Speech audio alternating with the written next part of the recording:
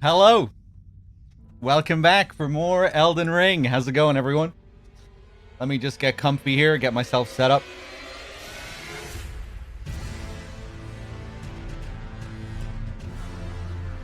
What's up, guys? Bit of an earlier stream today. How's it going, Vlad? Good to see you, man. Yuki, Quib, Nico, good to see you. Ghostranaut, AJ, Twice, Obsidian, welcome back, everyone. Let's play some more, shall we? I think today we're going to venture into the Raya Lucaria Academy. I think that's the plan. I think we might go straight there. There's other minor dungeons and stuff for us to do in Raya Lucaria, but I think I'm going to save those until after the academy, and then we'll go back and do some of those minor dungeons. I think that's what I'm going to do anyway. After we get a few more levels and we can just kind of fly through them.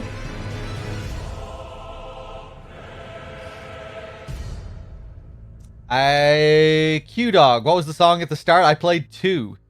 The one that just played? That was Persona 5 soundtrack. Butterfly Clinic, or Butterfly Kiss, yeah. The one before that was from the Prey soundtrack. Here he is, the legend himself, Gordy the Golden.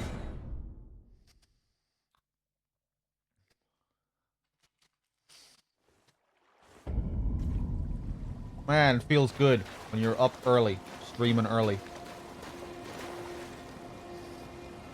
Where am I on the map here? Yes, we took out the dragon around here.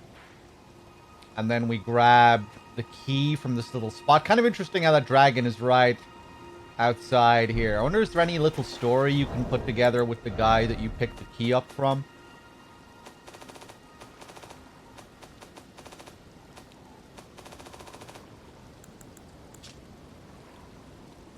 Simple map found on a corpse seems to point to a meeting place. The man it came from surely desired one. The sole means of gaining entry into the academy. So someone was supposed to meet him there to take the key from him. He ended up getting killed. Wonder if there's any more to it. Isn't it afternoon for me? It's just 1 a.m. But quite early for me to be streaming. It's kind of rare that I stream at midday like this. It's usually 5 p.m. or after. Sometimes I'll stream this early, but it's fairly uncommon.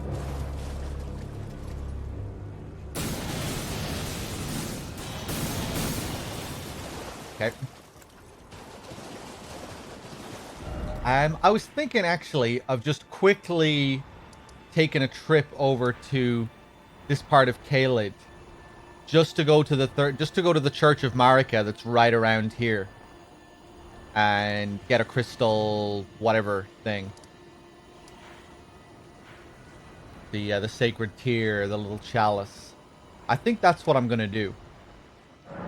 Let's go over to the village outskirts here.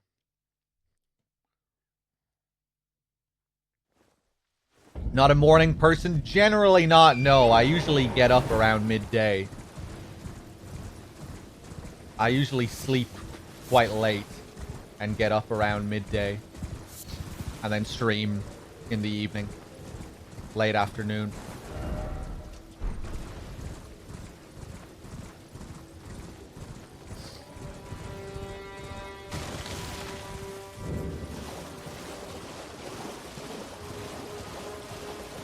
But yeah, I mean, my schedules tend to be all over the place. Like, I will have patches where I do get up earlier and stream earlier.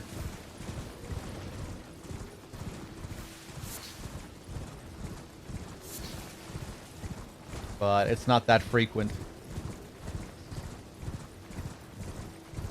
I think this is the church up here. Yeah, we're right beside it.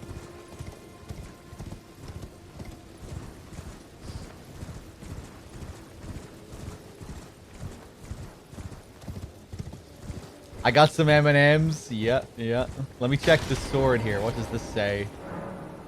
Lord Godfrey, at last, at the end of his campaign, his golden armies unvanquished and unbowed, yet finds grace lost, tattered and faded. And that's when he was sent out along with the tarnished, driven out of the lands. Oh, do we have a... Oh, we have the Man-Eater Mildred clone, I think, here, don't we? Anastasia, Tarnished Eater, yeah. Hello there. Whoa! Flattened after 2 pokes? What was that?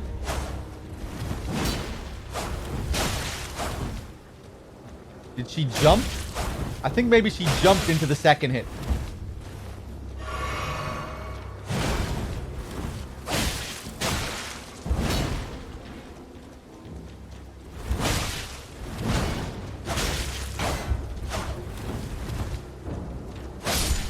There we go.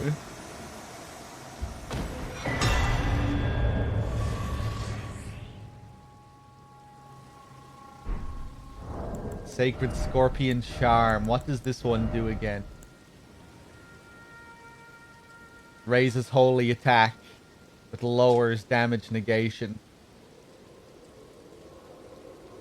A talisman carried by assassins who strike unseen.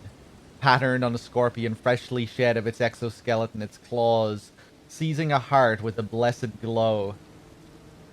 Yeah, raises holy, lowers damage negation. I wish I could be a morning person, but I find it so hard.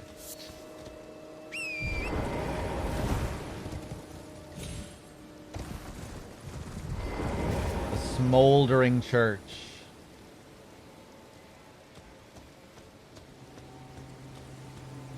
Ooh, what do we have here? Nomadic Warriors Cookbook and a Missionary's Cookbook. Kind of unusual. I was expecting to get another one of those things for your flasks here. 2 cookbooks. It looks like there was a little bit of a campfire laid out here as well. Maybe this is where they were cooking.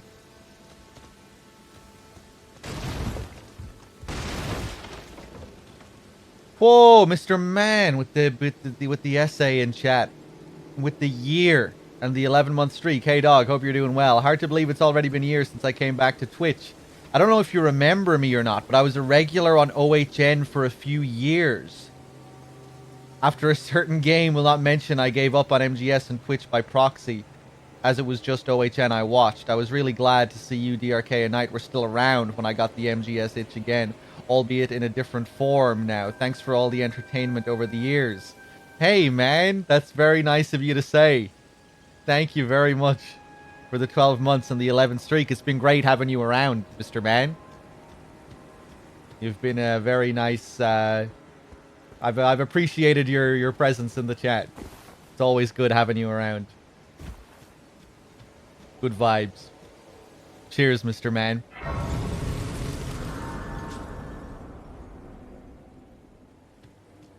It's very nice of you to say. The big 11 streak as well. Cheers. Okay, well, I guess I was wrong about finding a health increase here. What can we make from those cookbooks that he dropped? Probably this stuff. Poison bone? Maybe not.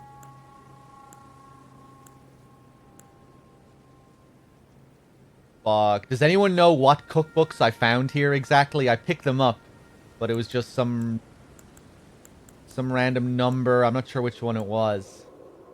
Just kind of curious if there's anything we can infer based off the cookbooks that they dropped. 14, was it?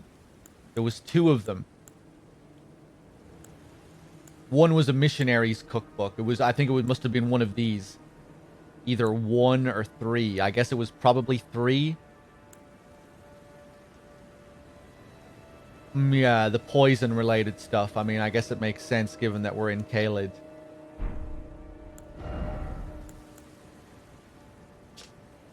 Yeah.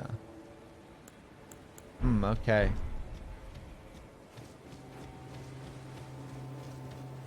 Yeah, probably not too much to infer based off that, but interesting.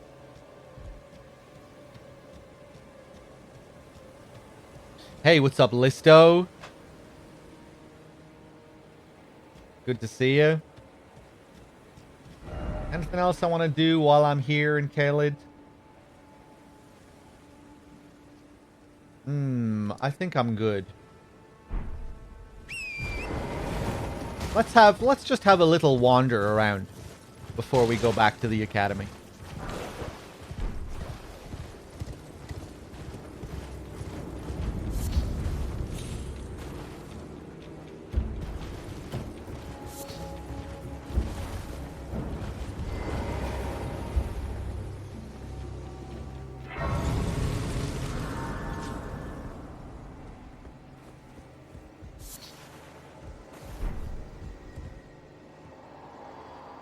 It's rotting. Everything rotting scarlet.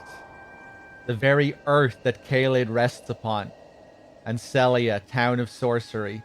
The end is nigh for us all.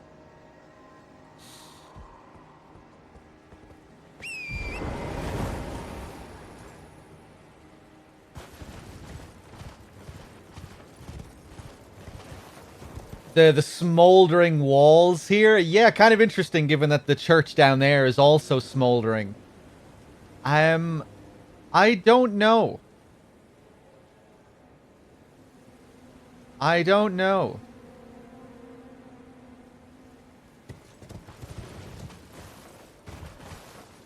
I guess my initial thought was just, oh, you know, just remnants of the battles that once waged here.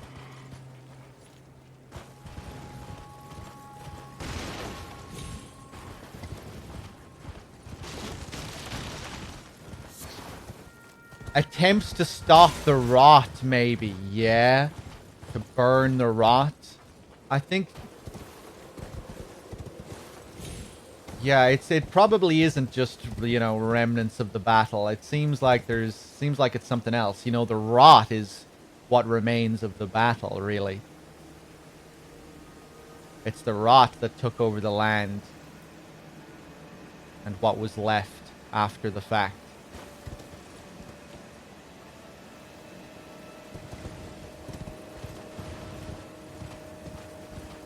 Yeah, kind of an interesting little spot here as well. All these skeleton enemies. They all come up out of the ground here. Hey, let me out.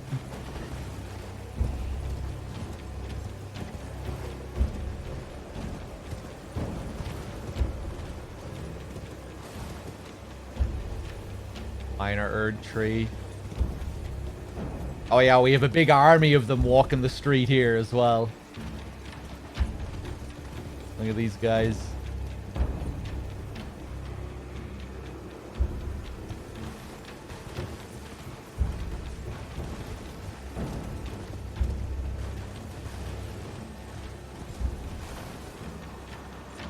Yeah.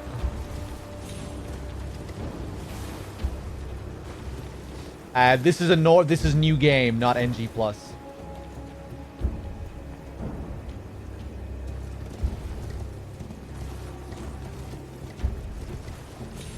You know, I think I'm gonna go back to the academy.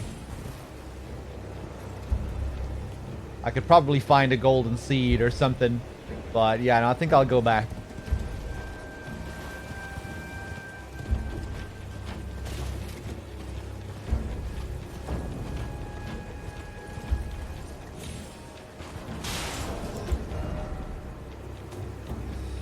I wanted to take a look at something. The nascent butterfly that we just found here. What is the description on this again? This butterfly appears as if it's just emerged from its cocoon for its entire life.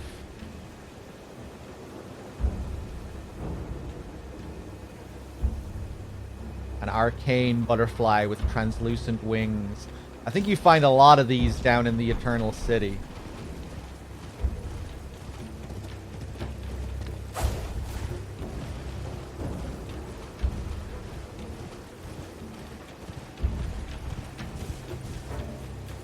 Ah, fuck off.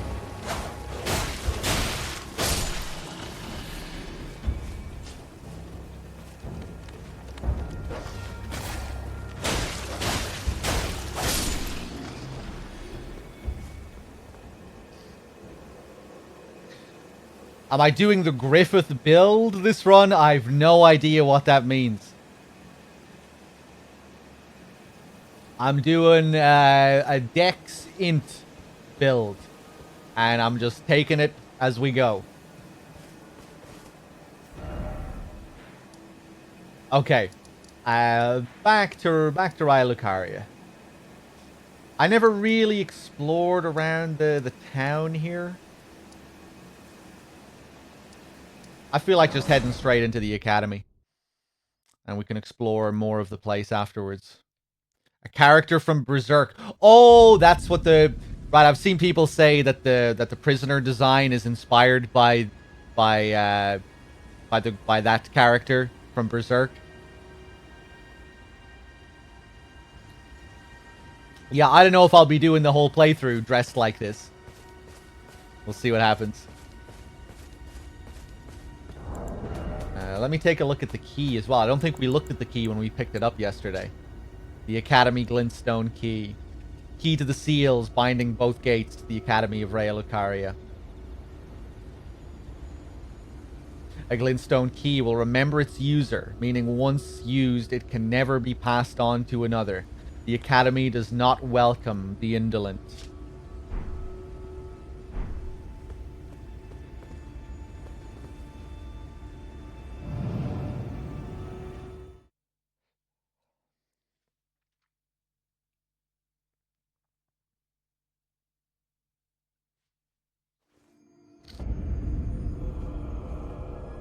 Now we warp all the way up here. See the 4 belfries off in the distance.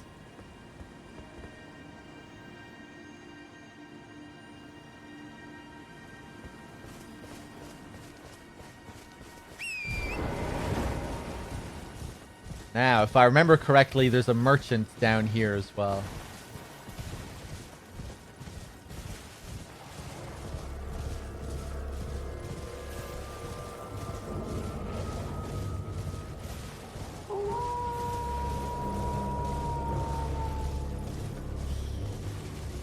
Remember when I deliberated for like 10 minutes if I wanted to give the guy the key and then he wouldn't accept it? That was great.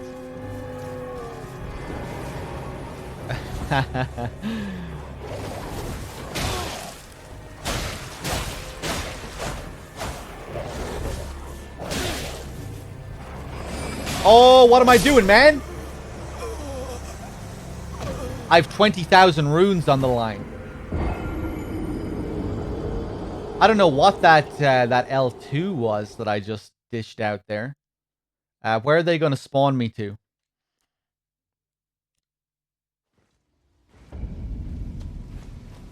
Okay, that's okay. Let's trigger the Site of Grace. What's up, Toughness? Early stream today, yep. We're just heading into the academy. Well, we're about to.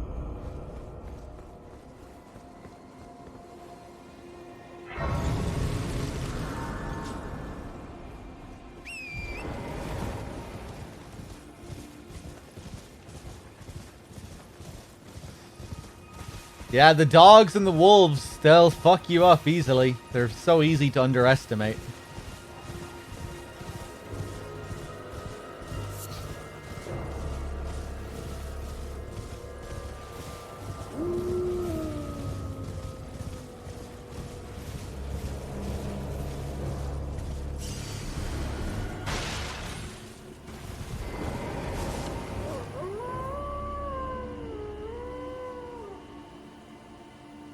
I'm just gonna stand back.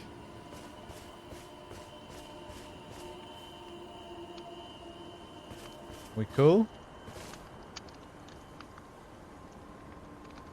Well, there's been an age since I've seen a customer. How can I help here at the end of the earth?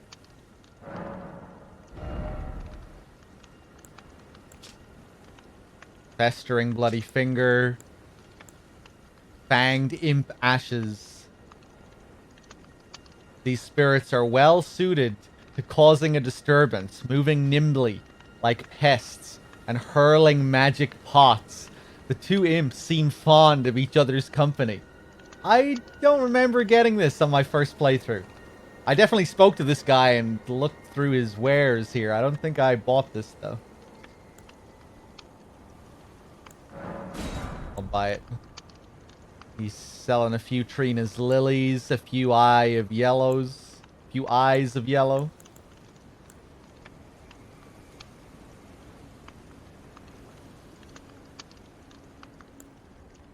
Fervor's cookbook for all the sleep-related stuff. He seems to have a few things related to sleep.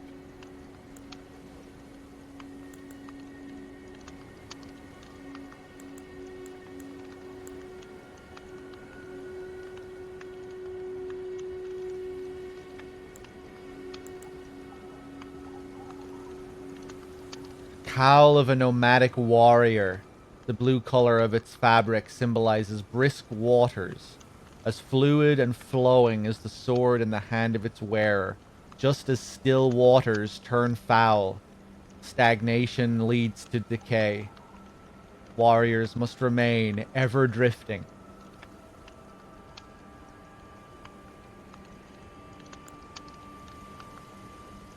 Is this the stuff that the merchants wear themselves?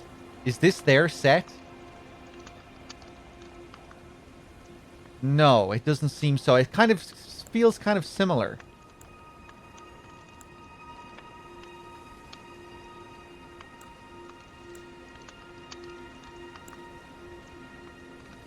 Do we ever see any enemies wear this in the game?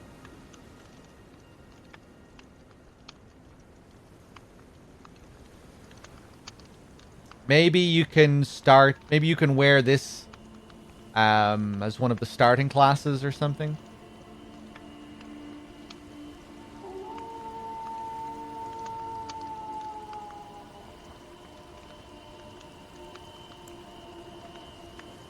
The Preceptor's Secrets.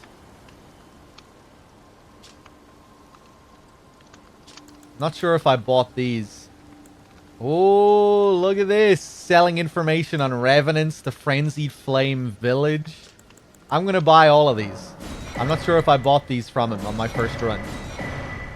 It is a starting set, right. I think all the merchants tend to sell starting sets. Have a safe journey. Yeah, no, of course. Their set looks quite different. I think it was just the headpiece, the face covering.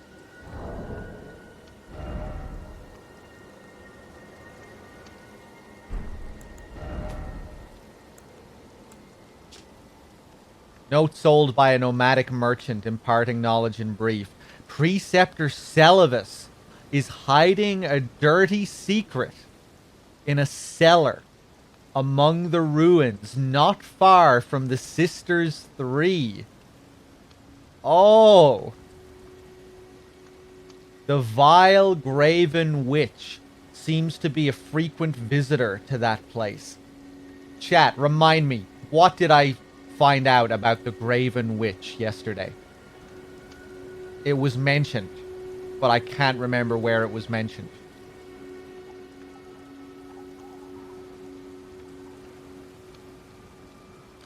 Selen mentioned that she was referred to as a Graven Witch.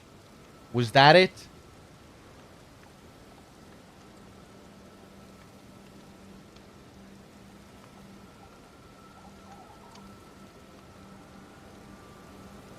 Hiding a dirty secret in a cellar among the ruins not far from the Sisters 3. Okay. Revenants. The crawling royal revenants and their followers are all cursed. Healing powers will harm rather than mend. Yeah. The Frenzied Flame Village. South of the Grand Lift of Dectus lies the Frenzied Flame Village, inhabited by the sick. Stay well away.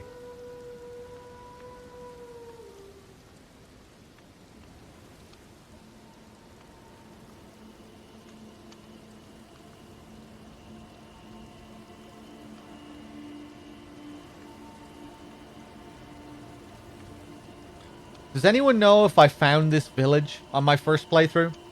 If I've been here?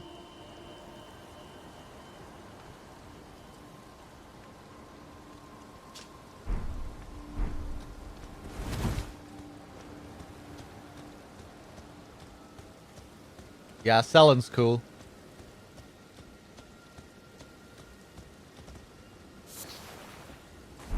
Strip of white flesh. Okay.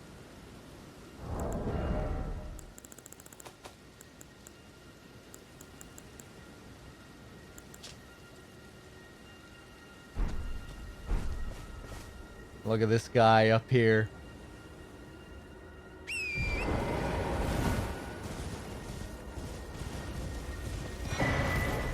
Yeah, see you later.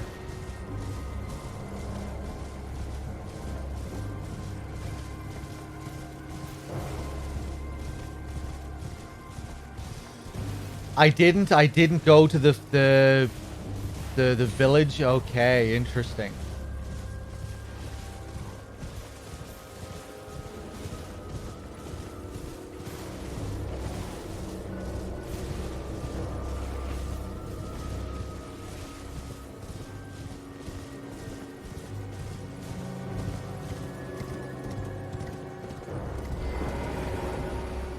Okay, how many runes do I have?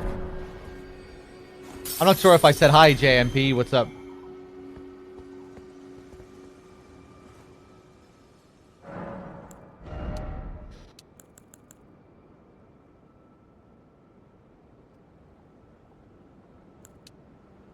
Let's get some more of that dex. You know what? Fuck it. Let's get some more of that vigor.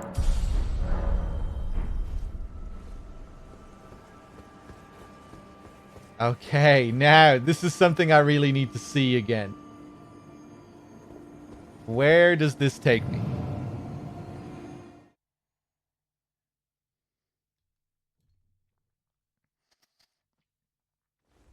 Shalalafatska, what's up?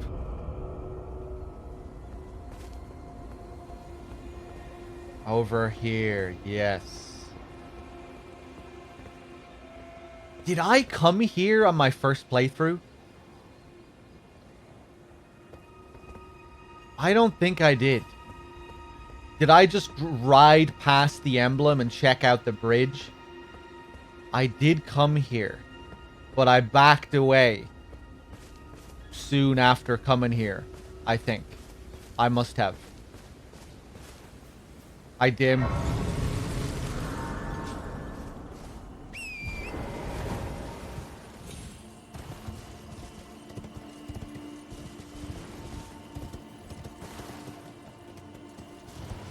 I think maybe I wandered around a bit here off stream at one point, but it's definitely an area that I'm not too familiar with.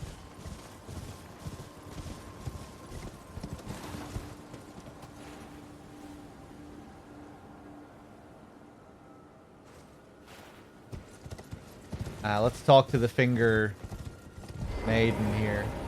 You, please, I can read them. Your fingers, please, your fingers. Oh, what a pity it is to be without the right. All you can do is stand at a loss, without even the half-crescents that wish to be whole. Before the unmoving, unfeeling grand lift ahead. Right. Or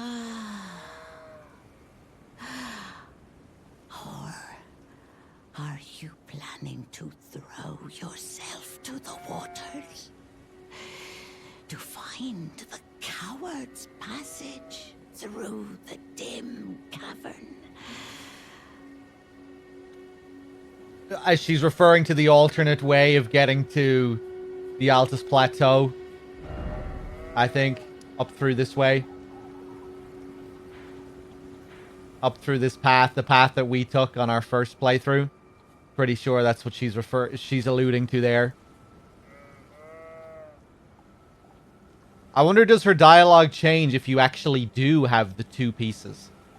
Is that her knowing that you don't have the two pieces by looking at your fingers? She probably says the same thing either way. I don't know.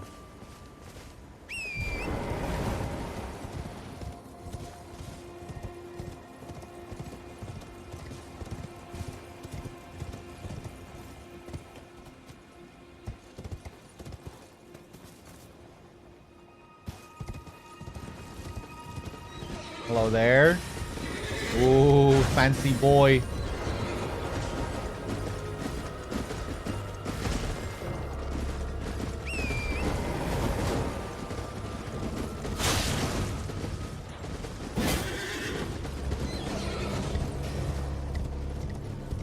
Fuck it, I can play this game as well.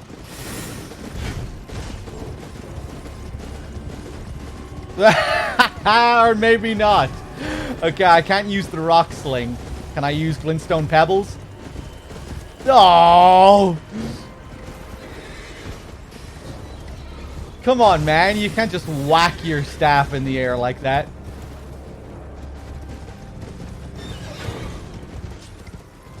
Okay, okay.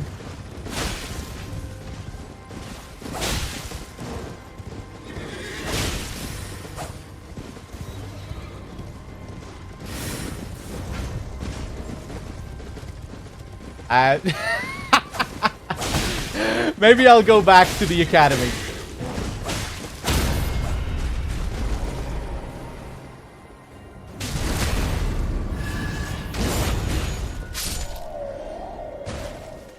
Whoa, physics. Hey, Mrs. Wex. Happy Easter Sunday. Okay. Let's wander around here. Kind of unique the way these statues are laid out. Although I think it's the same when you're up at the Altus Plateau as well, isn't it?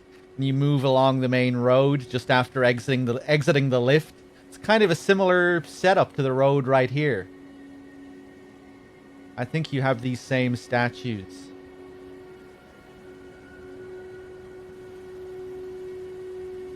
I wonder who this is supposed to be depicting here.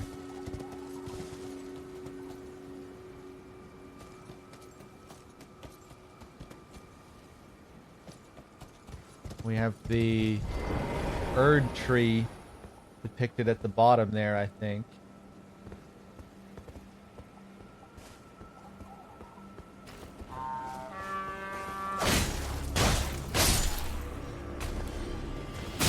Ooh. Hello there. I'm gonna die.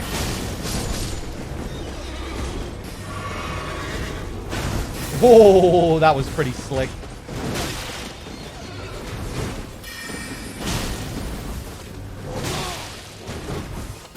Dead. Yeah.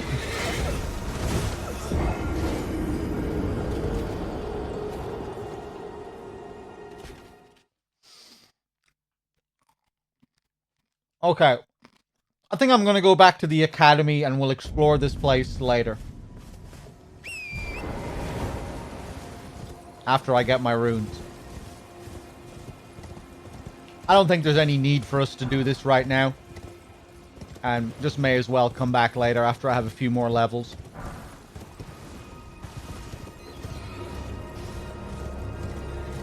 What am I eating? M&M's.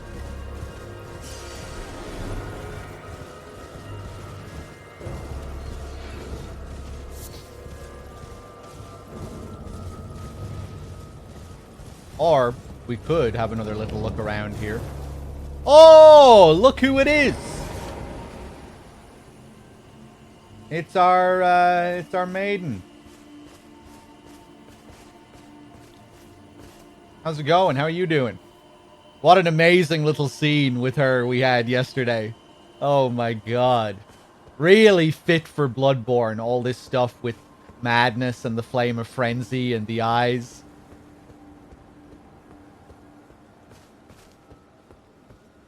And just how, like, grotesque that scene was with her vomiting up the eyes after she learned what they were. Oh my god.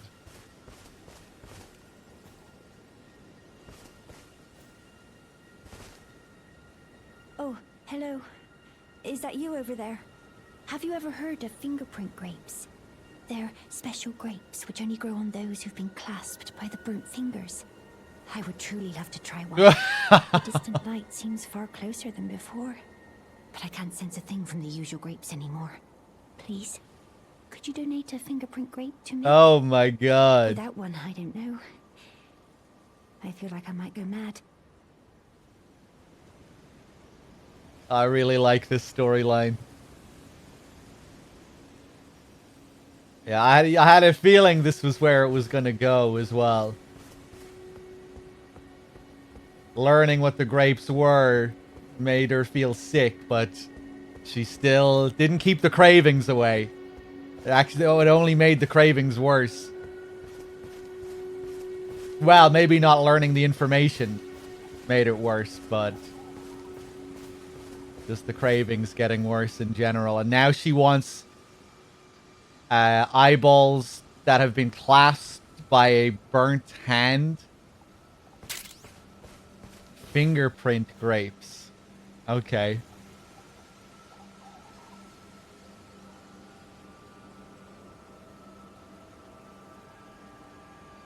They're special grapes which only grow on those who've been clasped by the burnt fingers. Please, could you donate a fingerprint grape to me? Without one, I don't know. I feel like I might go mad. That only grow on those who have been clasped by the burnt fingers.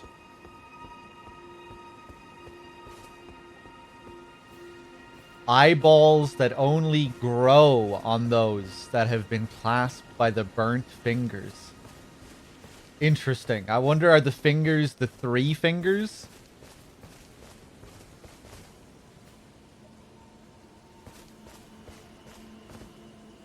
I think it might be these eyeballs that are driving you mad, Gietta. Another sacred tear. Depiction of Radagon here.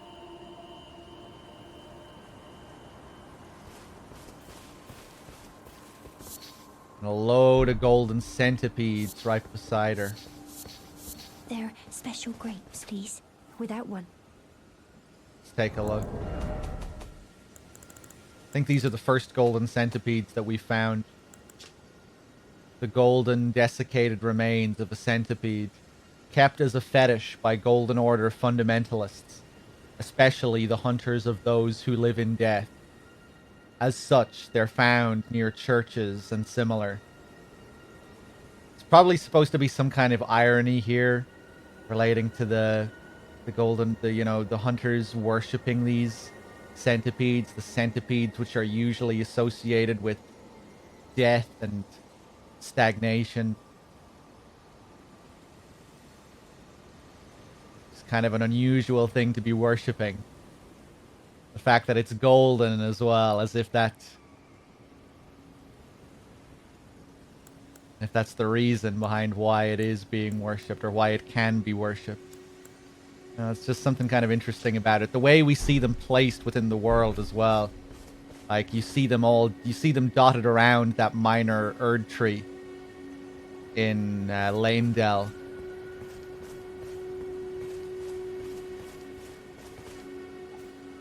Her quest is prone to breaking and bugging out. Have you heard about it already? No. Is there anything I should do to avoid it breaking, or is it something that they patched?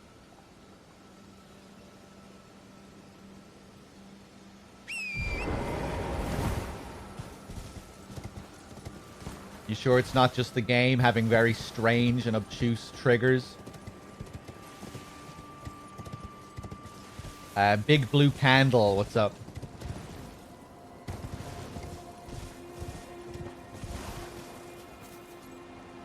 Right then. Another merchant down here. What do you need? I don't want any trouble.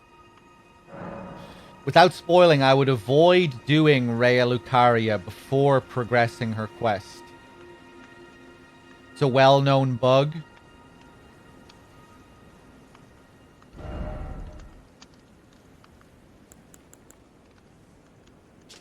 Bewitching branch.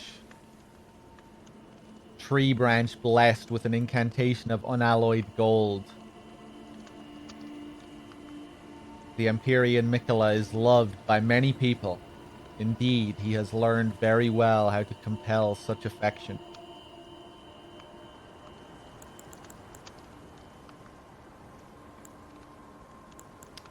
I'm not going to buy anything from you. Well, be on your way.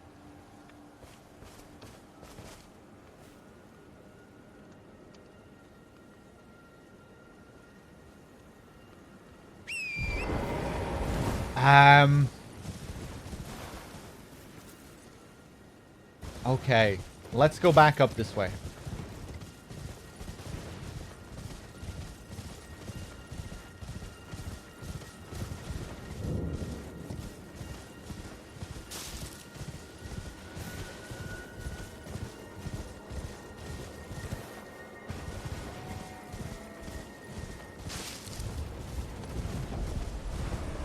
Oh, yep.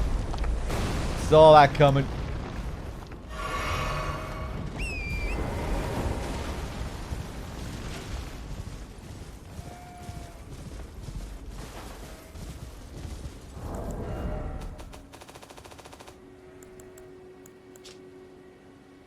South of the Grand Lift of Dectus lies the Frenzied Flame Village. So, it must be around here somewhere. This is the Grand Lift of Dectus.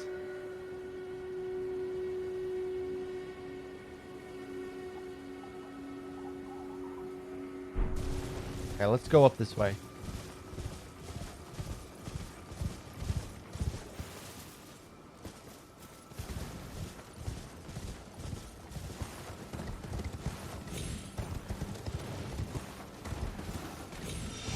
Hello there.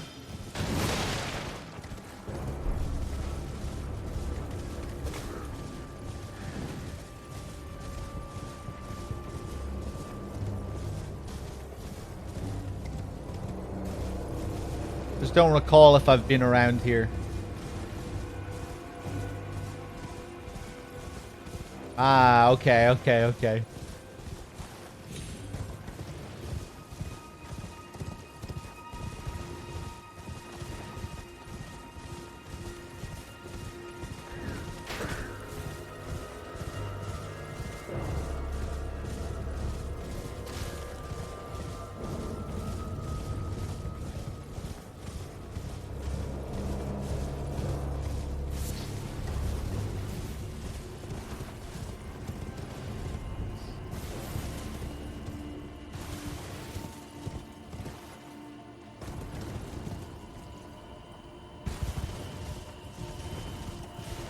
Okay, let's go all the way up to the lift and then just see... Maybe go around here. That's what I'm thinking. Maybe the village is around this spot. I might just ask you guys if I can't find it. But... I'll just wander around a bit by myself first.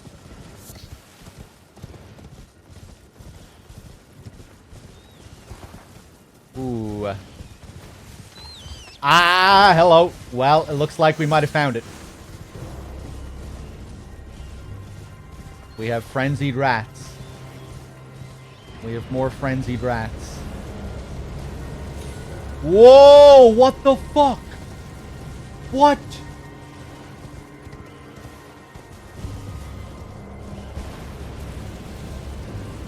Oh!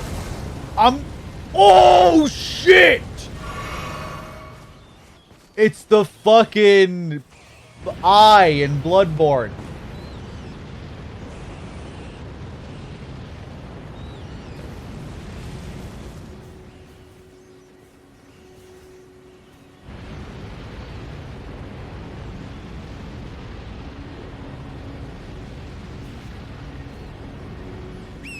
Go.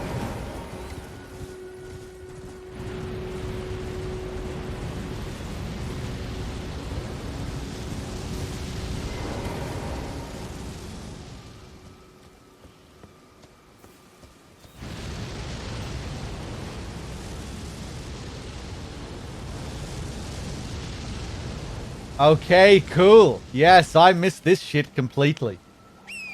Yeah, very similar to the brain of Mensis.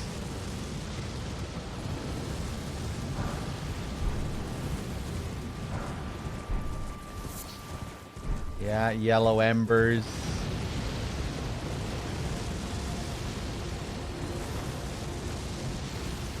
Cool. More yellow embers, crushed eyeballs. Oh, Jesus.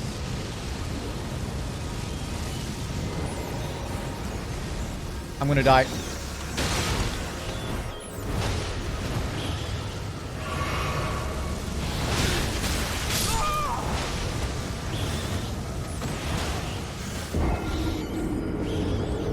I think that's the first time I've seen a Madness death.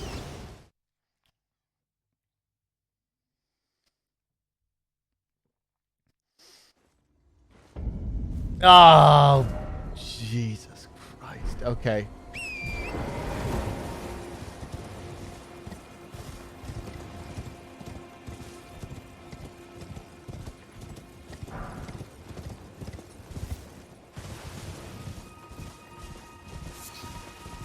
I'm hoping we can find one of these, whatever she called them, the finger eyeballs.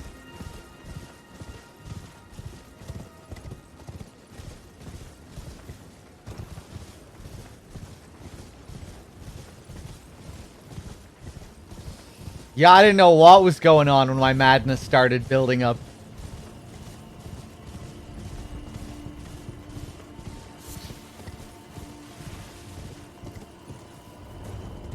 I'm probably gonna die.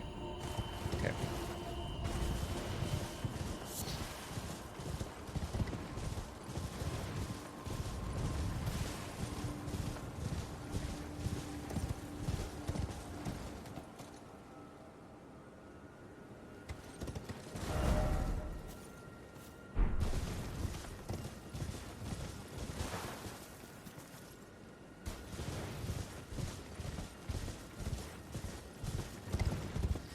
I realized I was going mad. I just didn't know what was driving me mad.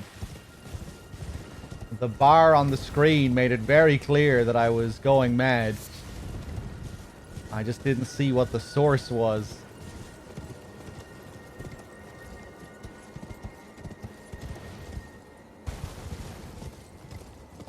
I thought it was might have been just the area in general or something. That's what I thought at first, just with the rats. I was like, am I too close to a certain enemy or something?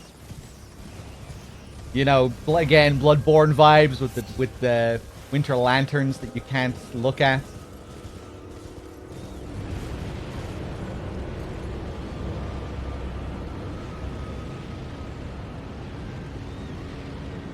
Okay, go.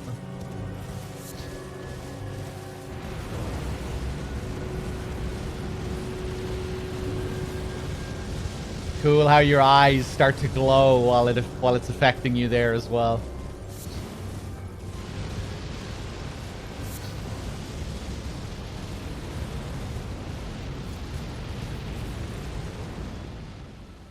Am I cool as long as my character isn't facing it? Nope. Nope. Jesus.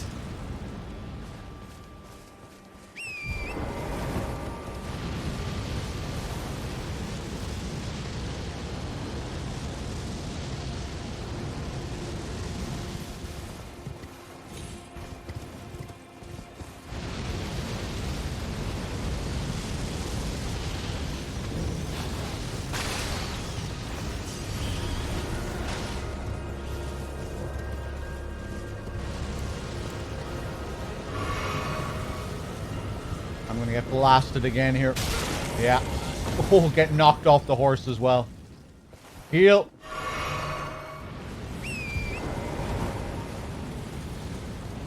Oh my god. Okay, this is it. This must be it. This must be the village.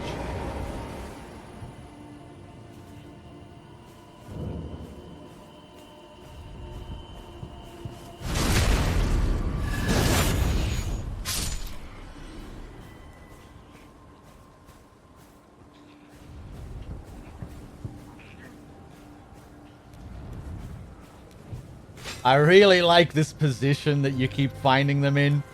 Stretched back. It's pretty disturbing. Ooh.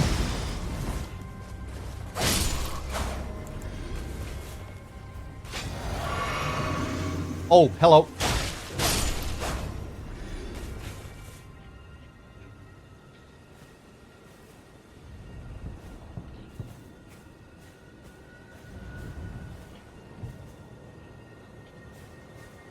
Yeah, the way you find them in the same position when they're just dead as well.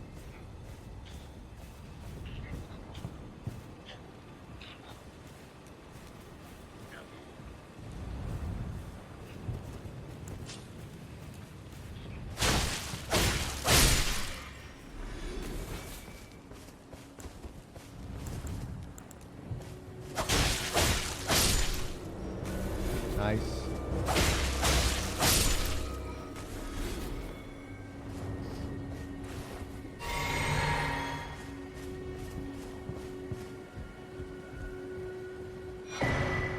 Frenzied cookbook.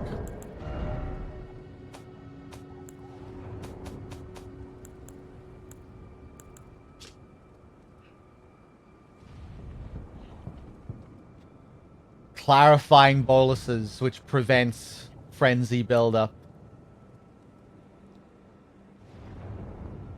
A record of crafting techniques left by those afflicted by the madness of the flame of frenzy.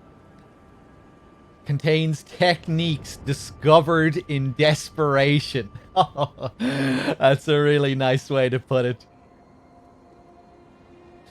Because I was kind of wondering, well, like, how were they even sane enough to craft these recipes? But it was just a product of desperation. Anything, just grabbing any materials they can, and they stumbled upon something. Eventually, that worked.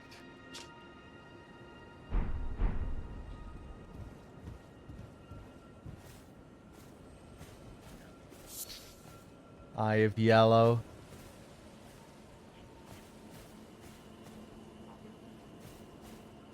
Hey, what's up, Lord Oda?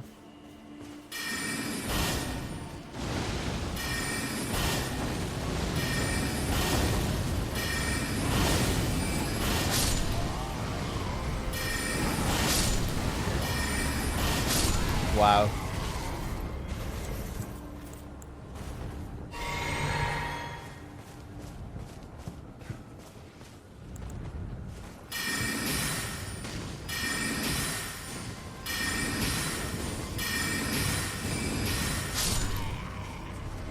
Hey, what's up, Vance?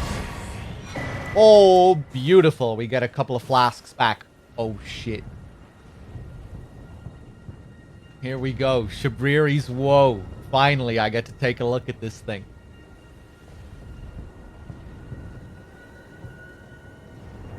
I like the design of that face. Shabriri's Woe. Disturbing likeness of a man whose eyes have been gouged out. The corners of his mouth are upturned in an almost flirtatious manner. Constantly attracts enemies' aggression. Okay.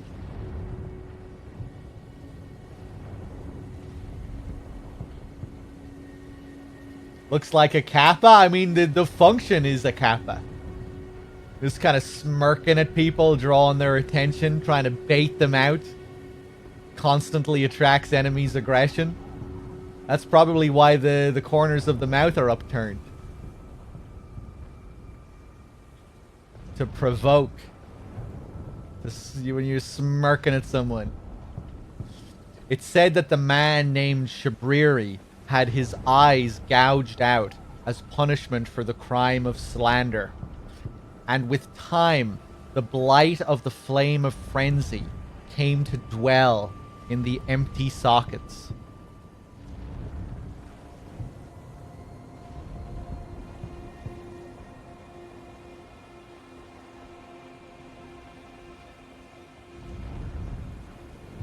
Okay. And it was that where it all began?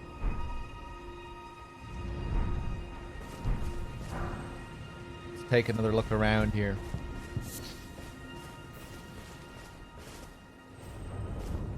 I think we're gonna go for the Flame of Frenzy path in this playthrough. I want to see what happens when chaos takes the world.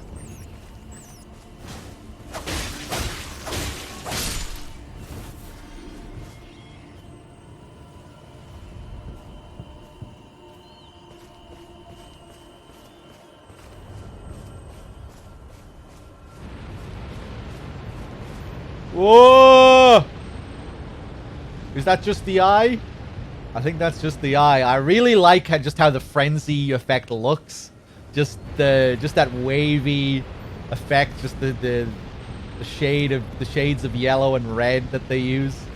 Just a really interesting looking visual effect. Just the colors. Yeah, there's just something about it. I feel like I'm not used to really seeing those shades in that way.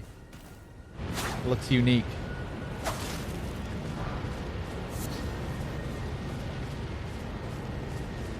Looks like fire, but not quite. Kind of looks like fire, but not really. I guess the grace has a similar kind of look to it. Like, you know, when those tree ulcer demons, when they burn with grace, where it's kind of looks like fire, but not exactly. I guess the Flame of Frenzy is similar in that way, where it kind of looks like fire, but kind of looks like something else at the same time. Oh, Jesus.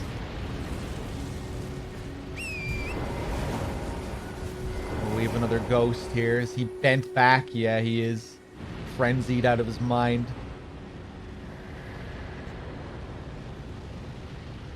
Well, I think I skipped the first line there.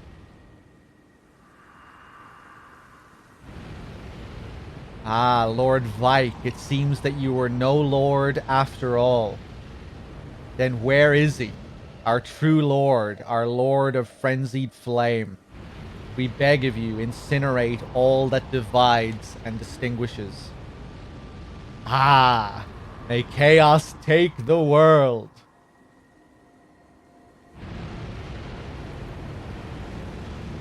That's, of course, one of Shabriri's lines later. Not just about chaos taking the world, but all that divides and distinguishes. I remember him saying that as well. I guess these boys are quoting their master.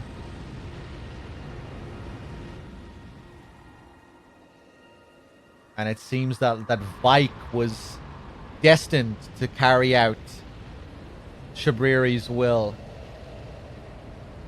These guys seem to think Vike was going to take that mantle of Lord and bring in this world of chaos. Well, maybe we can take up that mantle. I did meet Vike, yeah. I didn't really think too much about him, though, as a character. I think there were many pieces that I was missing of his story. Looks like we're finding more of them this time. Funnily enough, Vike is actually the character that's on the cover of the game as well, isn't he? I think I saw someone mention that. Or that he's a character that you see in a lot of the promotional materials. And is he supposed to be that character, like the somber-looking knight that you see when you load the game? You know, when you boot up the game and you get the Elden Ring logo and you see that knight on the ground. Is that supposed to be Vike?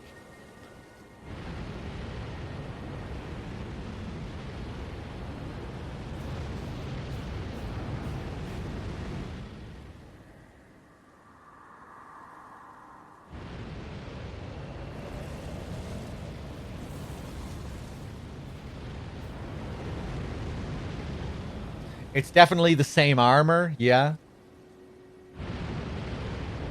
Also, Philosophy, good to see you, man. Welcome back. I'm just seeing this area for the first time, B, if you're tuning in. I haven't been to this village. Looks like we're gonna get another invasion here. Is it gonna be...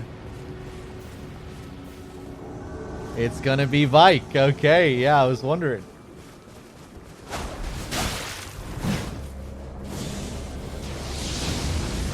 Inflicted by the flame. Whoa, whoa.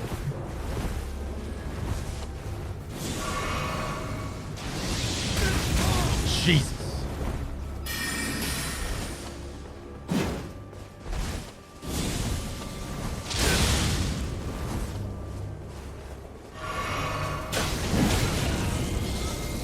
Whoa. Okay.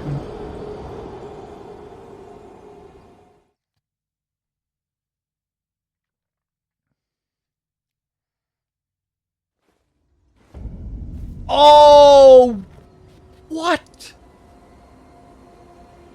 Did I not? I was sure I found a site of grace up there. Jesus. Alright, back up we go again.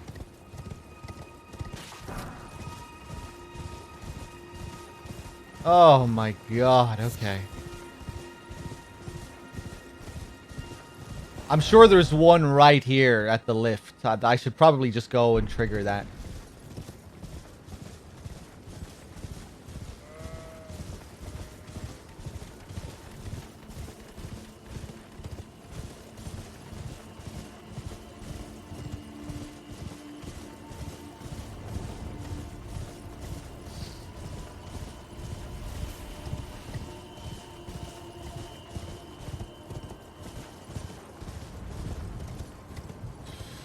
Ooh, take it easy. There we go.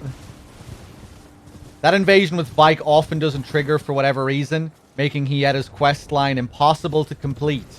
Oh, I guess he must drop the eyeball that we're looking for then. Okay.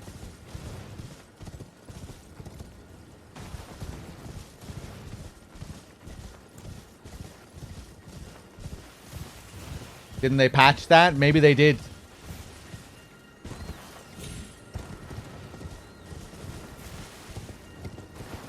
Whoa, Jesus Christ.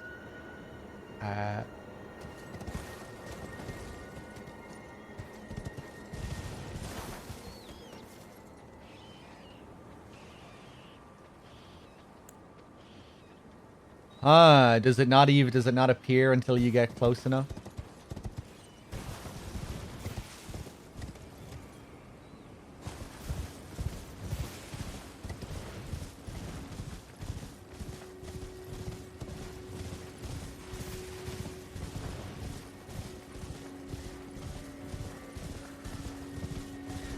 I think this is the first time they've launched a game with broken quest lines.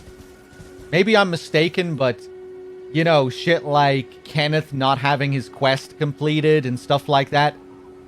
I don't recall any of the Souls games launching like that. You know, where they had to patch the ending of quest lines and shit.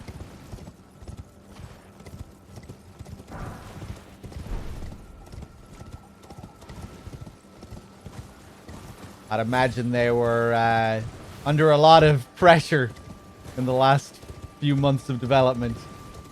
Couldn't quite get everything wrapped up.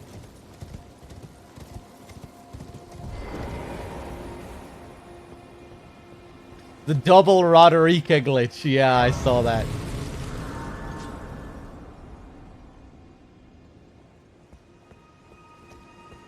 Yeah, I mean, it is a much bigger game than what they've done before. So easier to forgive, I guess.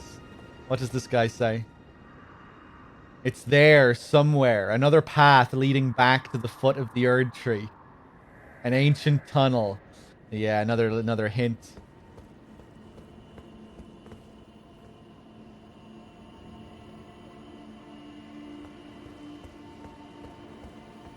Okay, let's go back up.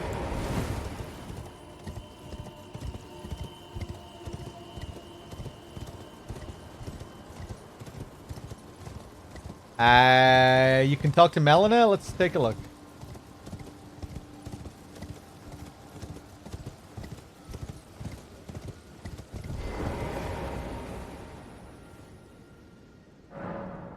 Ah, yes. Spoken echoes of Queen Marika linger here as well. Shall I share them with you? Go on. In Marika's own words, the Erd Tree governs all. The choice is thine. Become one with the Order, or divest thyself of it, to wallow at the fringes, a powerless upstart. Who is she speaking to there?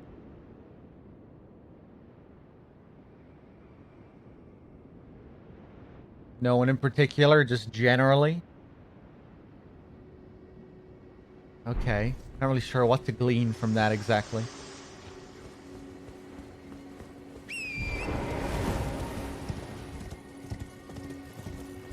Hey, let's go back up to the village.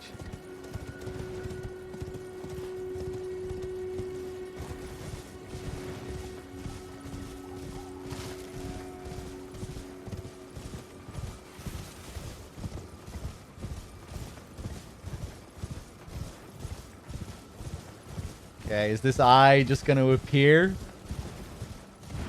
It's a very unassuming little tower, you know?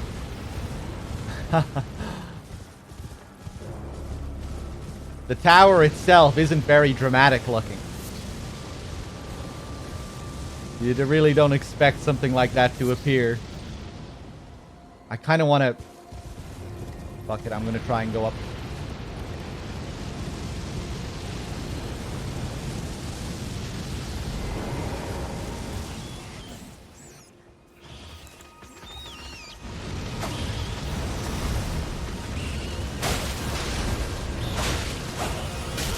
Ah, shit! What an awkward little encounter. Want to know a cool detail with this madness eye? Yeah, go ahead.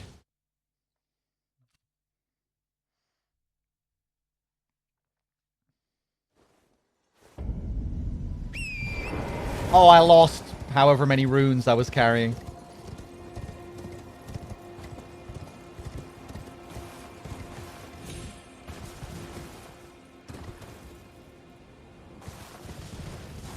Simply wearing a helmet gives you more madness defense because it's covering your eyes.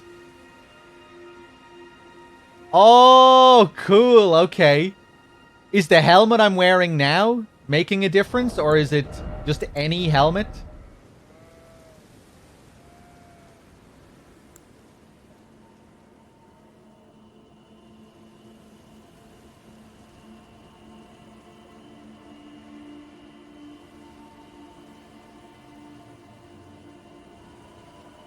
Just any helmet?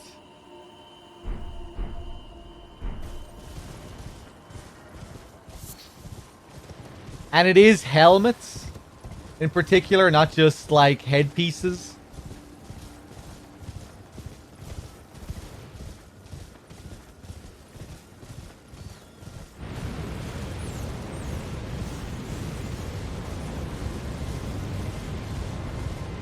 Uh-oh.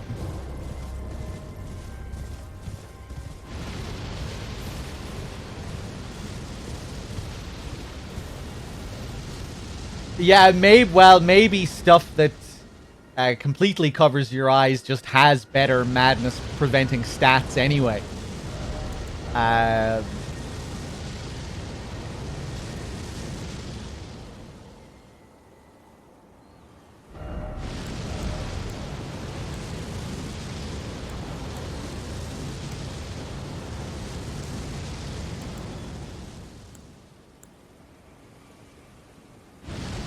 Focus affects madness.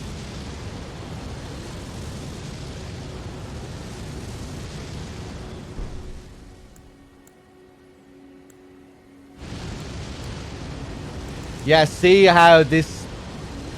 Currently, my Prisoner Iron Mask has the best defense against madness. of all the things that I have here. And if you look at the design of it, one eye is completely covered. I think, isn't it? So that would make sense, right? Makes sense that this is what this is what has the best defense for madness. Just look at that.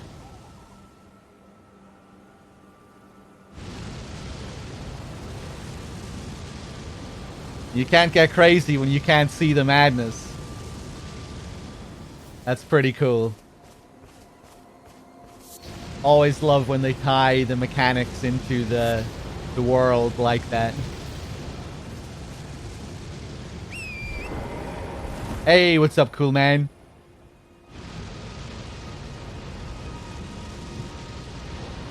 I'm not sure what I'm gonna do about this thing.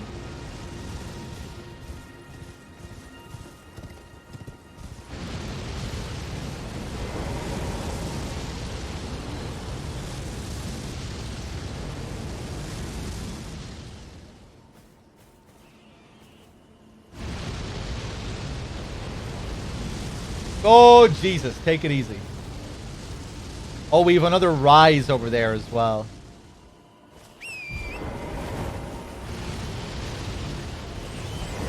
Just fucking climb! Climb! Okay, we're good. We're good.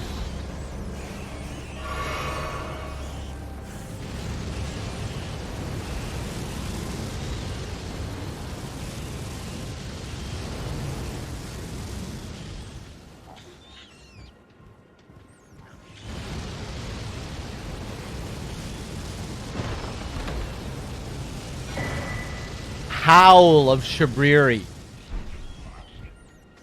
Let's take a look. Actually, hold on. Let's climb up here first.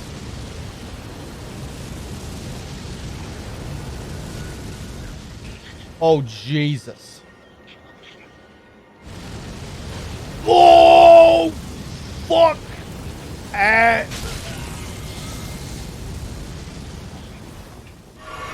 Is this the source?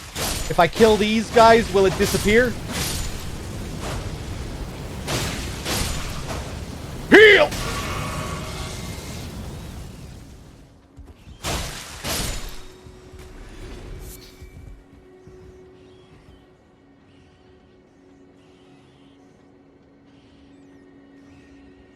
Yeah. It was their combined madness that was giving rise to that giant eyeball. Okay, cool. Those contorted, twisted shapes that they end up in, really unnerving. Okay, let's take a look at this Howl of Shabriri then.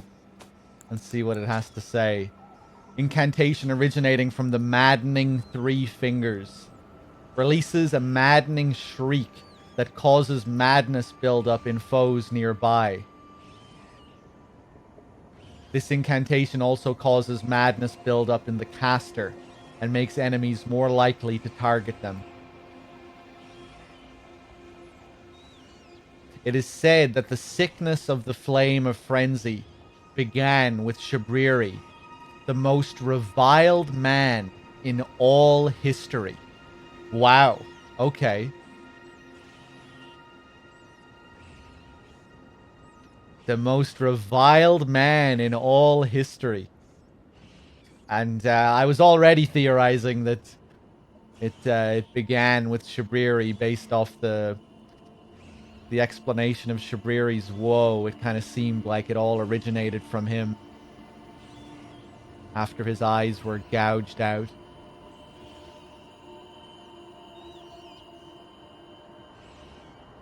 More loathsome than the Dung Eater. It would seem so. The Dung Eater is loathsome, but he's not the most reviled man in all of history.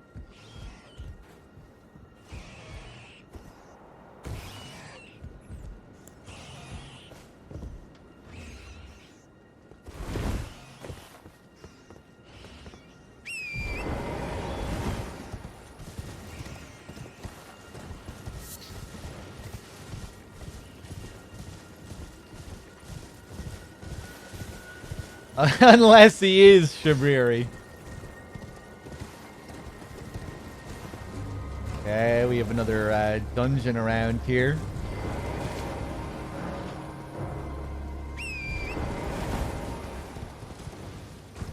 Let's take a look at this rise over here.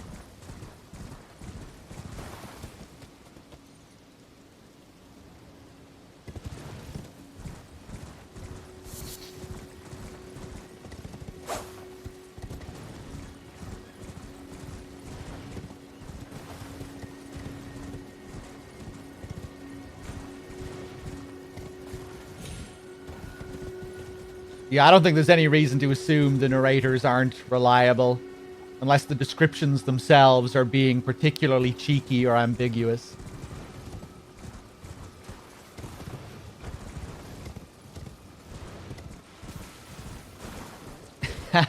Lad. The converted fringe tower. May erudition light the way.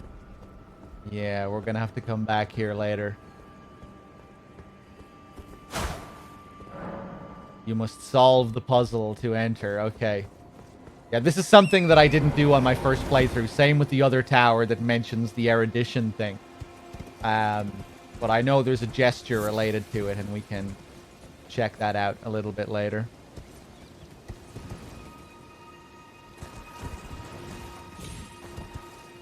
Who's providing the item descriptions anyway?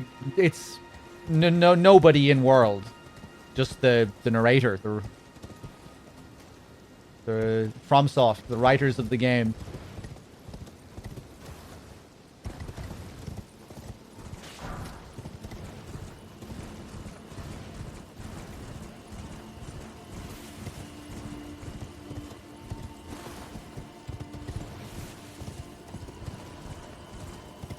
Mark it on your map so you won't forget it? No. Suck my balls. Okay, let's go back to the frenzied village.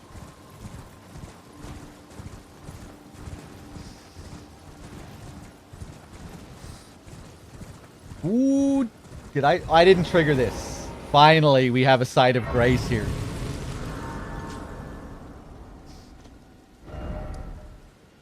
The Frenzied Flame Village outskirts. Fast forward 40 hours. Chat, remind me where that thing was. Probably. And you better fucking tell me as well.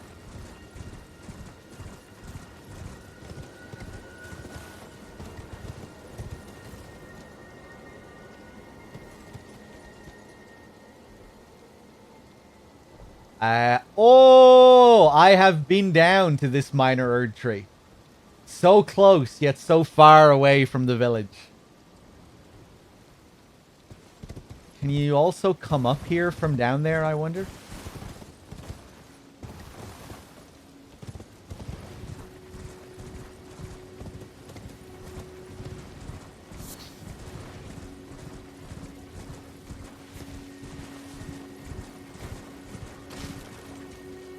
Sorry, that was very rude. You don't have to suck my balls. I just don't like being ordered around.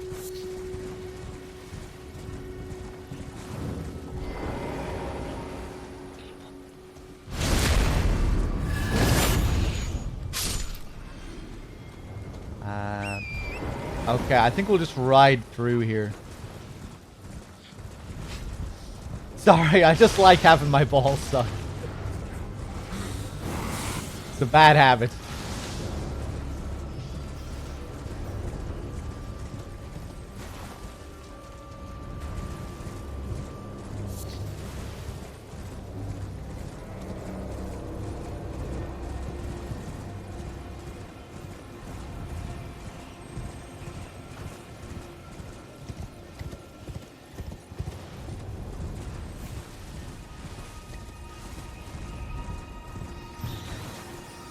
No, no, no.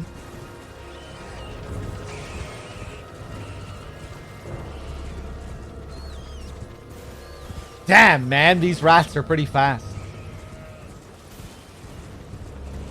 Go away! Fuck off! Fuck off.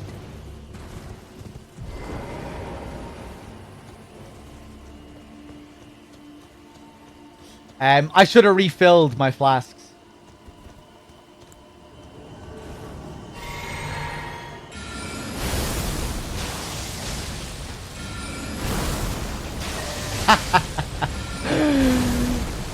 I love how these spells just break them. I wonder if this is something they'll ever patch. Probably not. Oh my god, okay. Didn't trick him that time.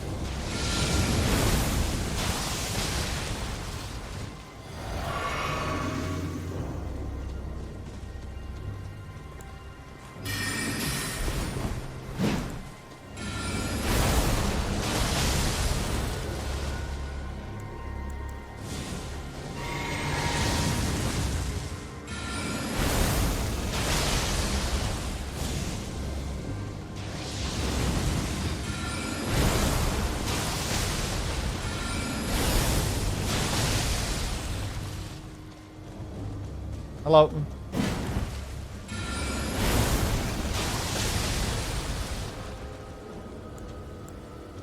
Fuck, now I have to fight like a man. Ugh. Man!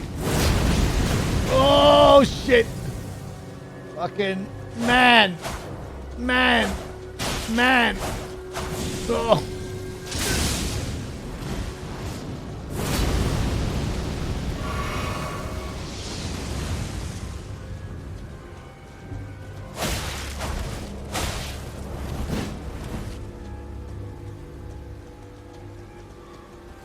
Man! Man! Oh!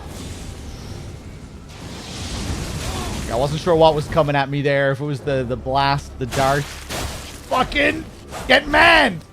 Oh shit! Manned the shit out of him.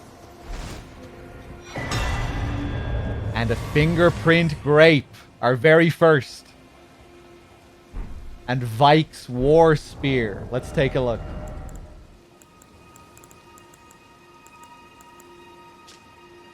War Spear, singed and blistered by fingers. Used by Vike, Knight of the Round Table Hold. Like Vike himself, it has been tormented by the yellow flame of frenzy from within. Frenzy flame thrust.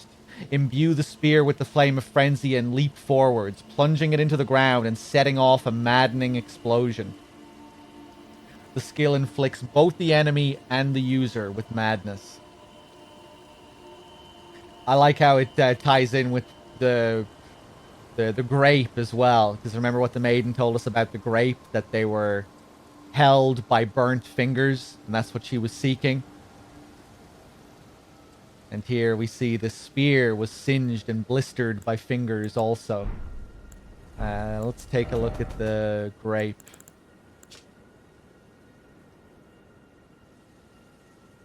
Eyeball of the Knight Vike, inflamed yellow. Seared with a repulsive fingerprint burn, akin to those that marred his entire body.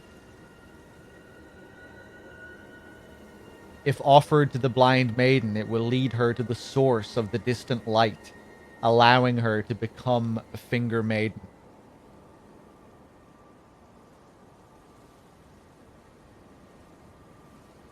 Akin to those that marred his entire body.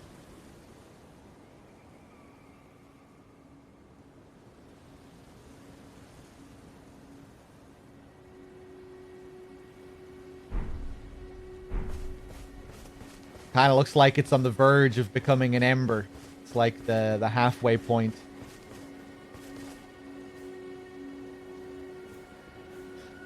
Bust and Smash. What's my general opinion of Elden Ring? I like it a lot. Yeah, I'm not as head over heels about the game as a lot of people are, but I really like it. Yeah. I'm not sure where it will stand amongst my other, amongst the other From games. It's still fairly early days. You know, I still have to see all the content in the game and really digest it all. But yeah, I like it.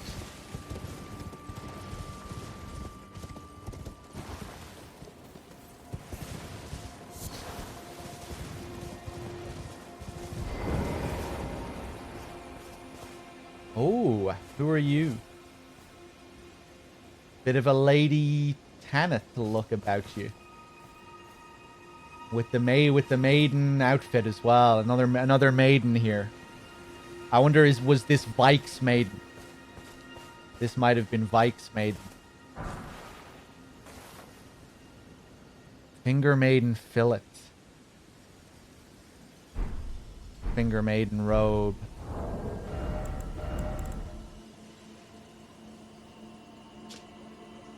Fillet worn by maidens who serve the two fingers. The maidens live to serve a chosen tarnished, sharing their guidance and the wisdom of the two fingers. The guidance of grace would ensure that the pair be brought together, or at least such was the promise long ago.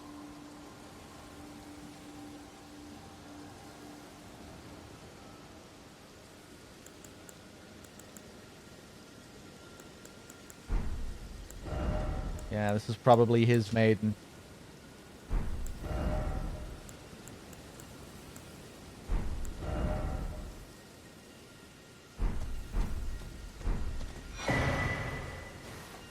Another sacred tear.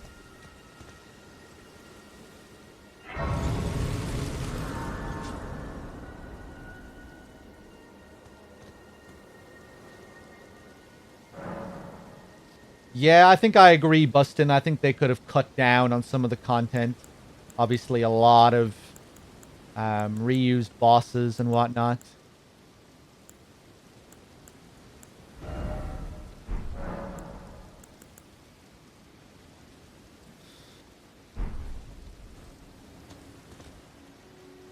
I was going to do something.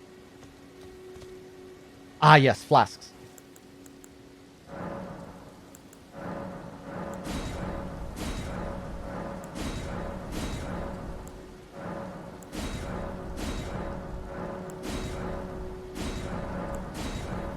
Oh, 3 of those? I had a lot of those saved up. 5 and 3. Sounds good. Okay.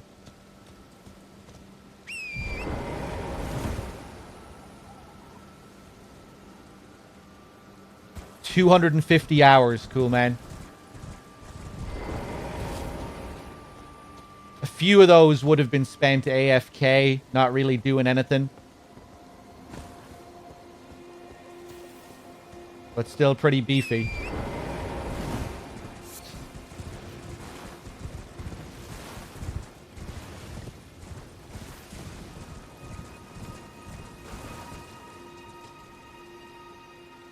Hey, Implosion. Happy Easter. What's up?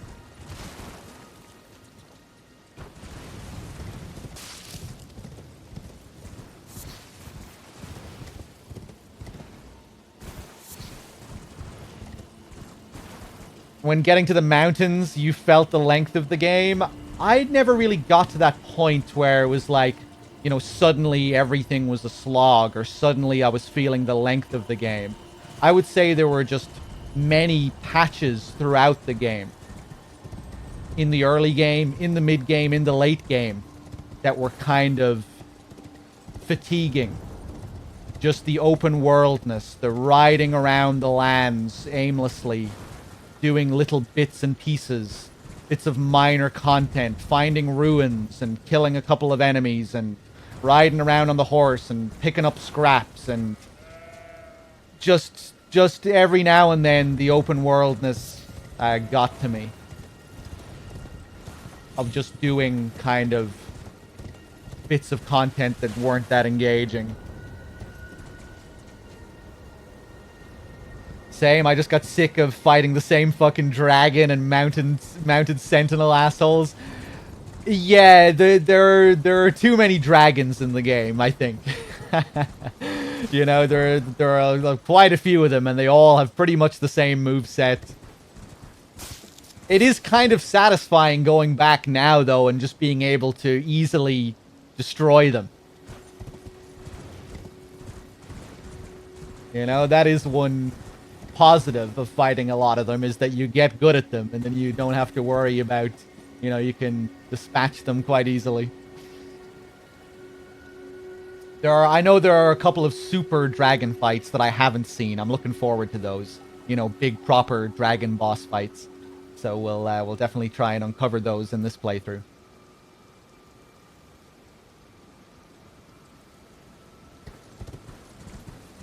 Yeah, I mean, it is kind of satisfying when you get good at dealing with the dragons and you just get into that flow and you're just landing headshots all the time. It does feel pretty good to get good at the dragon fight, but at the same time, there's probably just there's probably, you know, too many of them. Maybe if there was like 4 less of them. You know, you get up to that, especially, you know, that place, the Cathedral of Manus Celis, I think it's called, where you find Rani and her sliced up fingers. There's like 4 or 5 of them in that one spot, and it's a bit much. Or 3 or 4 of them. I guess there's that one area in Caelid as well with all the decrepit dragons. That's kind of cool though, because there's an interesting gimmick related to those guys. So that's not really too bad. But yeah, they do wear out their welcome a bit.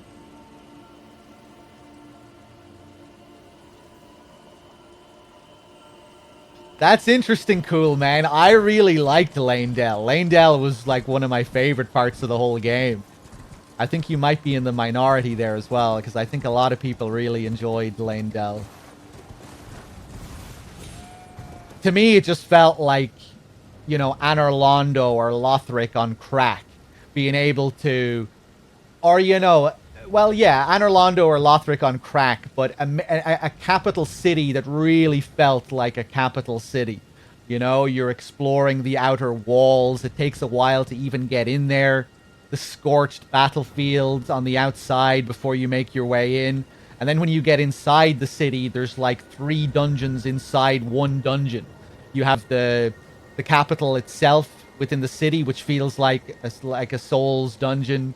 And then you have the subterranean shunning grounds, which is the dungeon inside the dungeon. And then there's the catacombs that are inside the subterranean shunning grounds.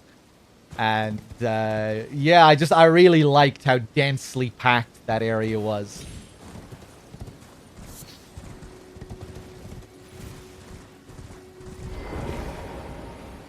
And just the vibe of it as well. Yeah, I love the music there, and especially the combat music, like how the music subtly changes when you're in combat, and just the thick sort of atmosphere there.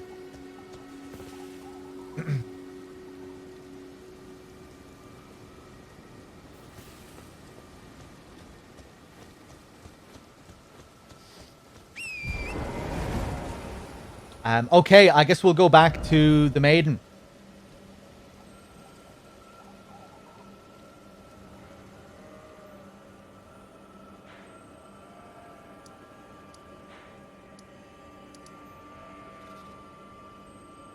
The worst areas in the game, in my opinion, are these ruins. They're all so similar to one another. They all have the stairs that lead down into the room with the chest.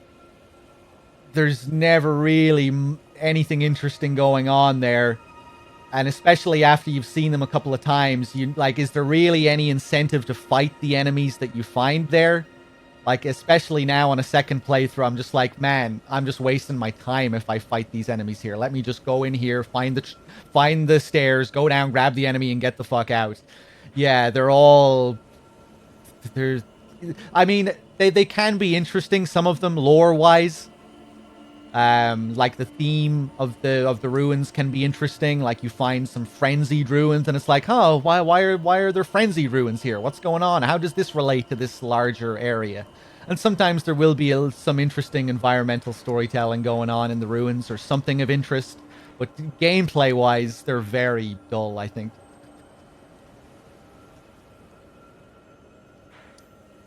If you took them out, you wouldn't be hurting for content either. Yeah, you could probably say that for, you know, if they took out 4 of the ruins and 4 of the minor dungeons and 4 of some other type of content, the game might be better off. You know, if they just cut down on a few of each of them, it might serve the game a bit better. But yeah, it's again, it's not something that really bothered me too much. But yeah, the ruins definitely get a bit old. I think by the time you get to the Altus Plateau, you're kind of used to seeing the same types of areas.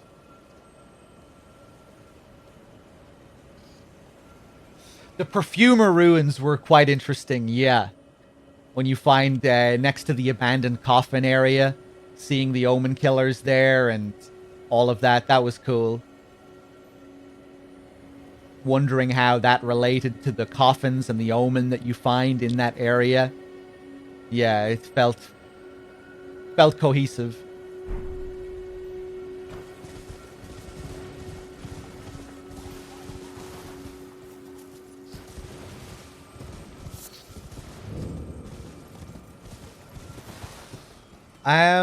Right. Yeah, okay. We'll go back to the maiden. Maybe I'll just have another quick look around the village here.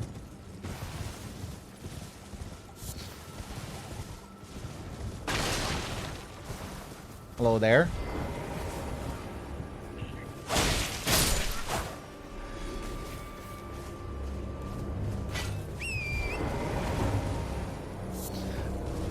I didn't really mind all the catacombs. Like you know, the minor dungeons in general, the mines and the catacombs. I enjoyed those for the most part. You know, just a lot of I thought some of the dungeons were pretty well designed, and it was just sort of classic Souls type gameplay. Just fairly fun levels to explore. And I kind of liked the size of them. Like, I think if they were big, if they were, like, as long as Chalice dungeons, I would be very upset.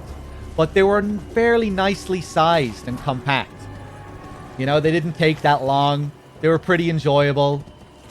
You got some decent rewards out of them at times.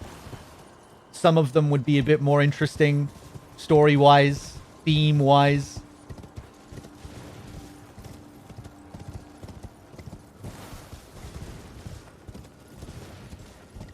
Maybe I'll find them a little less interesting in this playthrough. We'll see. But yeah, I didn't really mind those dungeons for the most part. Vinestone with the 15 months. Cheers. It's a lovely gimp mask. Thank you. Cheers, Vinestone. 1 second here. Let me just check my dashboard as well. Make sure I'm not behind. Vinestone with the 15. Bloody Crow with the 45. Iron Poppin'. Yeah, I'm pretty sure I've thanked everyone.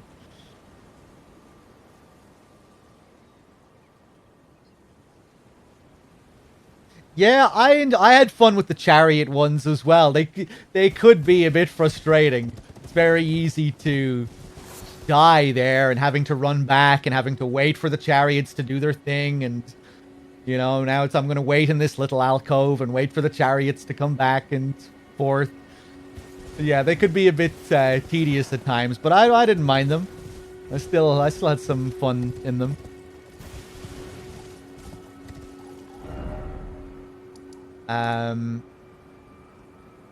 Okay. I keep saying I'm going to go back to this mate. Back over here. Oh, Bach is here as well. Okay.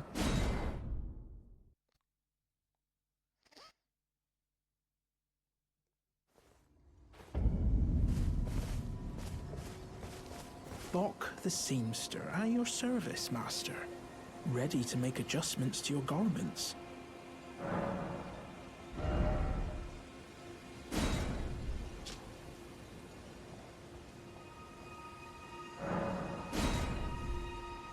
Sure.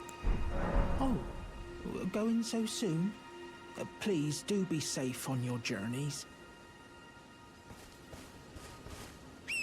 Did I find Yura again? No. Is that something I should do?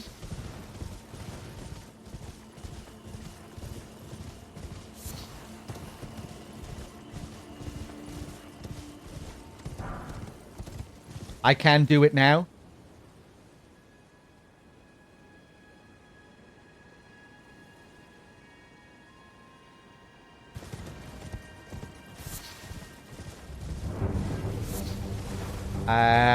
Oh god. No, I just don't have time for this right now.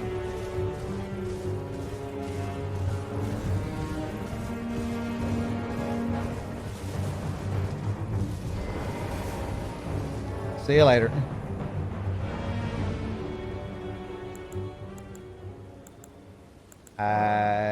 Until noon. There we go.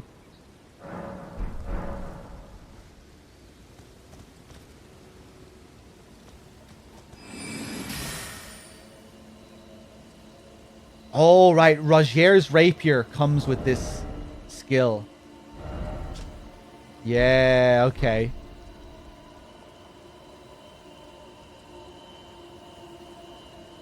Yeah, maybe I'll just keep that equipped.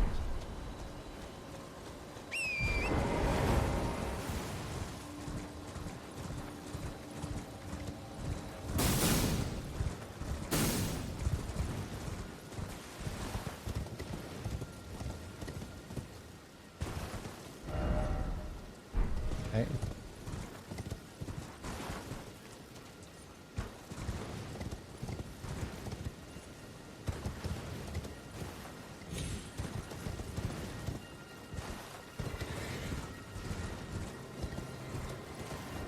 Ah, you bitch. Stay back.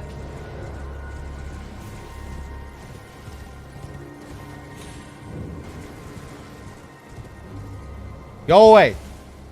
I didn't activate the grace here either.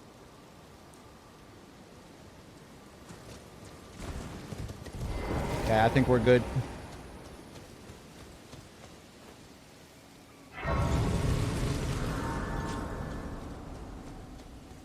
They're special grapes which only grow on those who've been clasped by the burnt fingers.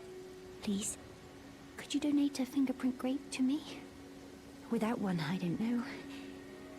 I feel like I might go mad. Okay, let's see what happens. Oh. Oh. A fingerprint grape.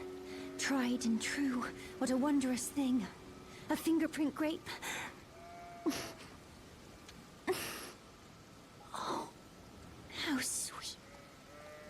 Yet, how it burns. Thank you. I've composed myself again. May the blessing of the fingers be upon you.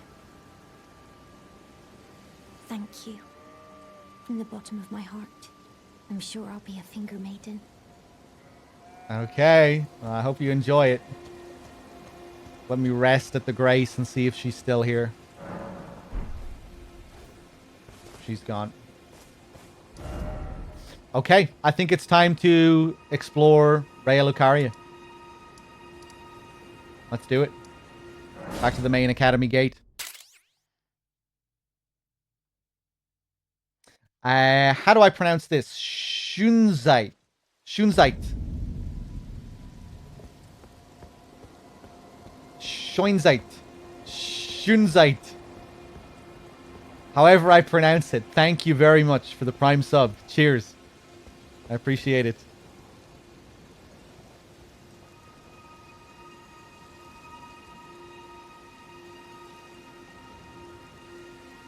Really, Bust and Smash. I really enjoyed that twist of the fingers actually being fingers. I didn't find it to be funny. I found it to be... Well, I guess I did, but in a very disturbing kind of way.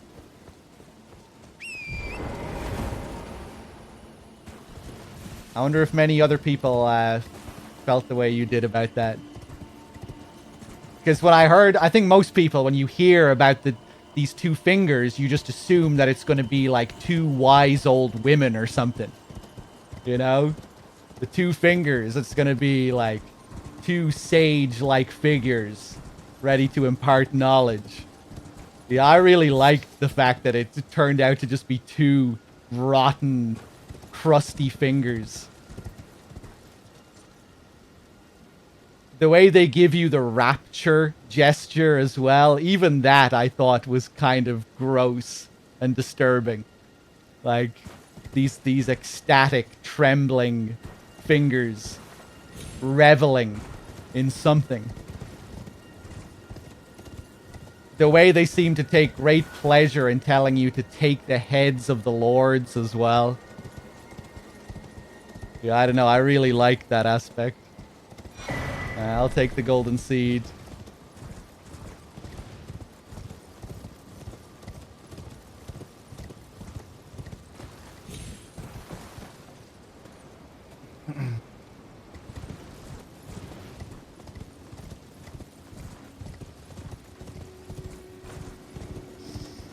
Right, cool, man. There is something that's kind of typically Soulsian about that kind of design. Even if you can't really quite put your finger on it. But yeah, the mix of grotesque, bizarre, fine detail. Of course we're going to be taking orders from a pair of fingers. Why wouldn't we be?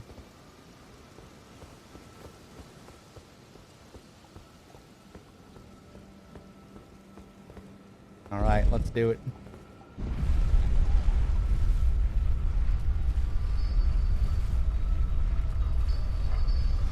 Oh, what did I miss? I missed an NPC invasion sign. Oh, wait, no, I saw it. I saw it. I was just distracted by chat. Let's go back. No, I actually did see it on the bridge. I just, I got distracted by what people were talking about.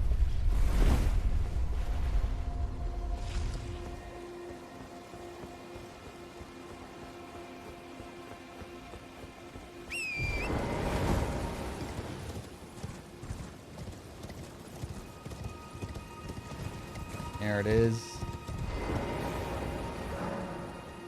Oh! I see.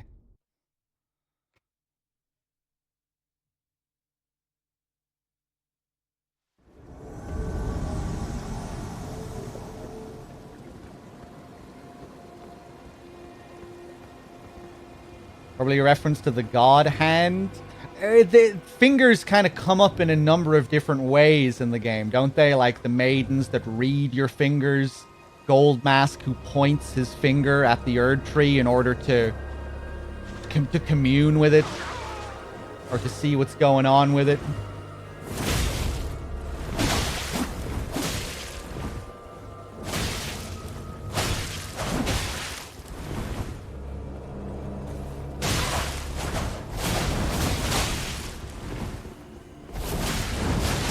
Ah, you bitch.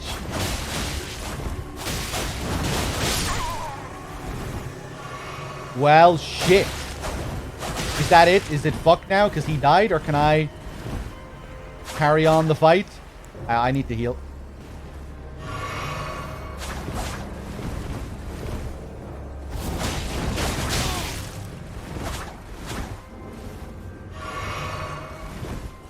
Is it fucked now that he's dead?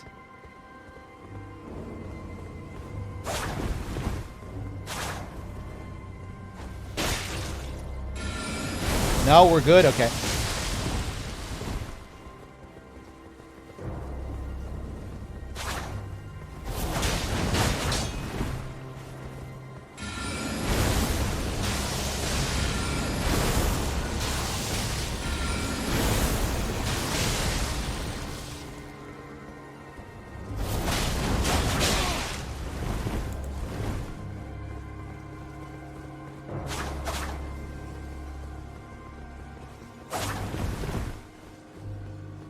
Go away! Oh, still didn't have time.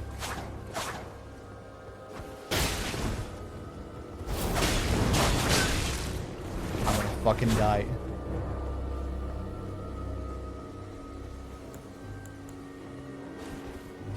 No!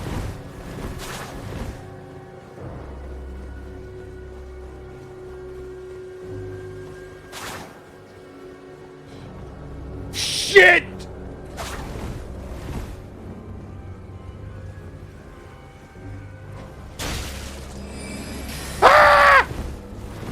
Okay, we're good. Fuck you.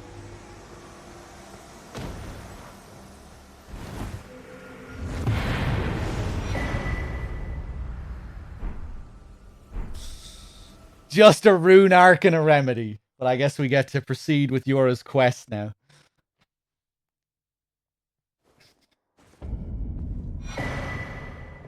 Ooh, and an Ash of War. Raptor of the Mists.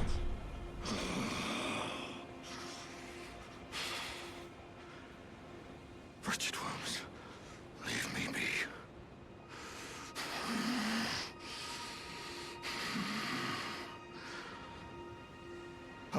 Oh, it's you. Thanks for your help there. That bloody finger was a thorn in my side. And now I'm finally rid of him. Here's a token of thanks. Please, take it.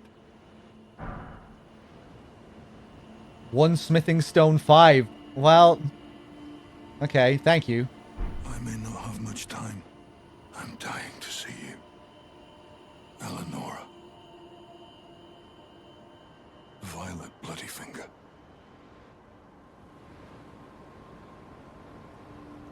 I see. Yes, I've been tracking Eleonora for quite some time. She is the deadliest of all bloody fingers. She's felled many an old hand already, but in spite of her cessblood zealotry, Eleonora is a proud knight. If she comes for you, do not think twice. You must flee. There is no shame in self-preservation. Be on your way. Perhaps we will meet again, if fate permits. Be on your way. Perhaps we will... Okay, cool.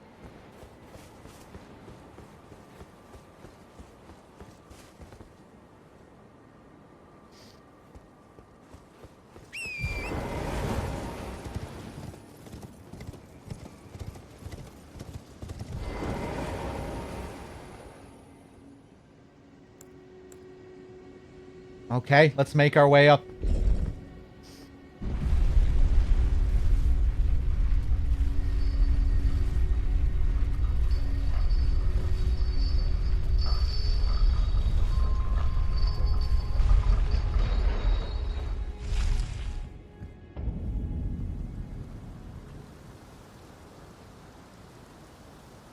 Here we are.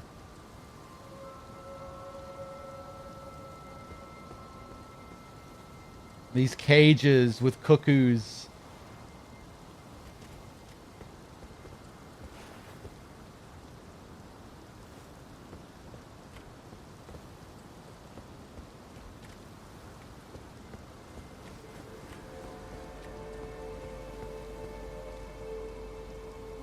Yeah, I love the wispy light in the air. Very magical.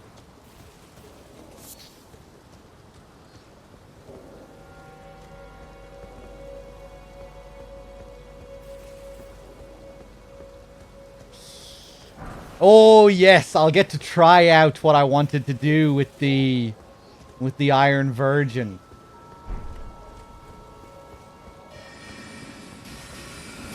Let's see if I can get anything to happen this time. Don't mind me.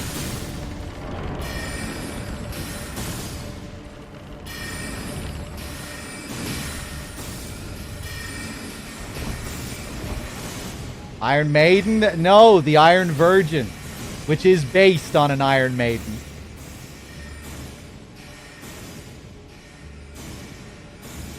And maidens are generally known to be young virgin girls, right?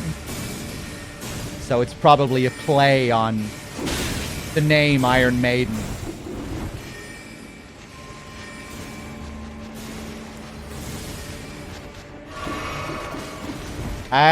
Well, this got shit all of a sudden.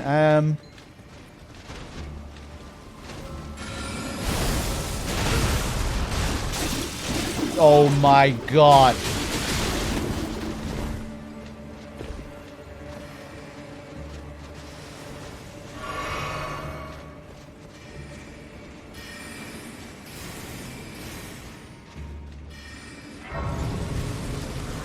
The way they keep aggroing like 2 rooms away from you really irritates me.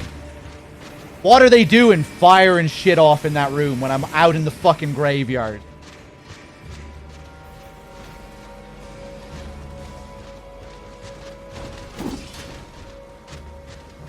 I just want to reset the area.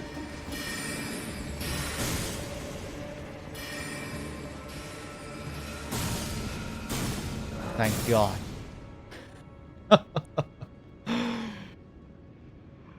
There's a little statue on the altar that reminds me of the statue Rani gives you.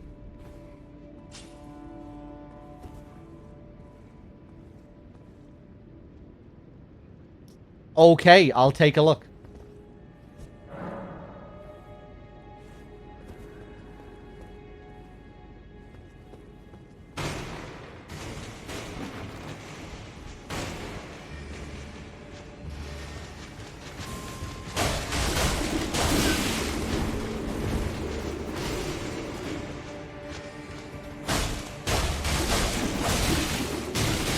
Die. I'm gonna die.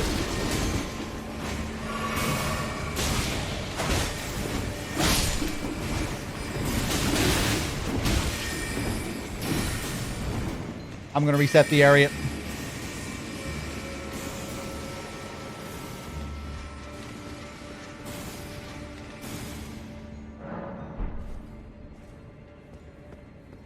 Okay, let's be a little bit more careful with these puppets.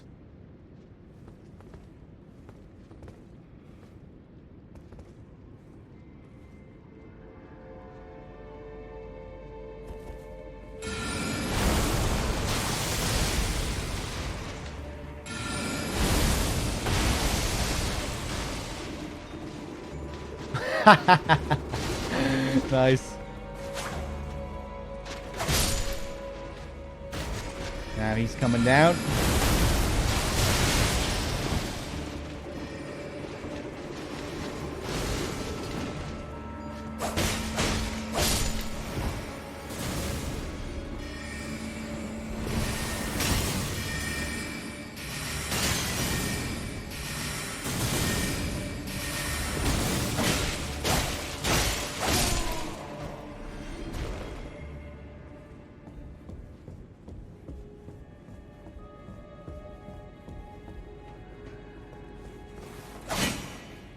Ah, I don't remember that being an illusory wall. I do remember coming out here, though.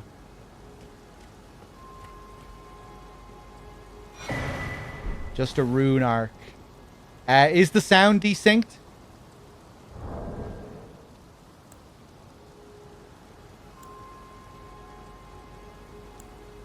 Are the sounds matching up when I'm moving through the menu here?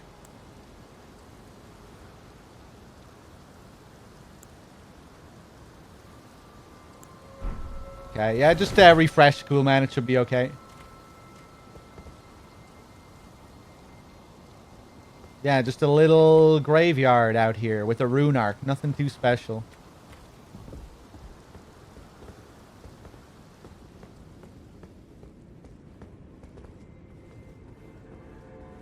Someone asked me a question about the 2 guards at the door here, if I noticed anything related to them. I don't think so. Is there something unique about these 2 guards? These guys are placed specifically.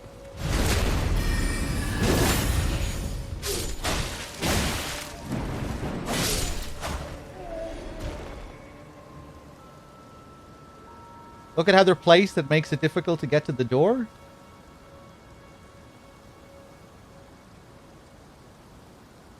One is placed more ahead than the other.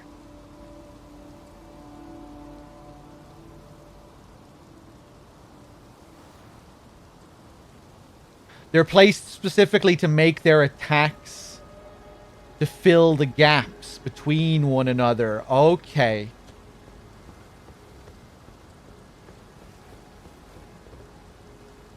So it's like double the attack rate. Right, okay. So one of them aggroes right before the other or something. Okay.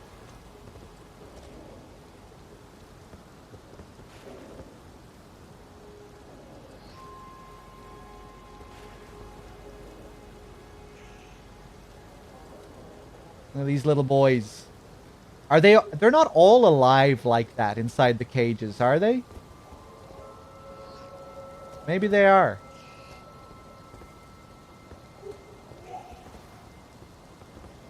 What about this guy inside here? He's dead, I think.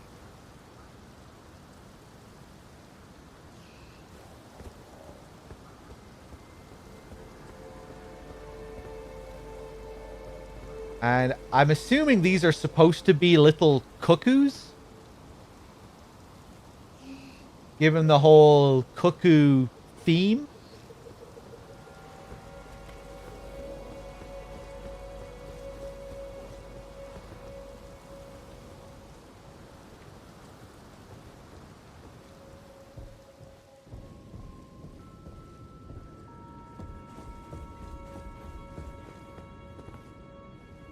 And Bloody Crow, you mentioned this.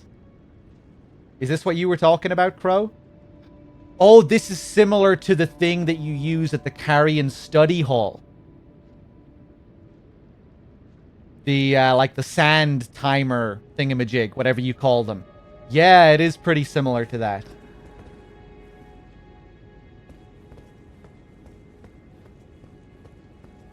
Let's take another look around here. An hourglass. That's the word I was looking for. Thank you.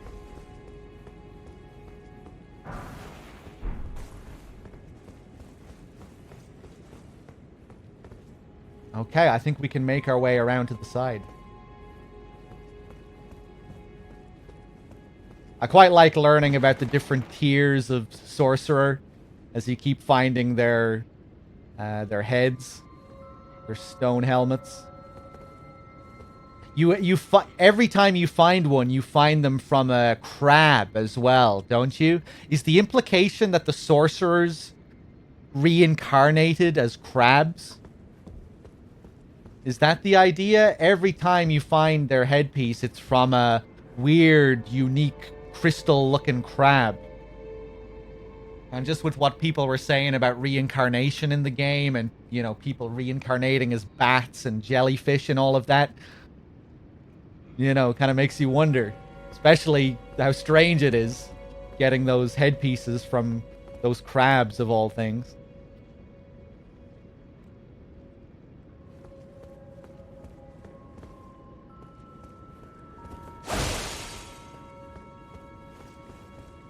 Your theory is that they make this, that they make the crowns out of the crabs. You know, whatever it is, it's quite strange.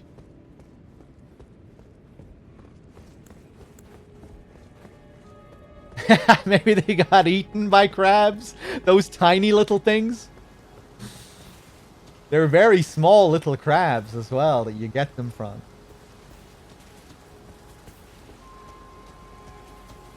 I think I like the idea that they reincarnated as crabs.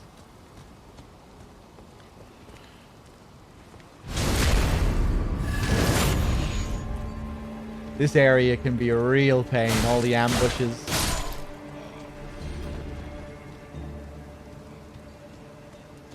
Oh, you bitch!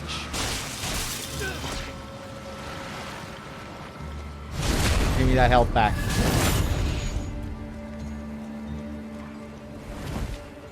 They're so deceptive with their fucking grabs as well. The way they slowly reach out to you. Like, look at this guy. But as soon as I get within range... Well, no, that's still pretty slow looking. Either way, they're fucking deceptive somehow.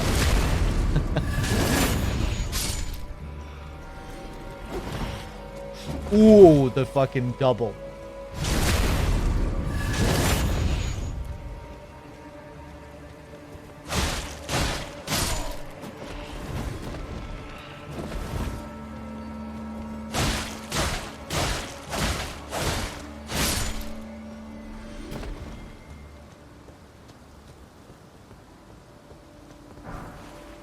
Grace Mimic.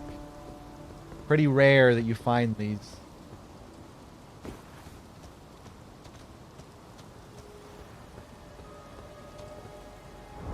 What happens if you use one here? I wonder, where does it point you?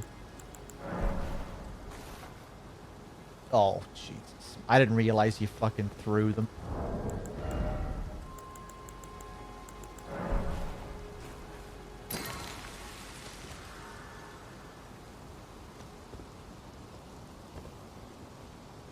Over this way.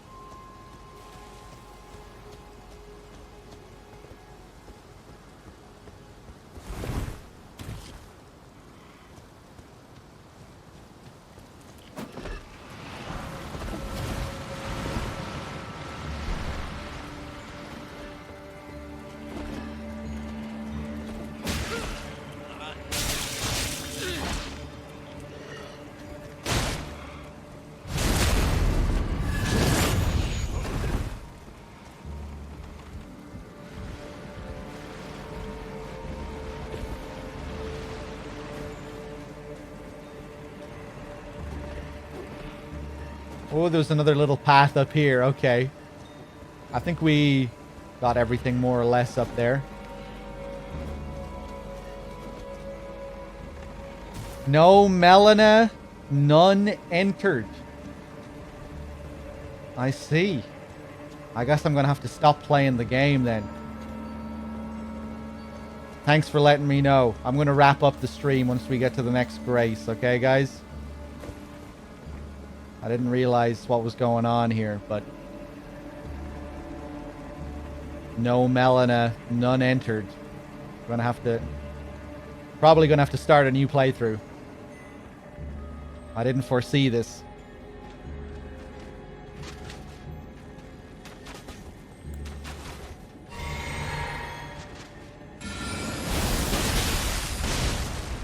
Go on, do your little flail.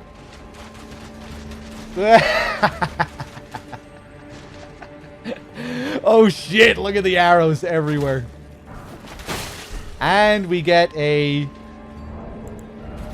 ash related to them here as well. What does it have to say? Spirits of marionette soldiers created to serve a sorcerer. These marionettes are archers, each equipped with a pair of bows. On the verge of falling apart, they are ill-disciplined and attack without warning.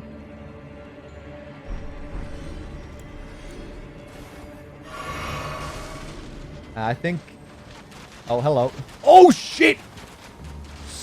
A few of them are killing themselves here. Do you remember the enemy at a graveyard in Caelid that turns into a giant? Yes. I've been thinking about that enemy quite a bit, actually.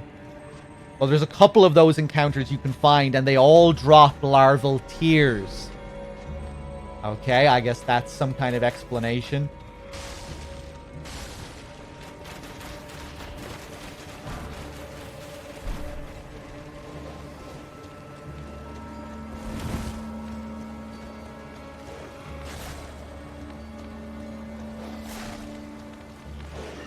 Don't mind me. Don't mind me. Oh no. Get out of my way.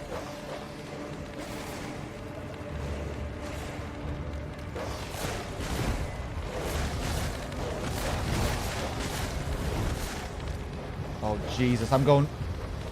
Jump! Oh shit!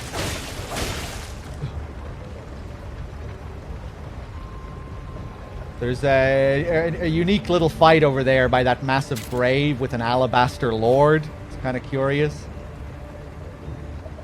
We'll go over there later on.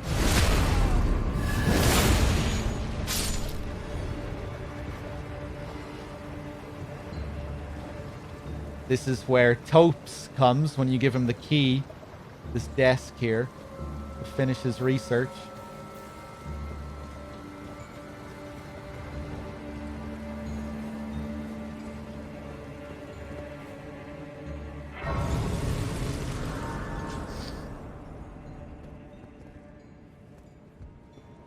Okay, let's go back.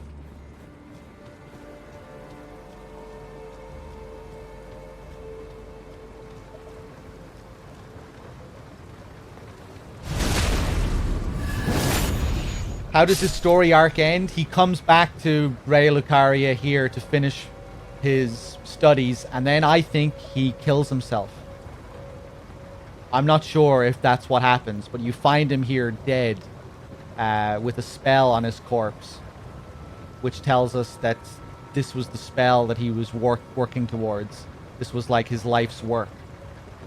So he completed his life's work after coming back here and then died somehow. I think he maybe killed himself.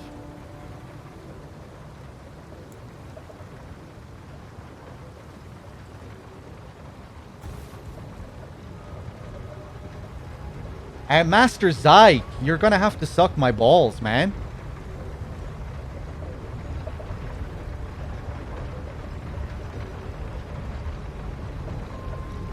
One second, guys.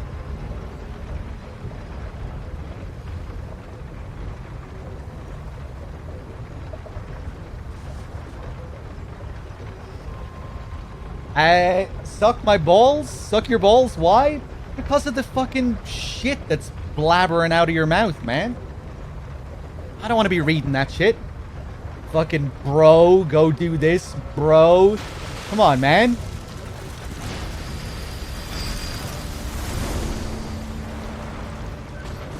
Don't worry, we'll get it. We'll pick up all the items. We'll do all the things. Just leave me be. Just leave me to my own devices. Okay, this is something I want to try again.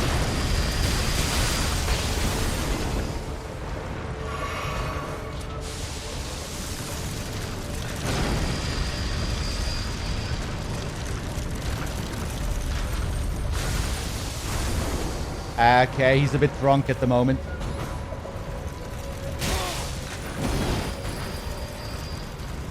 I saw Dave do something interesting with this enemy. Fuck. It's okay.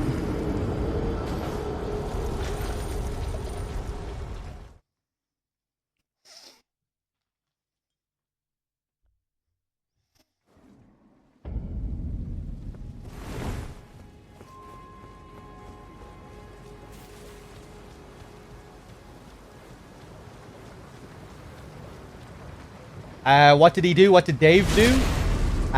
You know their attack where they spin around in circles? If you get right up close to their body, if you hug them while they do that attack, you will avoid the attack.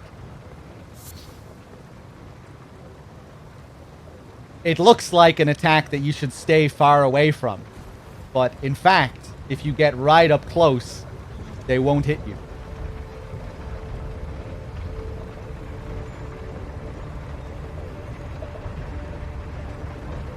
Master Zyke, are you still whinging there? Come on, man. Keep it down.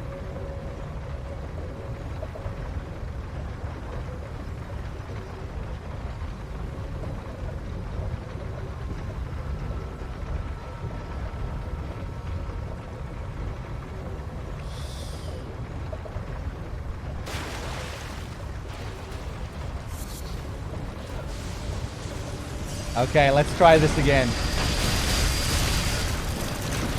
And are you going to do the hug? He is.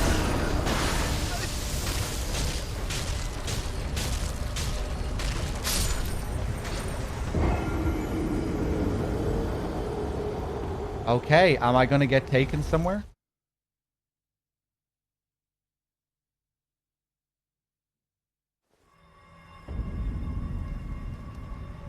Oh. Oh shit. It's finally time.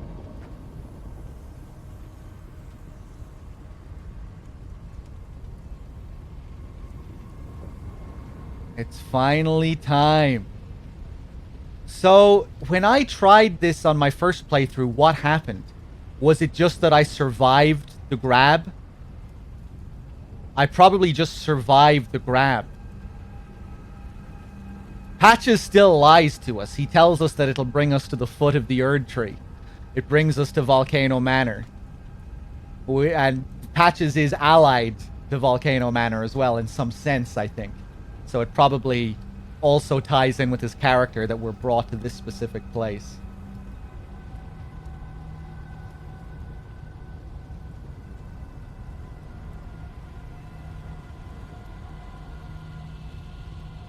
Right, yeah, very kind of Yahar Ghul-esque, you know, in Bloodborne when you get killed by the Snatchers and you get taken off.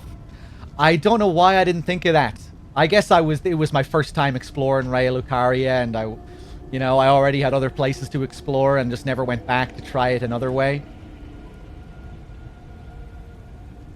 Okay, so this is a way of getting here.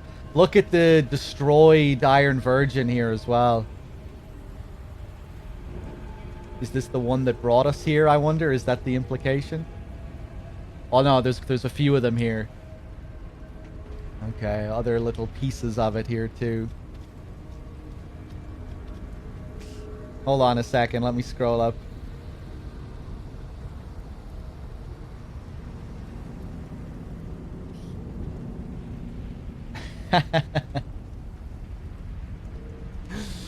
I feel bad for Master Zyg now. A little bit.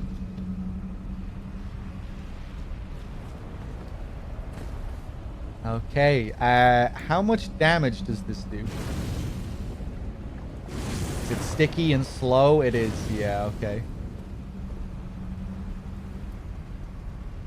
Okay, cool. Let's take a look around. Yeah, apparently people seem to really like this area, which is good to hear. We have some cages. We have some new enemies.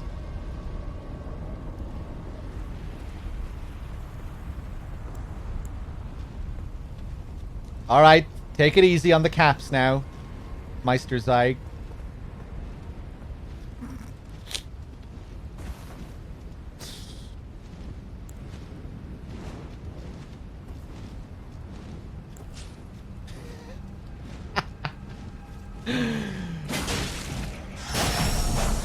Oh no, I'm gonna die.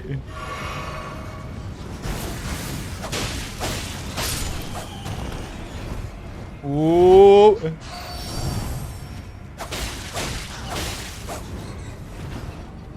I bet there's like 3 or 4 different ways of reaching this place. There has to be a teleporter somewhere that takes you here, surely. Probably another way as well from Volcano Manor itself.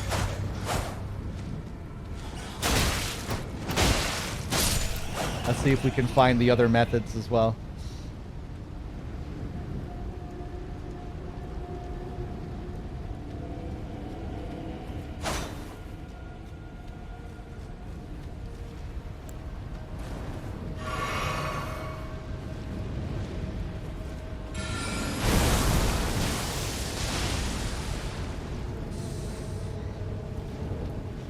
This might be a bit tricky at our current level. Let's see what the rest of the enemies are like. I fucking hate these bats so much.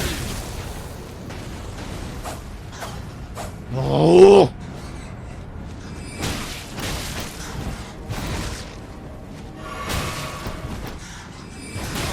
Oh!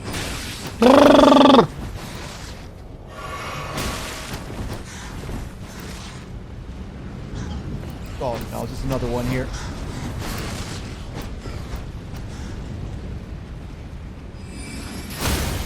Wow! What the hell happened there? Did all the spells? Oh, nice! You just get some nice stagger with this spell for some reason. Okay.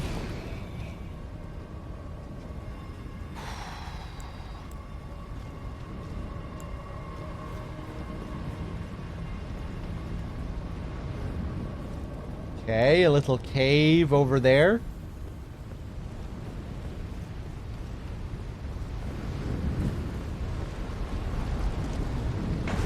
Chains.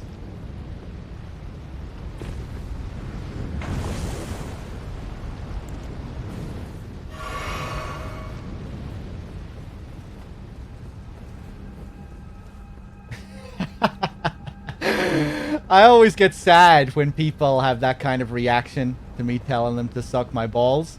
Wait, what? Why? Why do I have to suck your balls? No! Even if they said something that I really disliked, you know, if they're like, do this, why aren't you doing this, bro? You know, even if I get a visceral reaction from what they say negatively, I can't help but feel bad when they react like that. Oh, I don't want to suck your balls.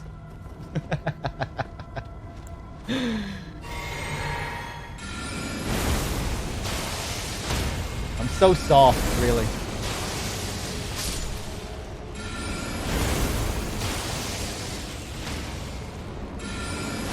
Ooh, is that gonna have the range?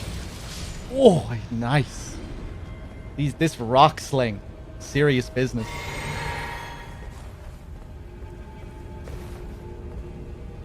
Yeah, you can get it at a really low level as well. All you need is 18 int, I think. This along with this meteorite staff that also requires 18 int with its S scaling. Really good for the early game.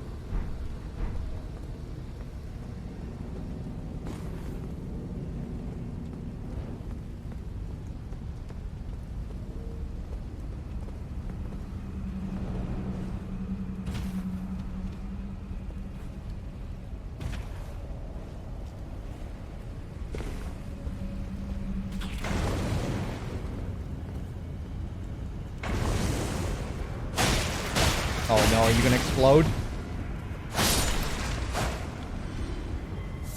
Really bringing back the Demon Souls vibes with these big fat slugs.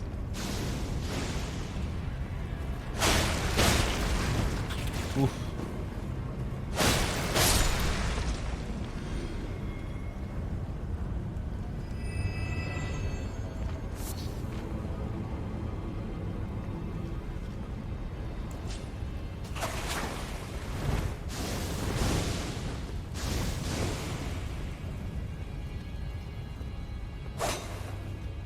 Okay.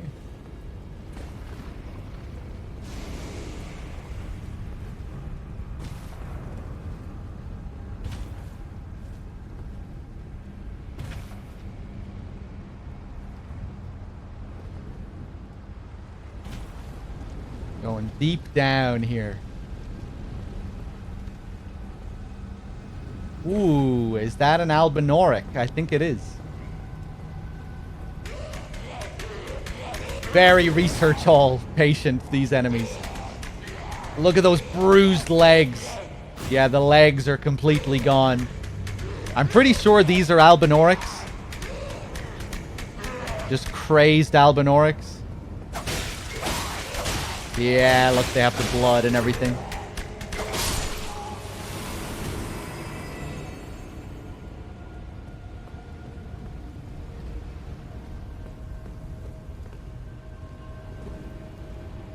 Yeah.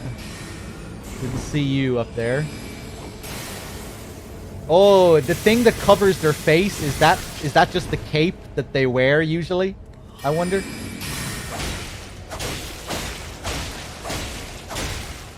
Yeah, definitely feeling a little underpowered for this place.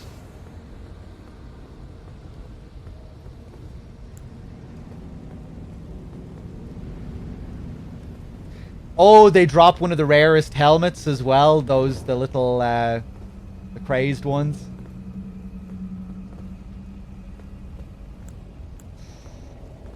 Ooh, we're running low here.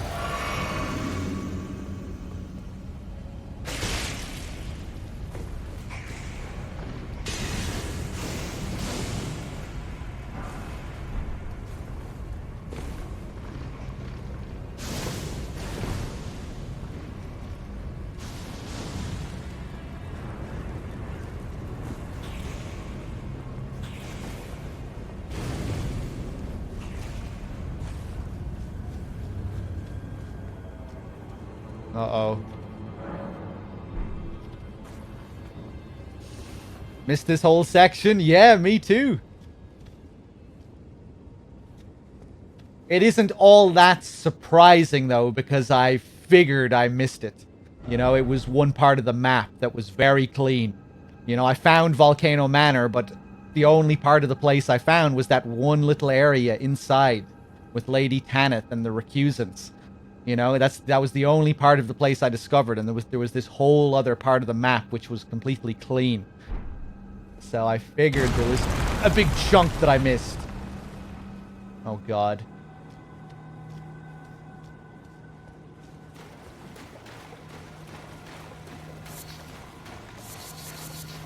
Okay, lots of moss.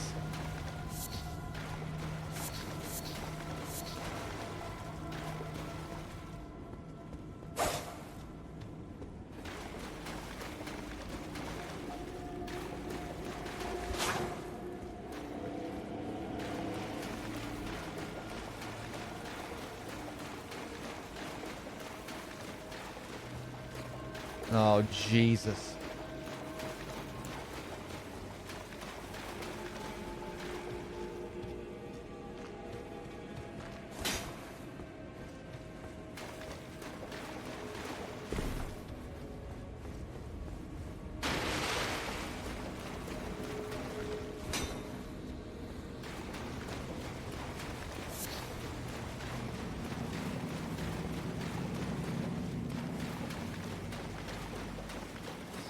Yeah, I think the lack of warping still makes DS1 very special, exploration-wise.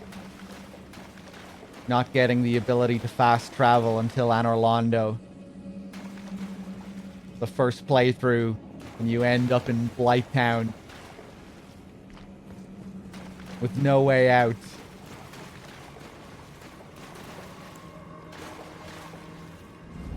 Oh, God. Oh, Jesus! Abductor Virgin Wheel, Abductor Virgin Swinging Sickle. Okay. Oh, there's another path.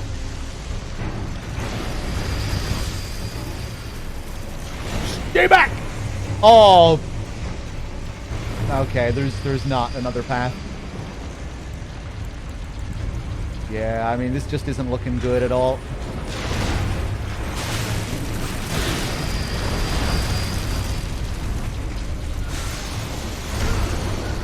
Hey, maybe they'll bring me somewhere else.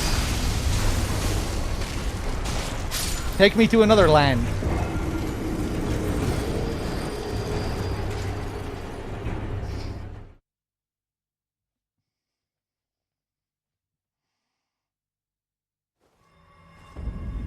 No.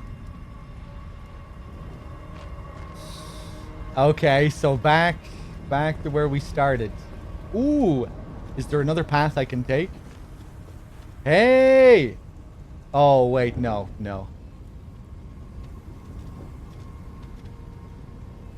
Okay. Yeah, I think we'll just run past the bats this time.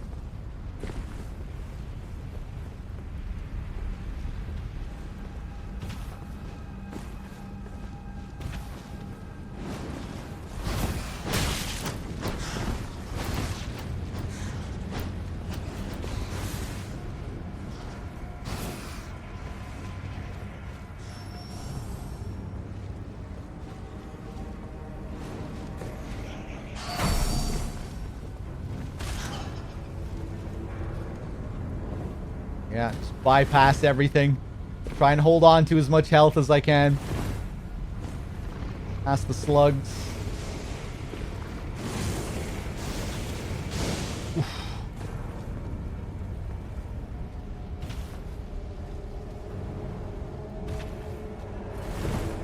No! So close.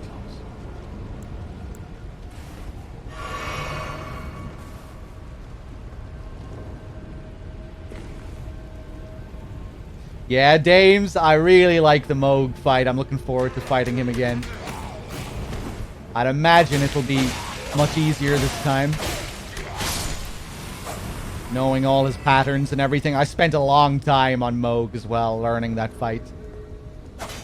Dealing with those phases at a pretty low level. Really had to learn his patterns inside out.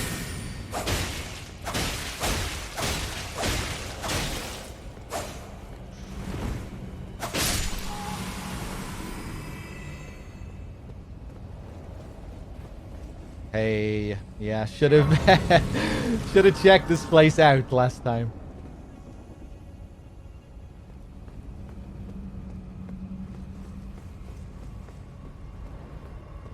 Okay, it looks like we don't really have too many options.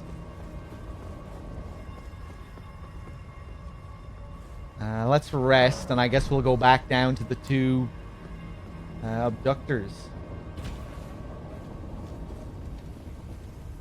Hmm.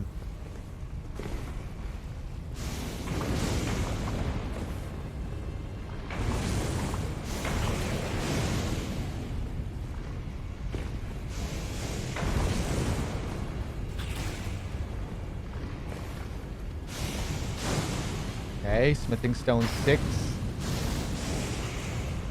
Yeah, if the abductors kill me again, or just depending on how tricky they are, I might just go back to Raya Lucaria.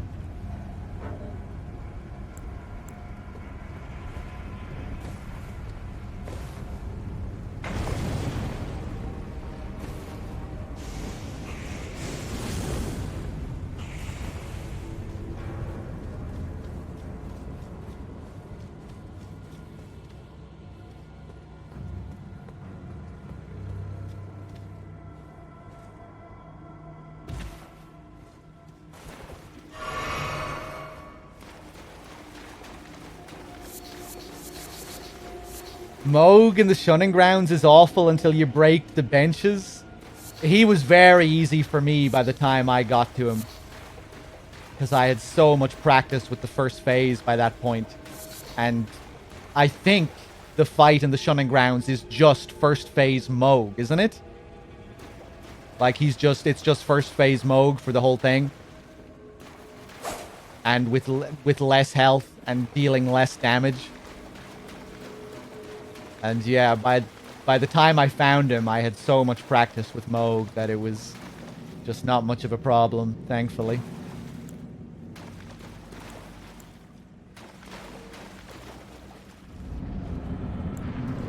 Alright. Oh, Jesus, what a nightmare.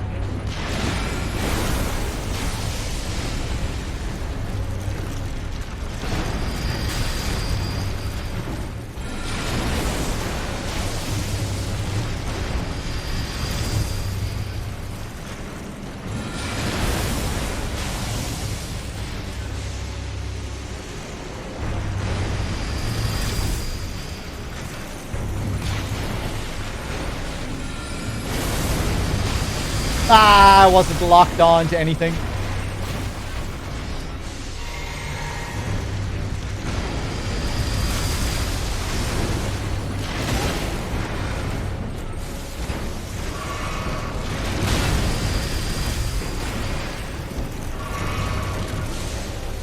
Oh, fuck this.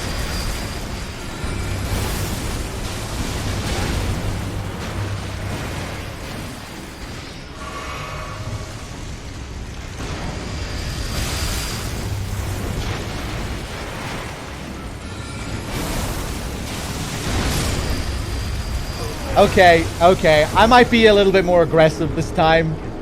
Say fuck the spells. Just go with the melee. Ah, okay.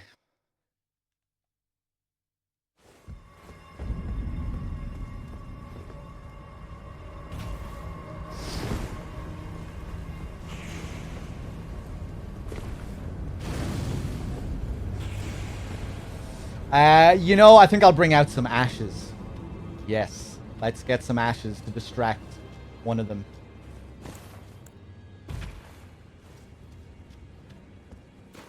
My ashes are all pretty shit, though.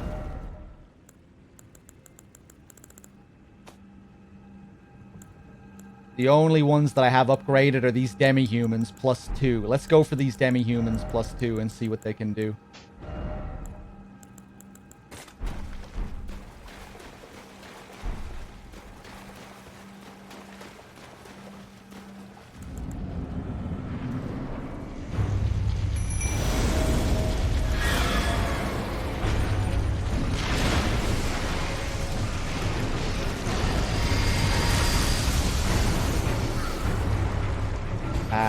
Okay.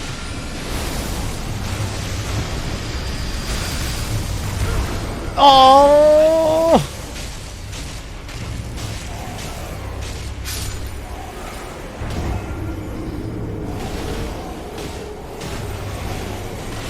I really want to kill them to see what's next, because I haven't seen this area before, but at the same time, I really don't want to fucking fight these guys.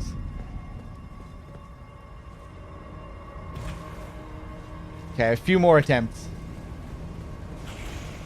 Oh, the double watchdogs. I still didn't go back to beat those guys on my first playthrough.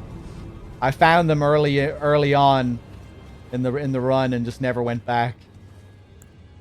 God, what a nightmare.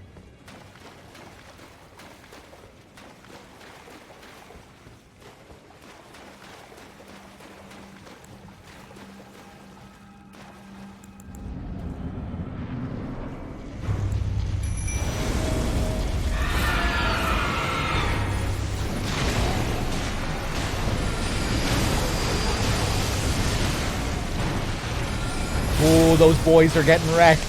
Keep it going. Keep it going. Keep it going. Oh, no. I mean, that's a nice chunk of damage.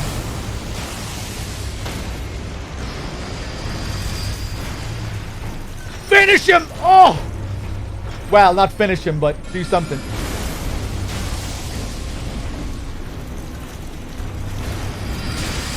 I didn't think he was doing that move.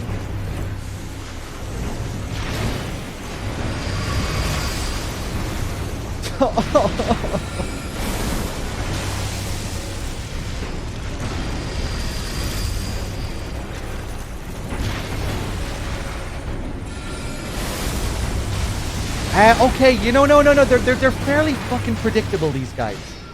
Right? This guy doesn't rush at all. Just have to stay calm.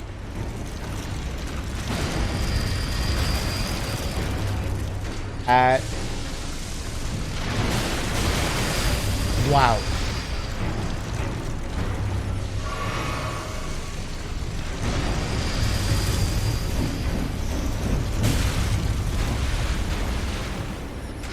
Why do I keep doing it?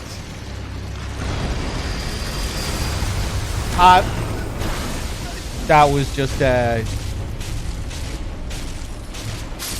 absolutely terrible display. Let's do it properly this time. I was like an NPC there with how I kept trying to cast without FP. Jesus. Okay, this is it. This is it. I have them figured out. Completely downloaded. Watch this. Here we go. This is it. I have them figured out. I just need to stop being an idiot. If they were both abductors that could dash at you, it would be a nightmare. But one of them only has, you know, standard melee where he's kind of sitting in place. It's really annoying though. You can't switch target easily. When I'm locked on to one of them, even though the other one is fairly close, I can't just move across with the analog stick. I have to lock off and then lock on again. Okay, let's try this again.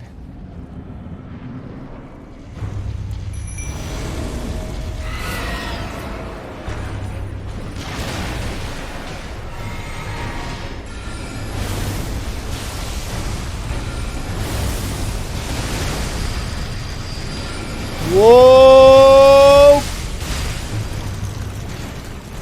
Heal!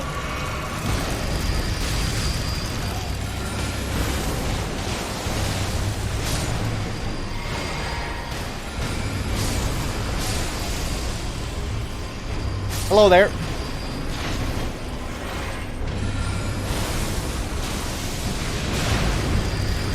No!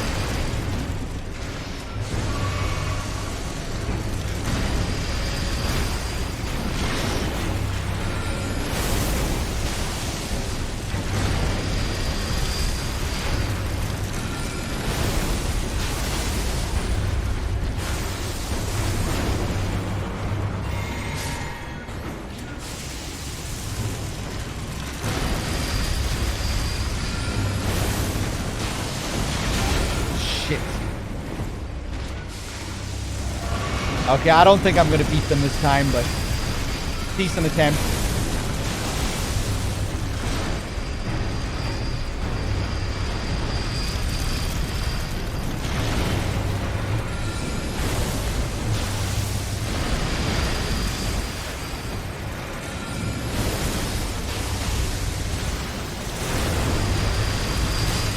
Now, if I focused on one of them there, we'd be in a much better position.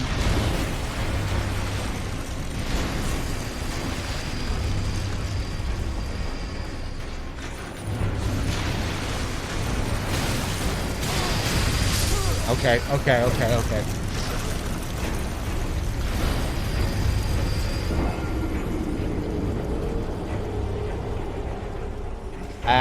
I know that you can mash the triggers to take less damage. It still one-shots me, though.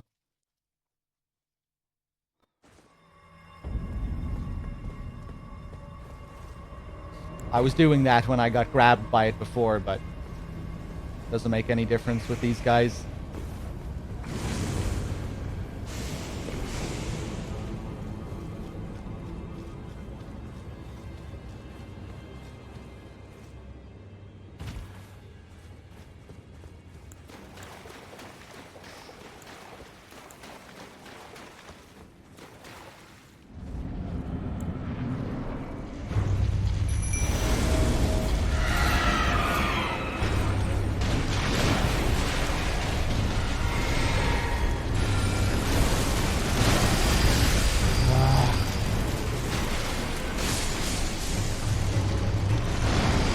Destroyed over there.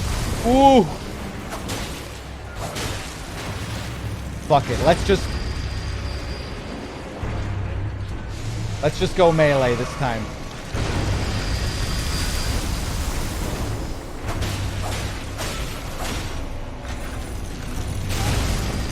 Okay, there's the spin.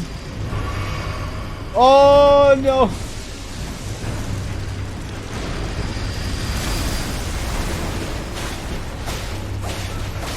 Yeah, okay, this is a much better idea.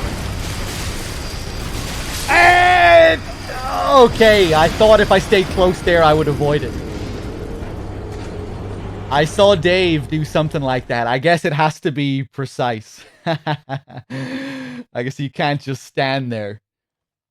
I saw Dave doing some weird shit, standing like right up close to them when they do that.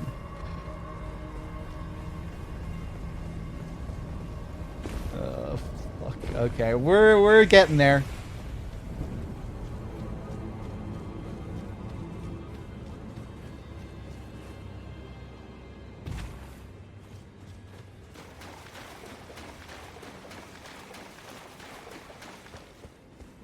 Let's go for the power stancing.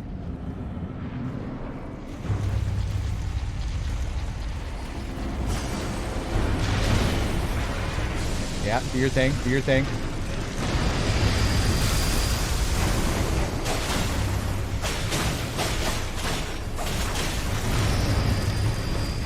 Look at that damage.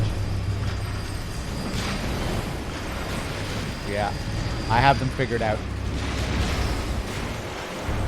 Just need to stay away from him, bait this guy into doing his charge.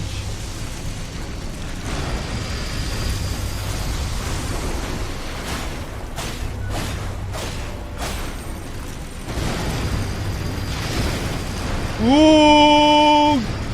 Jesus, go back, go back.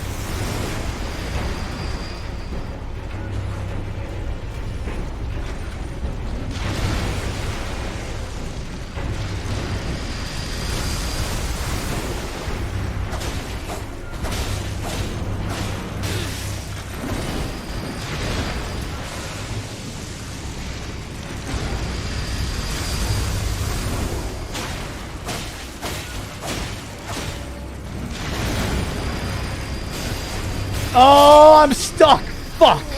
Okay, we're really close. Didn't even use a flask there. Just got stuck up against the wall.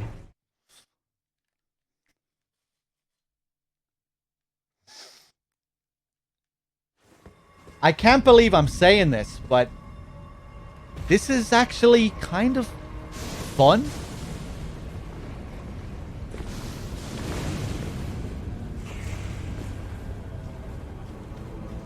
Surprising.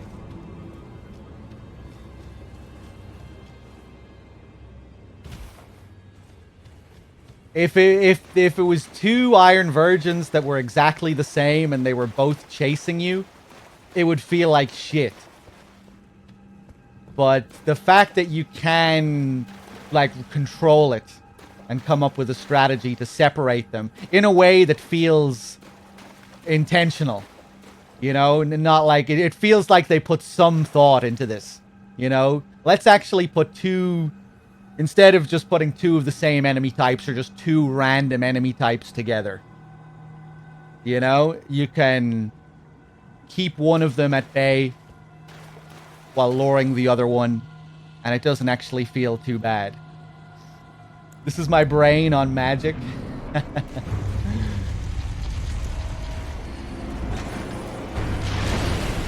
You know, this guy, he's not too bad. You can keep him away. Whoop.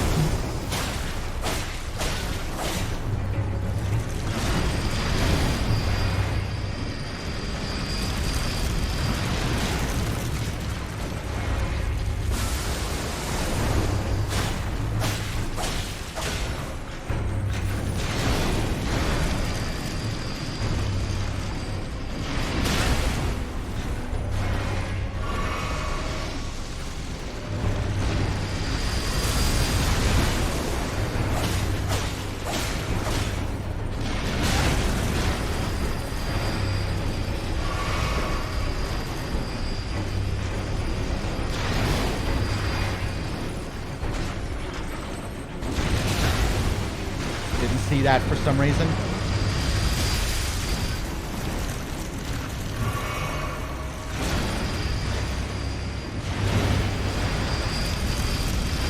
Dealing with the lock-on is very frustrating. That isn't fun. Here we go, here we go, here we go.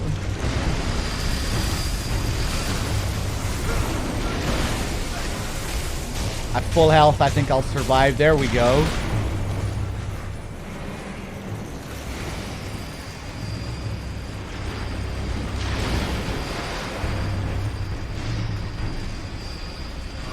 Getting pretty low on health now, though. I think I'll reallocate my flasks next time because I'm not really using any magic.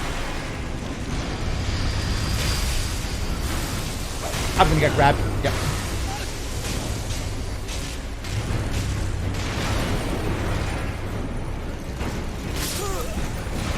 Okay, next time.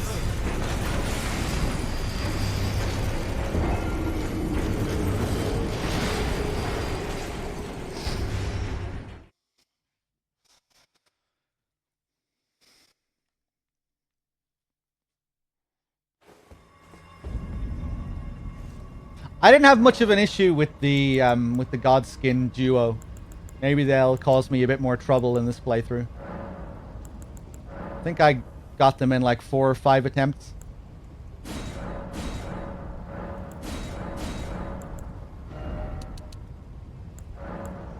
Okay, now. Hey, welcome back, JMP.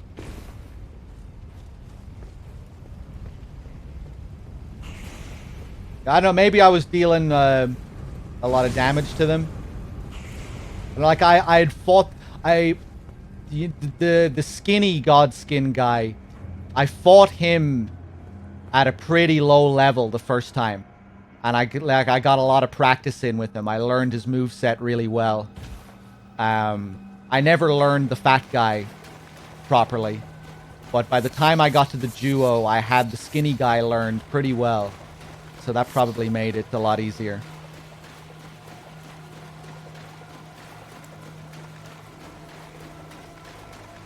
You can sleep the duo. Yeah, you can put them to sleep.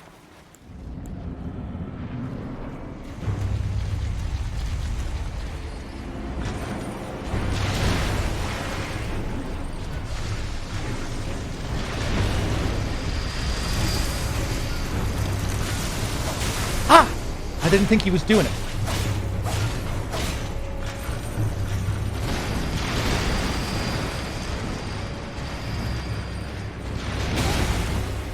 Terrible.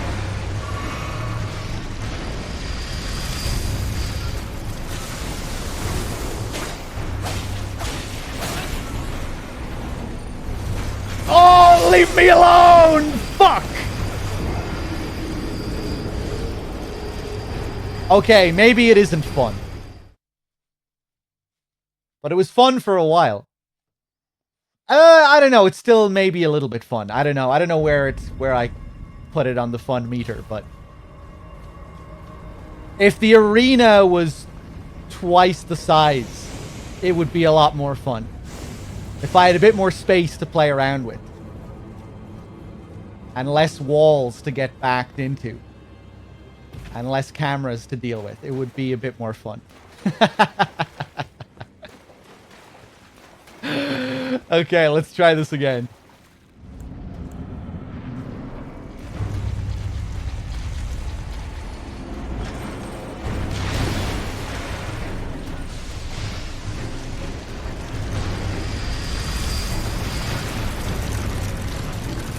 No, so they don't always follow it up. I'm gonna die.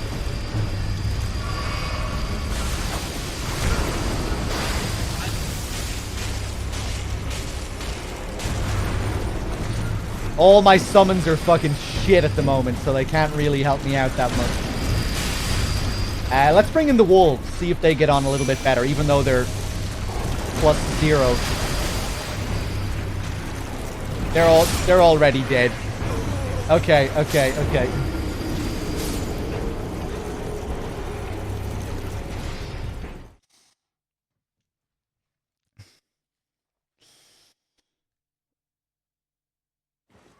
How many runes do I have?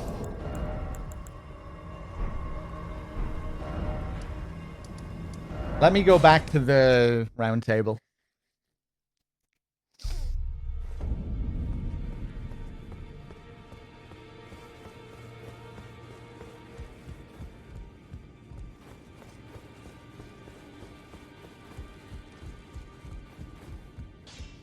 Greetings. Are you here for spirit tuning?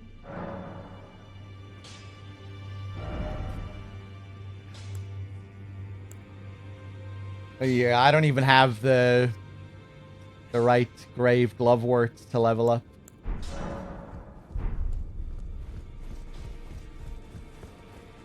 And I don't think I can buy them yet. Let's check.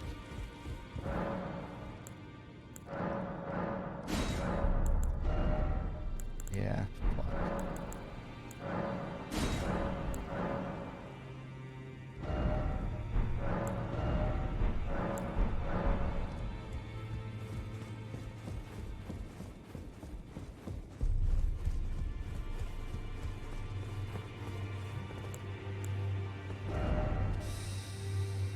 Ah!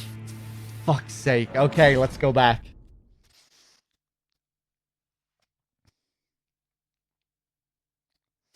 I really like Hugh and Roderico.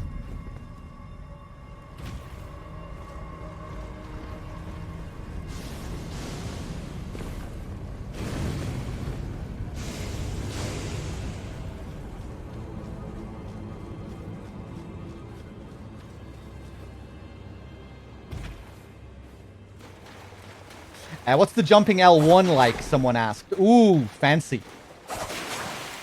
I didn't even think about power stancing having a jumping attack.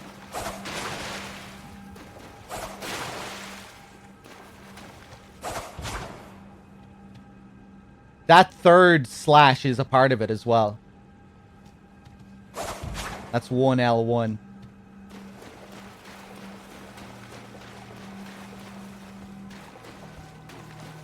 Sprint and dodge attack as well. That's the sprint.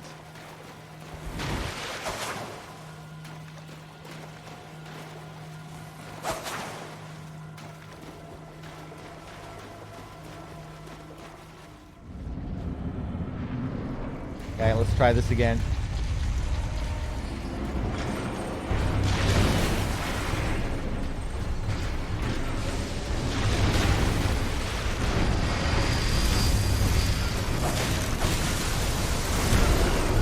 Dodged too early.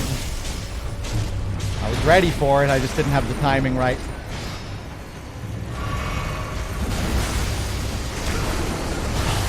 Jesus Christ.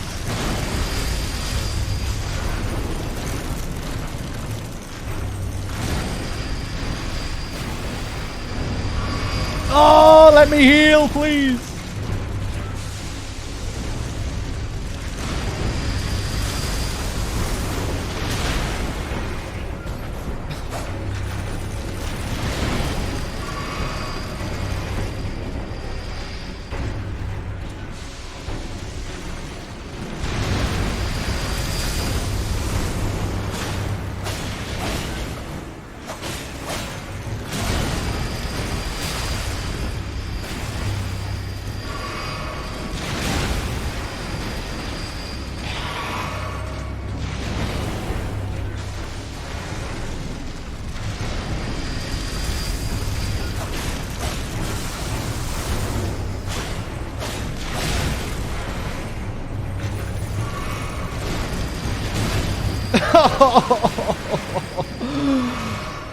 Oh! Ah!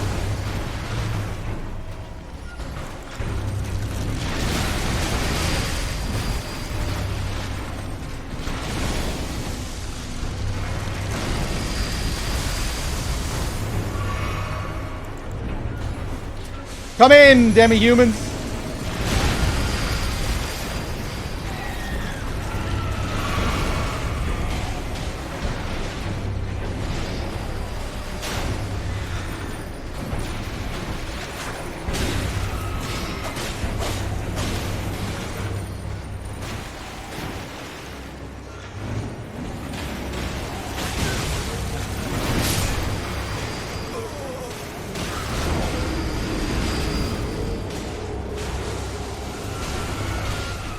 Oh, God.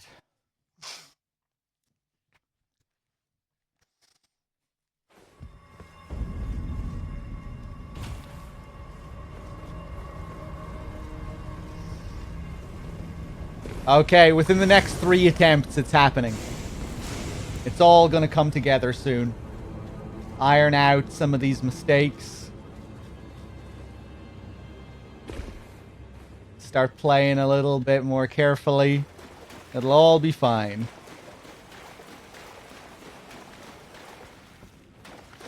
Someone is offering to help as a level 405. Nah, it's okay. I'll do it myself.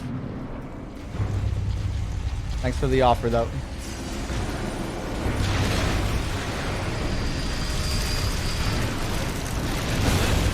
Oh.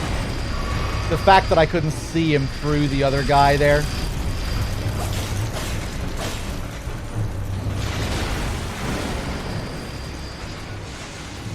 Maybe I should focus on him instead. Jesus Christ.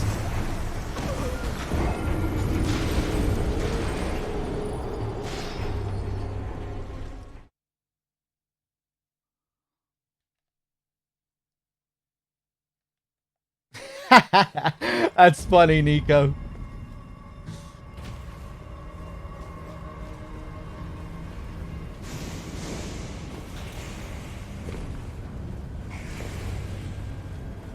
Because when I look at Bloodborne, all I feel is pure joy.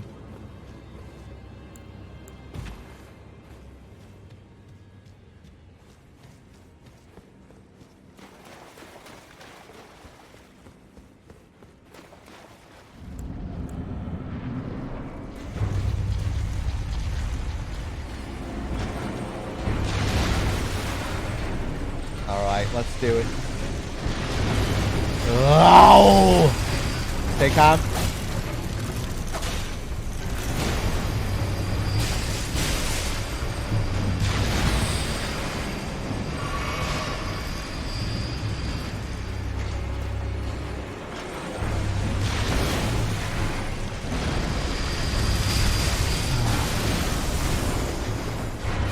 Oh, the lock on. I'm getting very angry.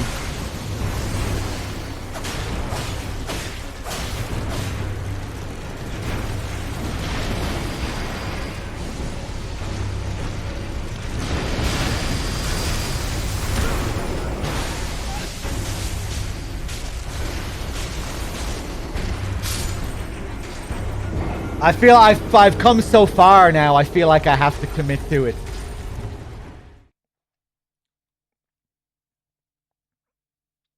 Oh! Ah, fuck. No, I can't accept help. That's what I'm wrestling with right now. Whoever offered their help at level 405 to just melt the guy. No, I can't. I have to torture myself.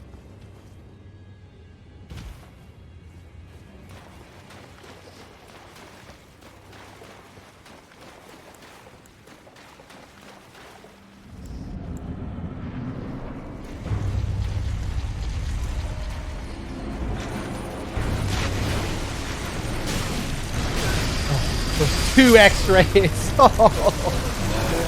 Oh, Jesus.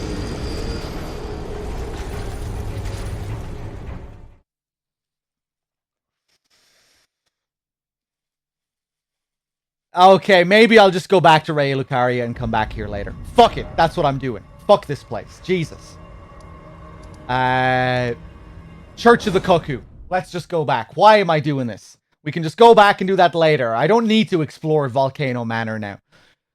Jesus. Okay, let's just erase this from my mind. Schoolhouse classroom.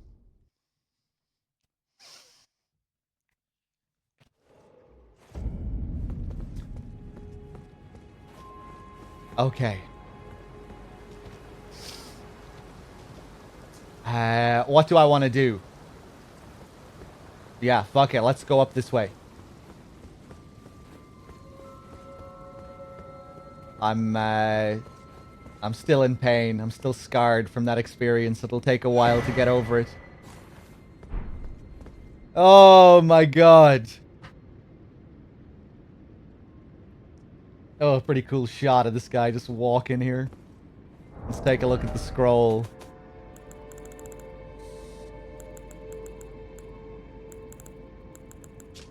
Ooh, nice. Yeah, new sorceries. A sorcery scroll from the Academy of Raya Lucaria.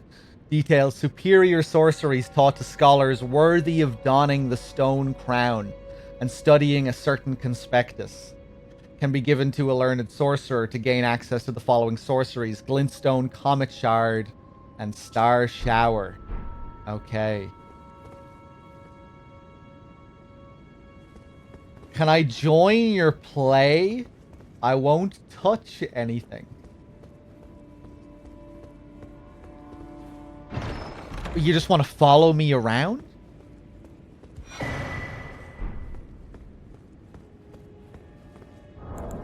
Let me take a look at this cookbook. Magic grease, magic arrows, all the magic stuff. Information on foe sorceries. Yeah, I mean, what do you want to just like follow me around? What do you mean by touching things? Like, you don't want to attack enemies? You just want to follow me around like a guardian angel? No.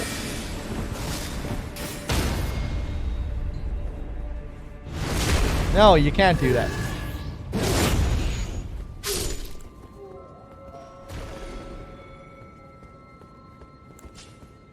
Sorry. Nice vibe here.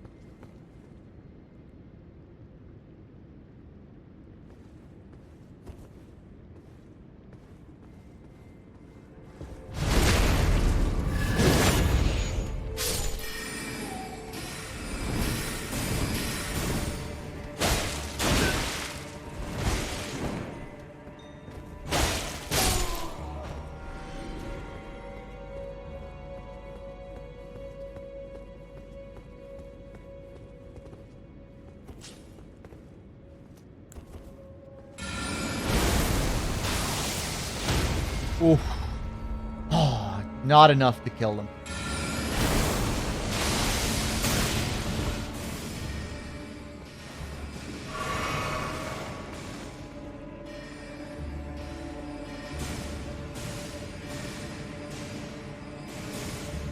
Such assholes. Yeah, they're just gonna stand back.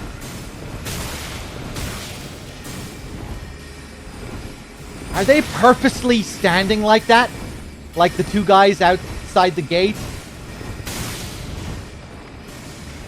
Or is that just a coincidence?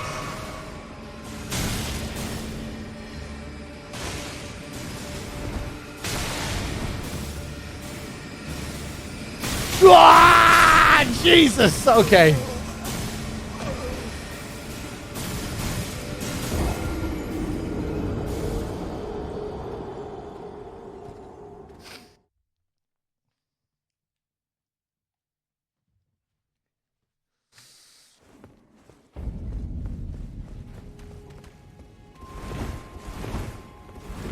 Ooh, look at you. Interesting. Does this guy not use spells at all? Wait, no, he does. He has that magic blade thing, but he doesn't use a staff. Is that something that's unique to these guys that have these particular stone heads? This is the carrion head, I think. Maybe not.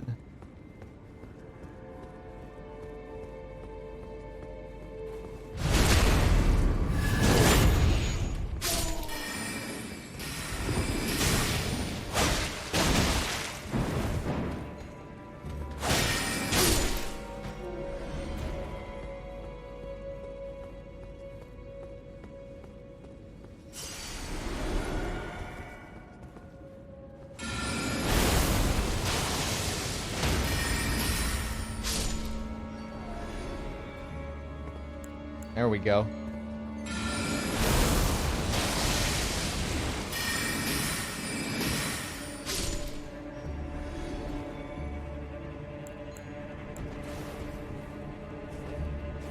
Oh, yeah, I need to reallocate the flasks again. Shit.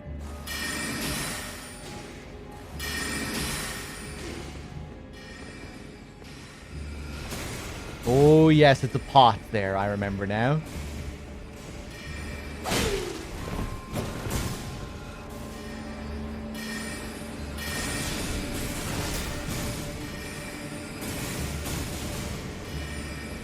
Fuck it. Radigan's Red Wolf. Let's do it.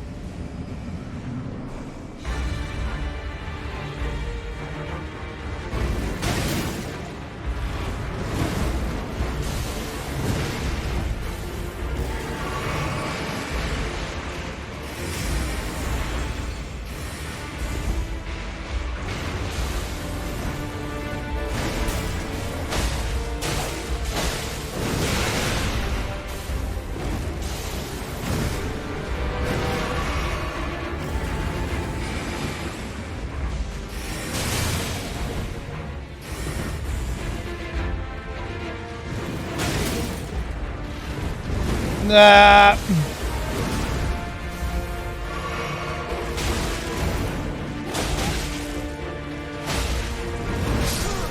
Fuck.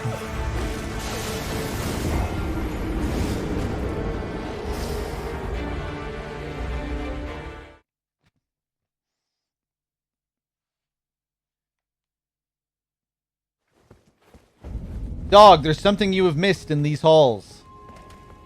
From my first playthrough, I'm aware that there's loads I'm missing now that I'm just sprinting through. But something from my first playthrough? Oh, okay. Don't tell me. Ooh, I don't think I got this robe on my first playthrough. Robe worn by scholars of the Lazuli Conspectus, singular among the greater Raya Lucaria Academy. These scholars who sought to master carrion sorcery instead learned to see the moon as equal to the stars. This robe in the hue of the full moon signifies their heresy.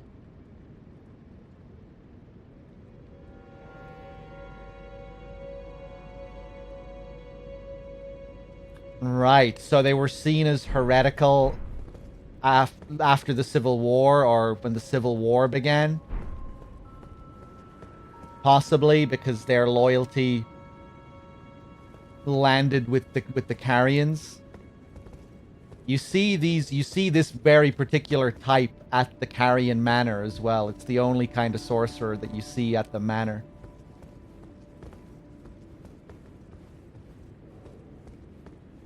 Okay, so I'm going to assume there's some kind of invisible wall here somewhere.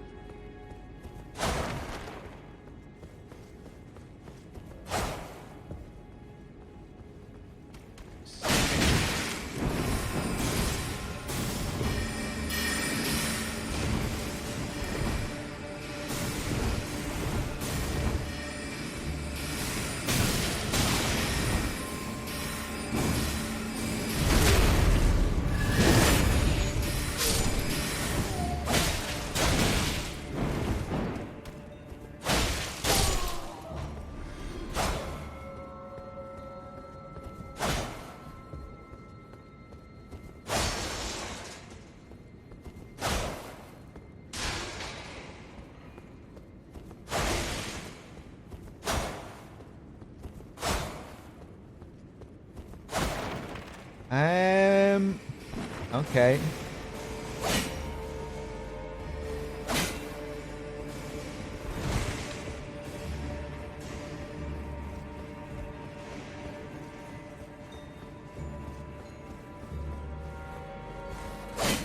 Ah. I see.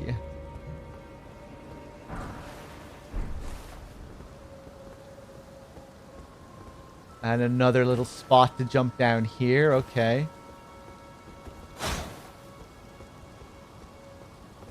I wonder if I've been to this ledge before.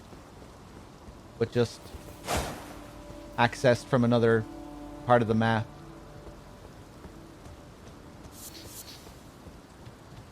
Oh, I found this before? Did I? This isn't what you were talking about?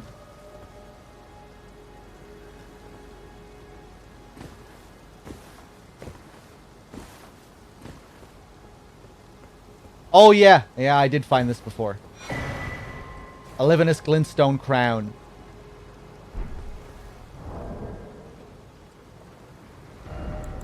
Hey! You know, you don't find them all from crabs. See? I wonder, is this the only one that you don't find from a crab? One of the Glintstone Crowns bestowed upon Raya Lucaria's scholars, whose pursuits were deemed worthy. Increases intelligence to the detriment of HP. The lineage of the Livinus Conspectus began with the sorcerer Lusat, and its adherents continue his study of meteors.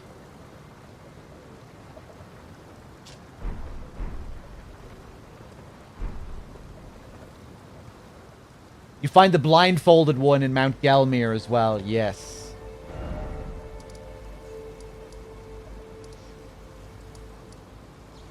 Okay, let's go back up here.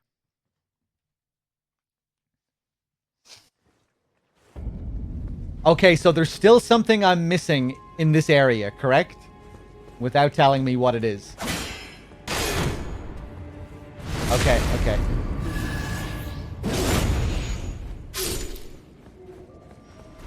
Probably another wall then. Let's just look around here.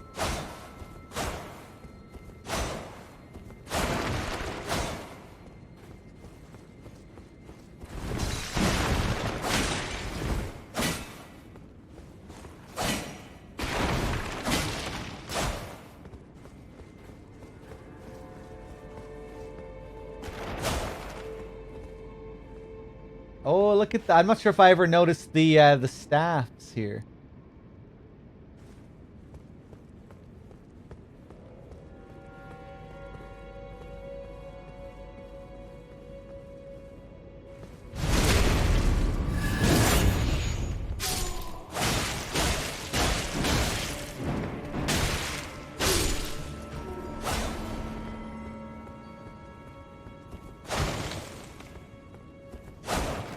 I'm just going to check all these walls again.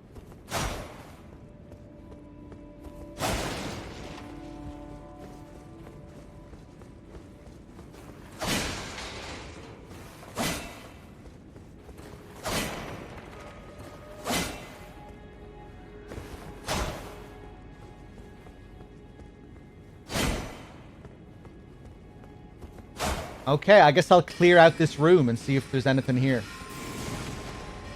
Ah, Jesus, what a pain. When these guys start going crazy.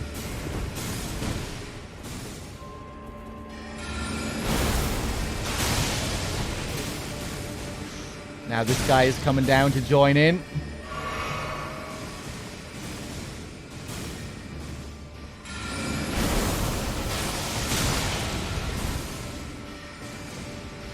Oh!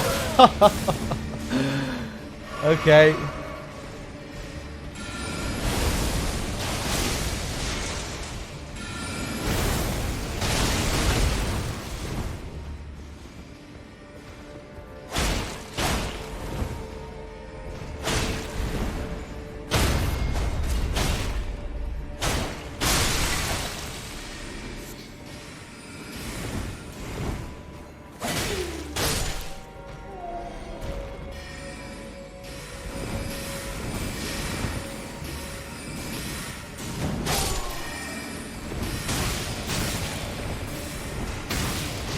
Whoa, God.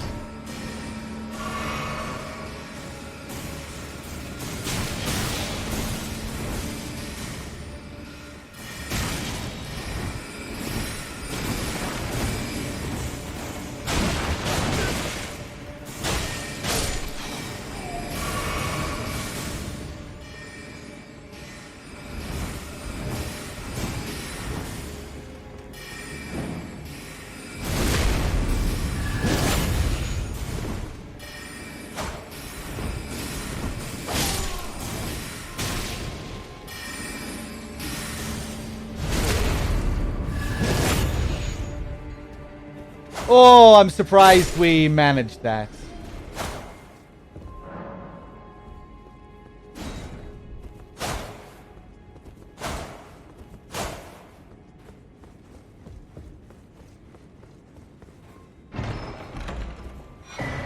Ritual pot.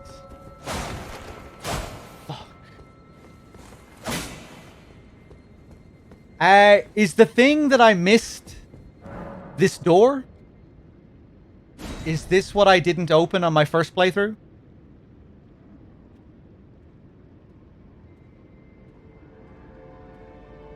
It was this door. Okay, where'd you come from? Okay.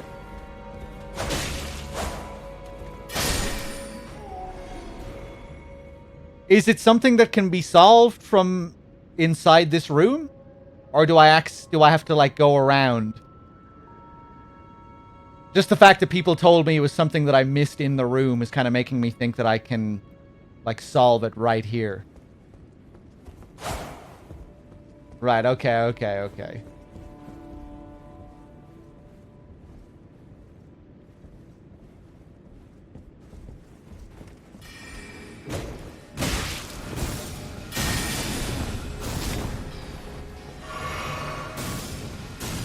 let's see if we can clear this place out.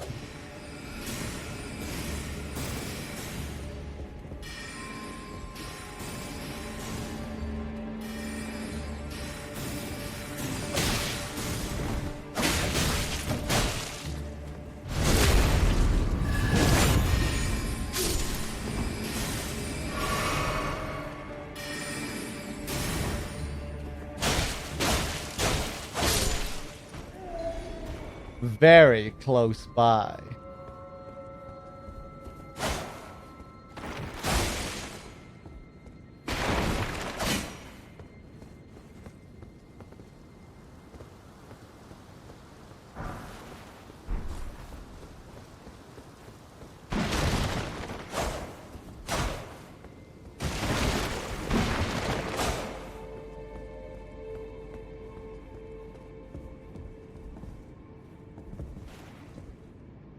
Cool picture of Renala here.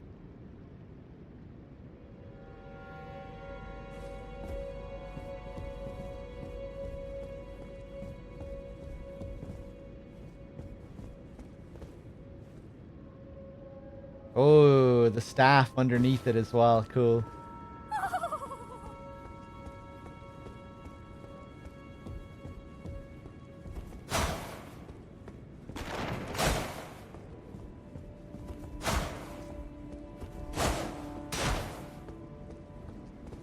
I don't know. Hold on.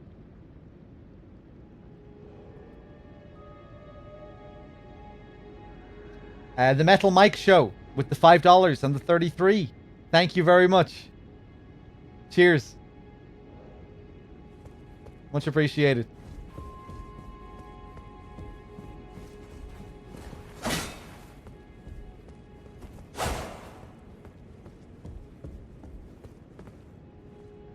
Okay. Is it something that I can find now before doing the next boss? It is? Okay. Like, don't say anything. Don't say anything. Don't say anything. What a pain in the balls.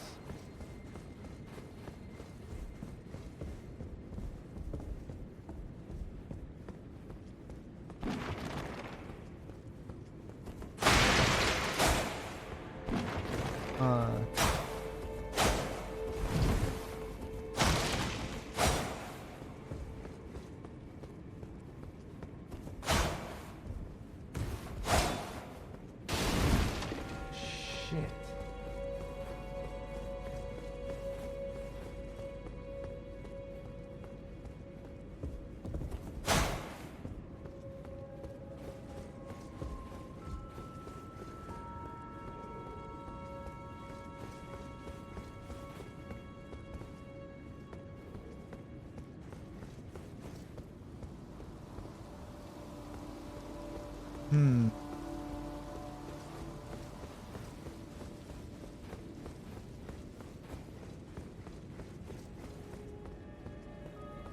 Well, we tried smacking every fucking wall in the place.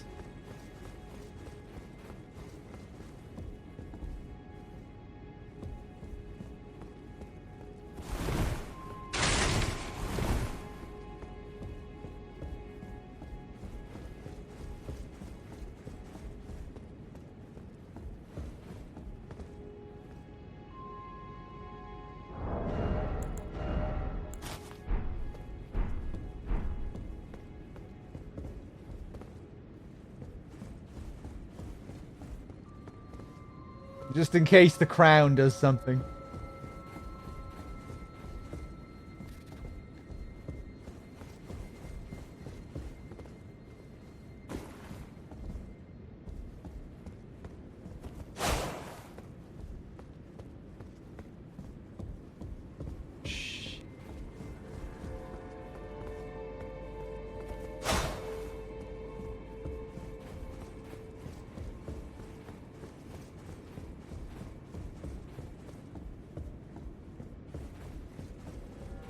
The people who backseat in situations like this are the worst people in the world.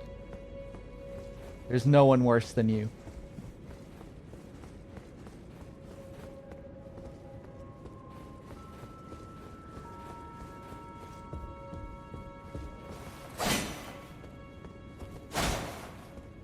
Ah!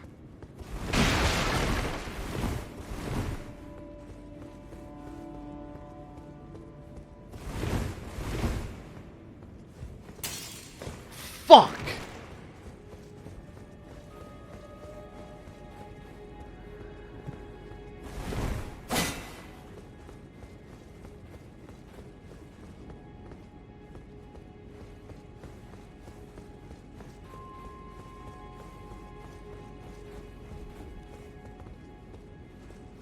Hitting all the wrong walls. Oh, you fucking asshole. Do you not realize what that comment can do to my brain?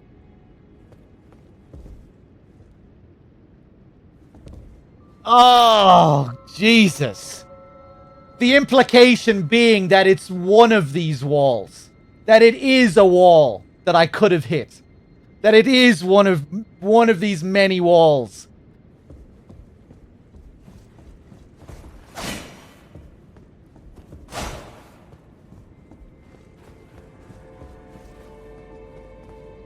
Oh, shit. Fuck it. Tell me where it is. How do I do it?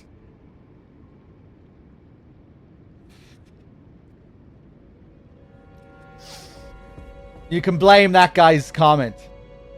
Upstairs, turn left. Fuck's sake.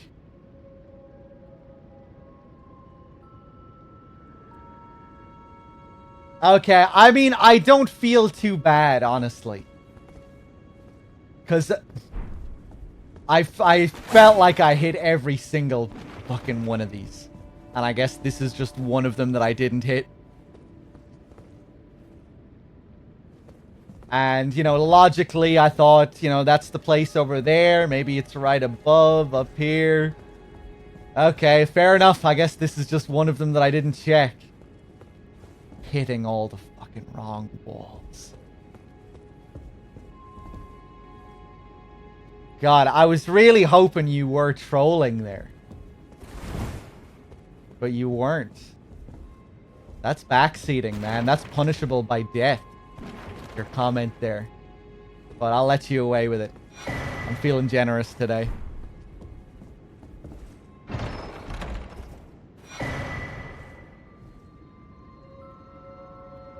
Okay. A new sorcery. Let's check. What was it? Comet. One of the glintstone sorceries of the Academy of Raya Lucaria fires a great magical comet. This sorcery can be cast repeatedly and while in motion. Charging enhances potency. The greatest of the Carolus Conspectus's sorceries that only a very few sorcerers have ever mastered. 52 intelligence. Damn, okay. Cool little spot here, tucked away.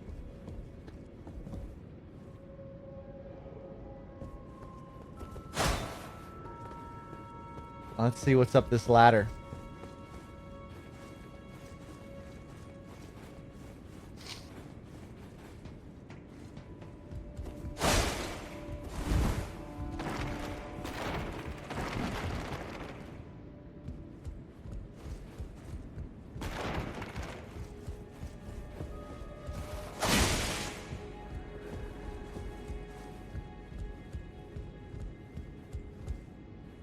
Oh, look at this.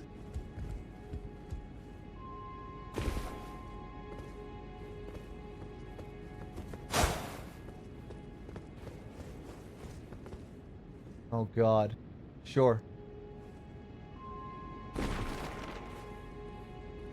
Ooh. We have a little pot here as well. Okay.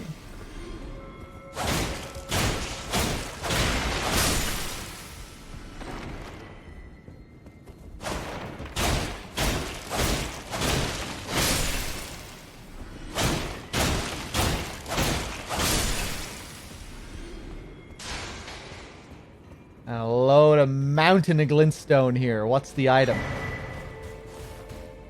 A graven school talisman.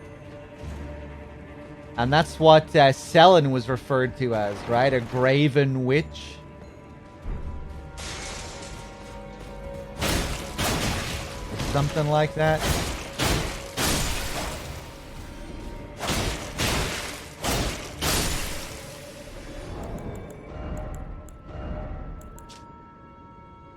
A talisman depicting a school of graven mages. The nightmare of the academy.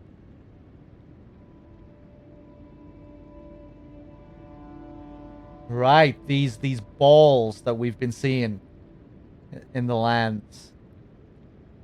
Raises potency of sorceries. The primeval current is a forbidden tradition of glintstone sorcery. To those who cleave to its teachings, the act of collecting sorcerers to fashion them into the seeds of stars is but another path of scientific inquiry.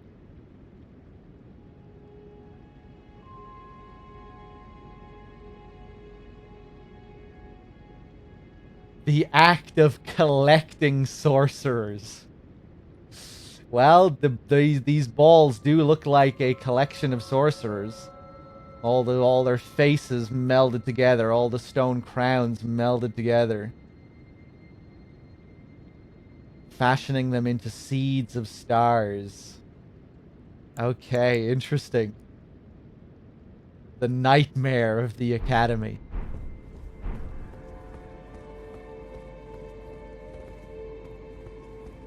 I think you see one of them at a similar place, you know, in Caelid. You have that mound of glintstone and that collection of sorcerers at the bottom, that ball of sorcerers right below it.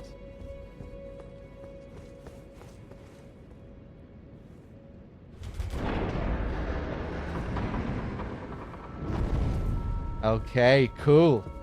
Interesting little find.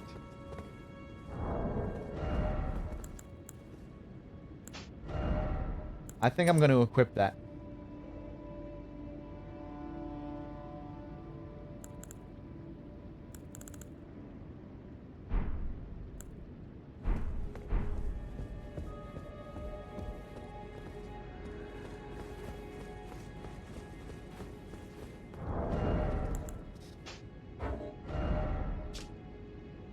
Increases intelligence to the detriment of HP. Fuck it, let's keep that equipped for now. See how much damage we deal against the Red Wolf with all this stuff equipped.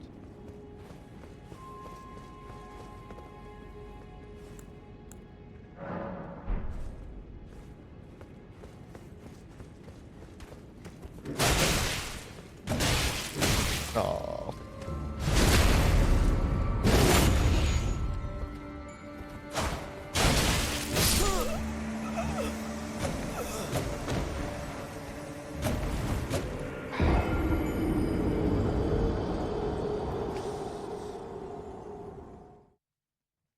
There's some deaths that just really demoralize you.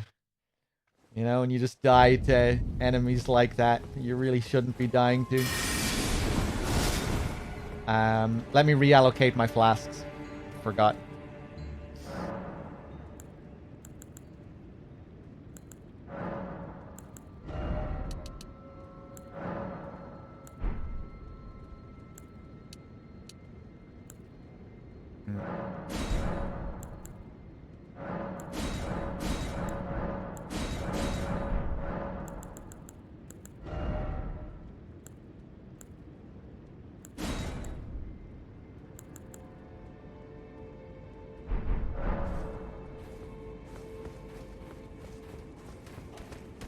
Nope. Okay. We're just gonna run past. I wonder how much health I lose exactly. Does anyone know? When I wear this mask. Stop it!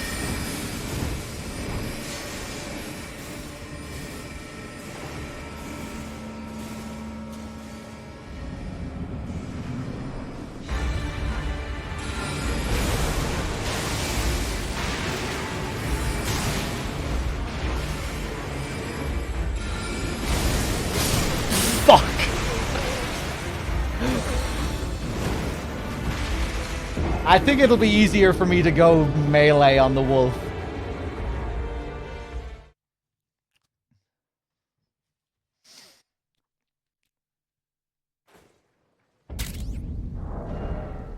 Yeah, fuck it.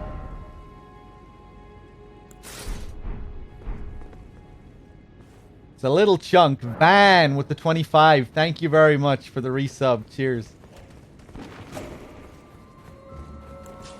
Yeah, let's go for the power stancing. And maybe I should go back and check my weapon upgrades.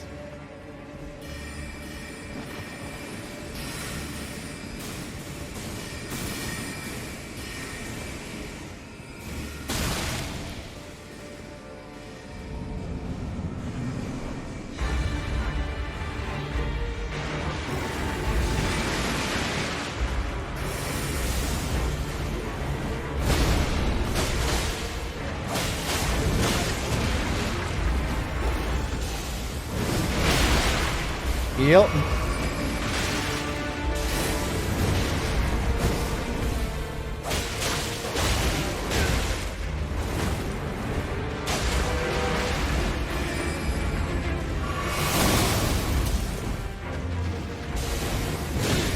Ah! Oh, very lucky.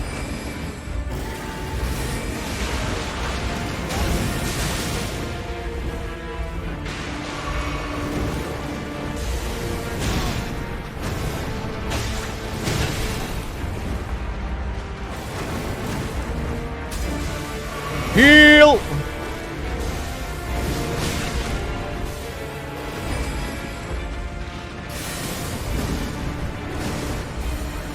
It seems like this one does have a few extra tricks that the regular enemies that the regular ones don't have. Like the double slash. I don't recall seeing that from the regular Red Wolves. I might be wrong though. I'm gonna die. Yeah.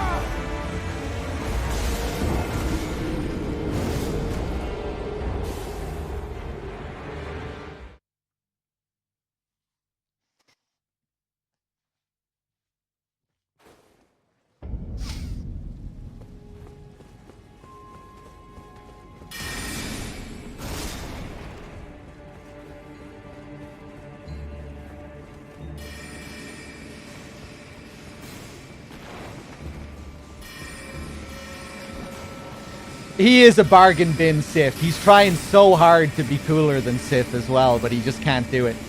And to top it off, he has like 10 clones. Maybe 20 clones out there in the world that are just like him. To make him even less special.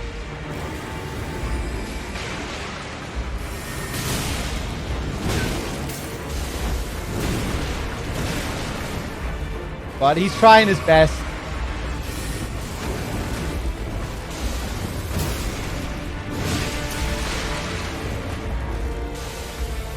See, look at how hard he's trying. Spinning around with the fucking sword in his mouth. Firing sorcery missiles at you. Sif didn't have to try this hard.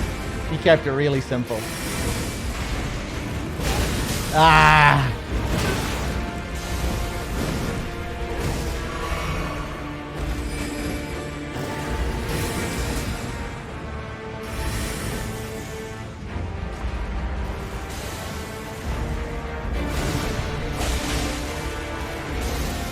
Whoop!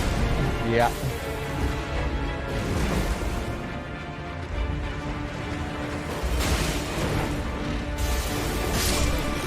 Okay.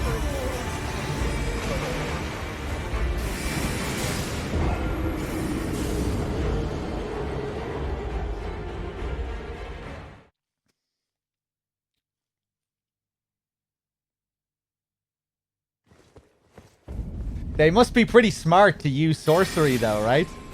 Yeah. I'm gonna go back and switch out my flasks again if I'm gonna do this with melee.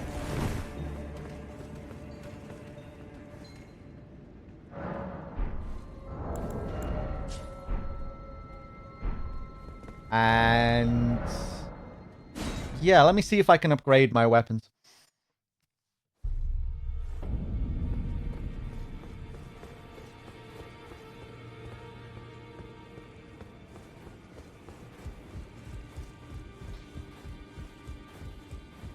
Well, I took you've no man to lay out your own.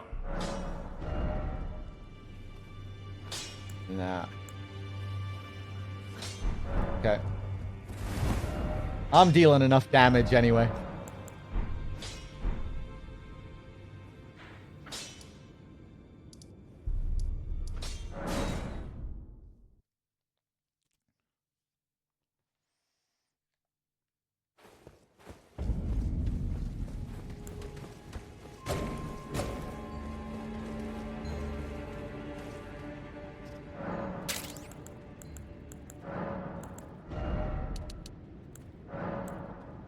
Hey, Dr. Sasso.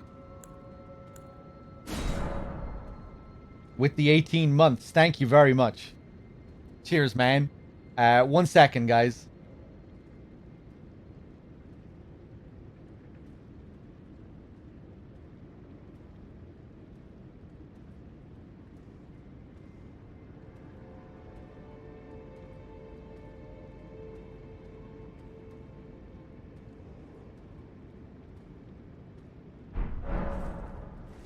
Happy Easter, Dr. Sasso.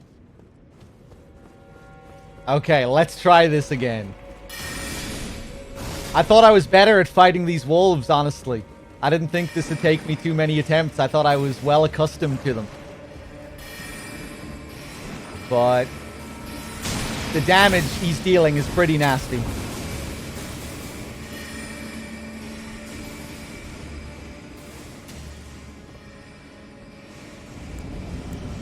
MJ with the 16, thank you.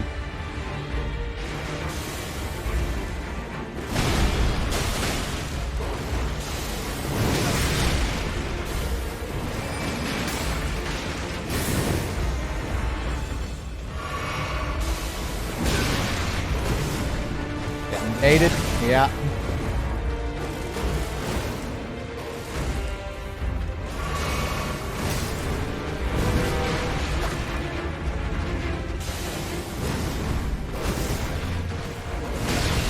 Okay, instant, I see it.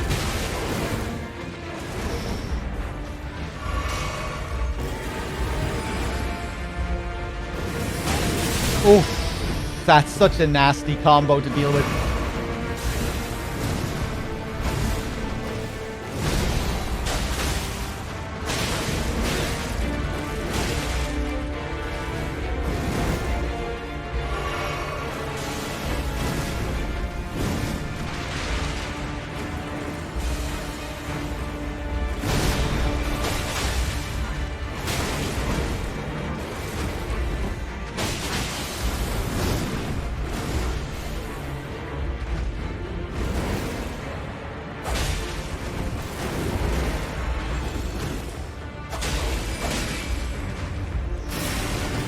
Nice, nice.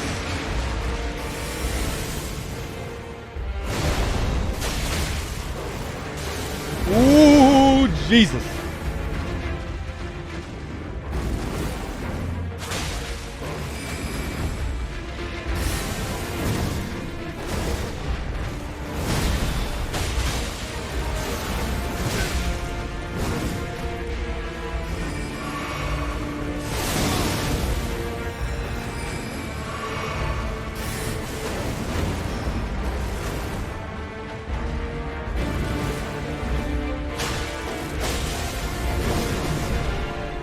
Oh shit! Ah! I couldn't see my screen there for a second. You didn't get to see why I was screaming there. Jesus.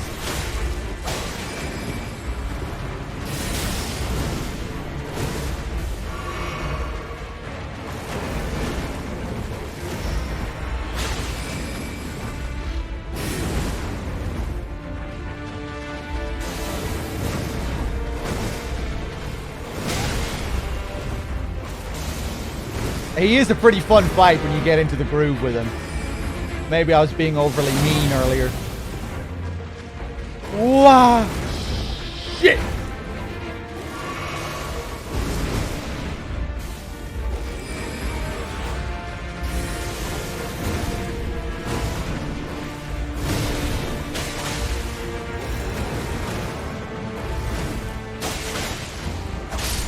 Nice, nice, nice.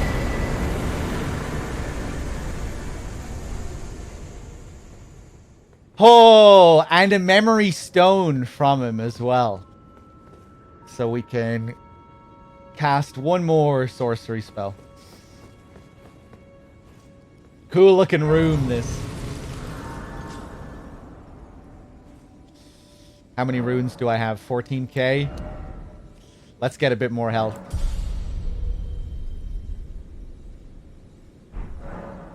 The debate parlor. See Renala up here as well. Ooh, I wonder who that's supposed to be.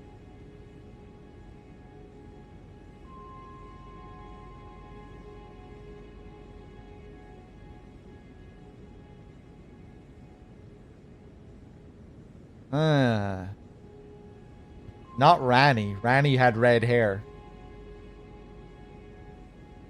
Selen, maybe? Yeah. That seems like a good shout.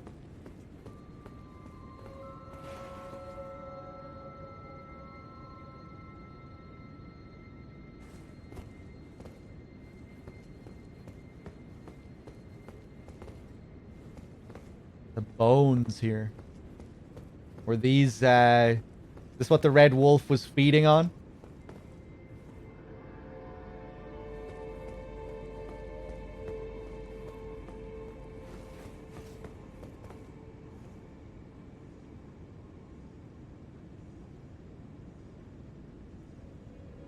Not Selen? Yeah, I guess Selen was expelled, so they probably wouldn't have pictures of her decorating the place. It's the same lady on the crown that she wears, though.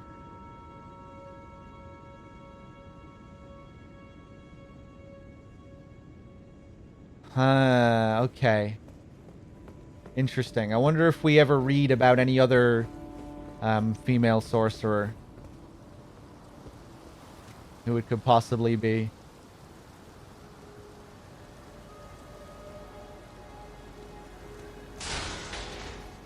Another little area over here tucked away.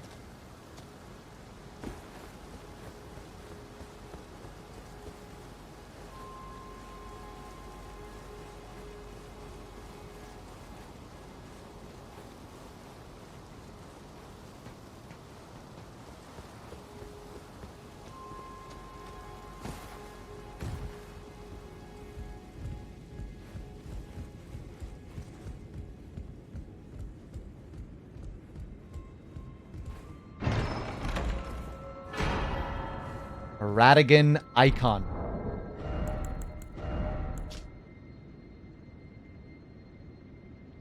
A legendary talisman depicting the Elden Lord Radigan.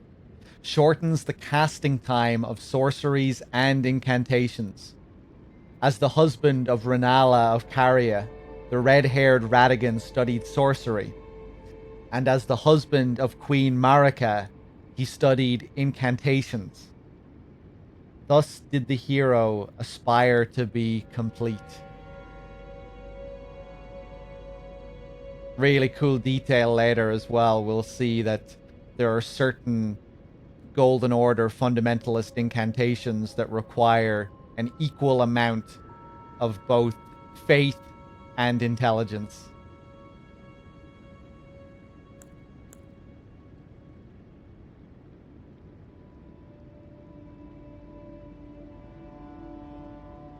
Kind of interesting. Makes you wonder about the two sides of Marika.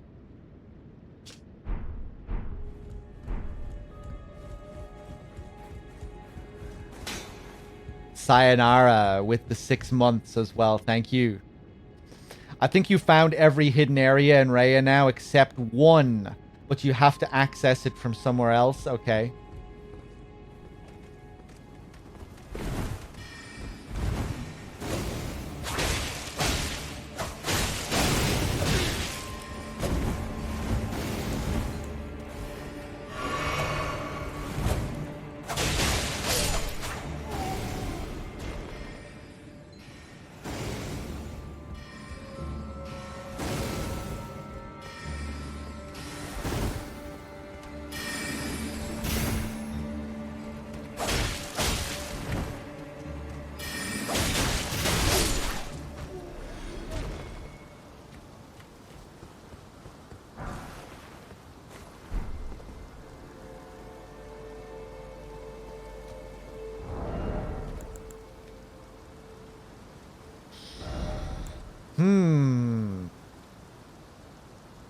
Does it shorten your spell time by much, this thing? Do you think it's worth using?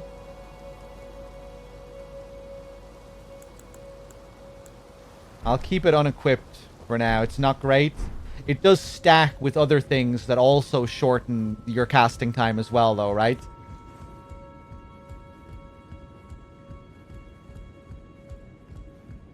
Dexterity shortens your cast time, doesn't it? Just by leveling up Dex. Dex is better for casting time. I guess combined with Dex, it might be pretty good. For incantations, no? Okay. Gorgeous looking room.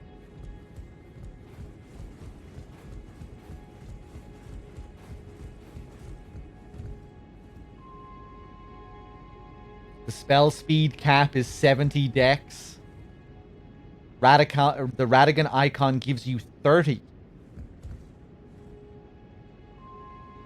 The Radigan icon gives you the equivalent of 30 dex in terms of casting speed. It's basically 30 levels of dex added to your stats for casting purpose only. That sounds pretty good.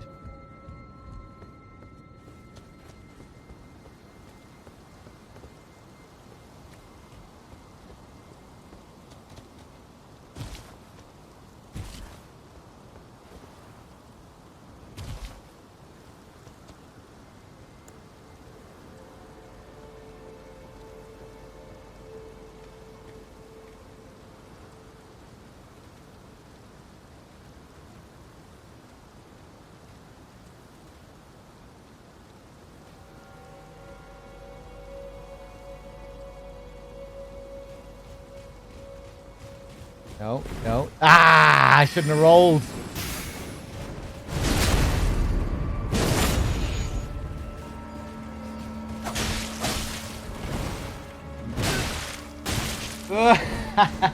All the headbutts. There we go. Nice. Another cracked pot. Sorcerer leggings. I think I'm just going to leave these boys up here.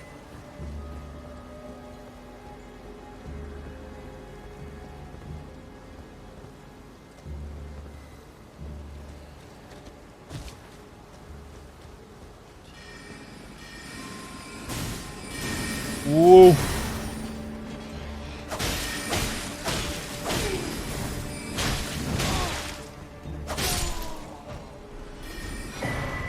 Glintstone wet blade, nice.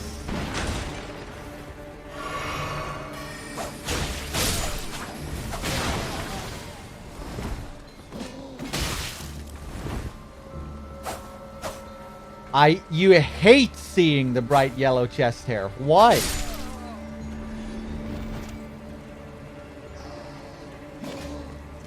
Hey, what's up, Wolf? Does it make you uncomfortable? Do you feel turned on and you don't know what to do about those feelings? Is it disturbing you while simultaneously alluring you? Or luring you, rather? I don't think alluring you makes sense. I don't know how to feel. I thought so.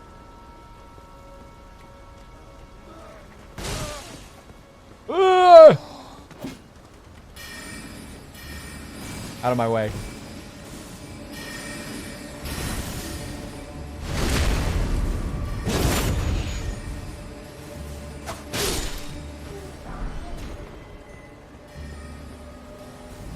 Little shortcut here.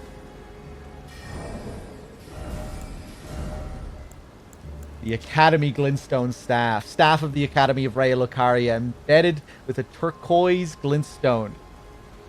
Only a recognized sorcerer is permitted to wield this staff.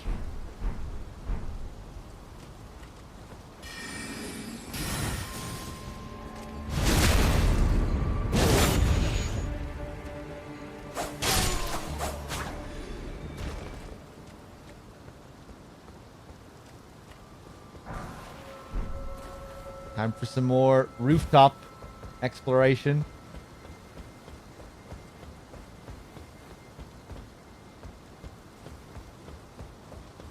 These assholes. Ow, nice.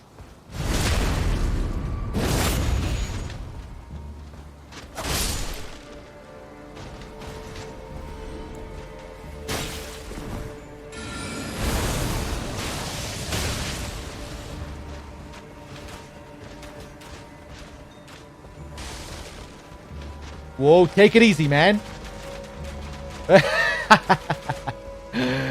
Okay. Marionette Soldier Armor. Did I find this on my first playthrough? Is this another thing? Is this another rare drop? Armor of Metal Bands. arranged in a lattice worn by marionette soldiers crafted to serve the sorcerers. The construction of this armor is remarkably crude, now rusted over and severely dented. For a doll, the only thing that matters is that it does not break.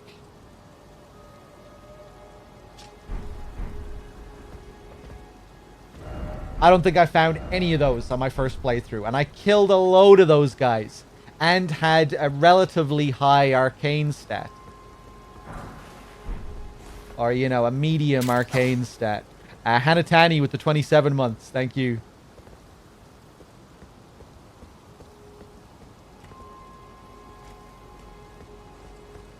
That takes us down below the Red Wolf. We don't need to go down there.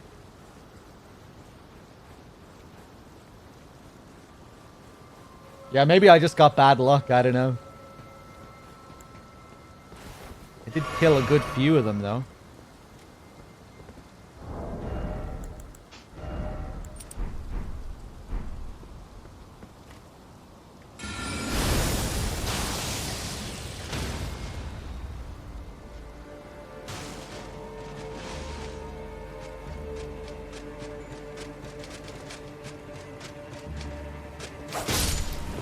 Oh.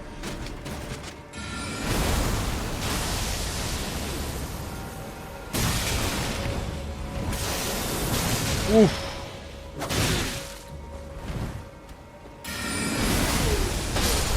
I didn't mean to do that.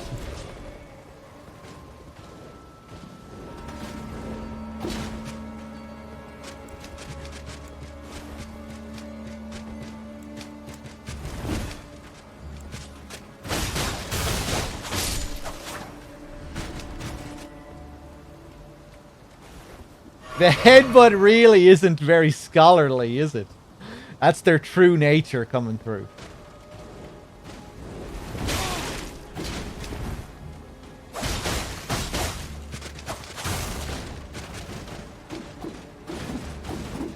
Whoa, Jesus.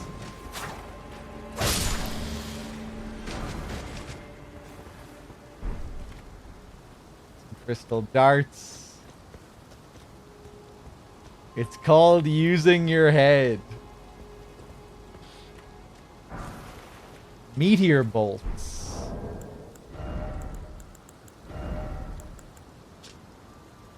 Like a shooting star, these bolts leave a beautiful trail when fired. Deals magic damage.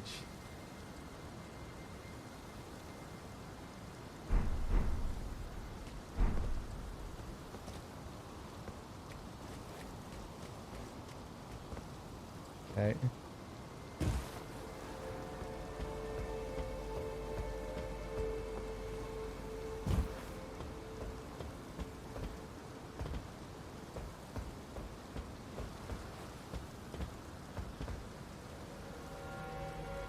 So we can drop down here or we can jump over here.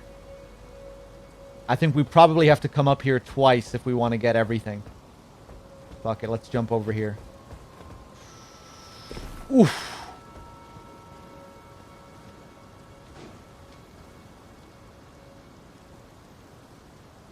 I think he tried to jump down, but he fucked it up.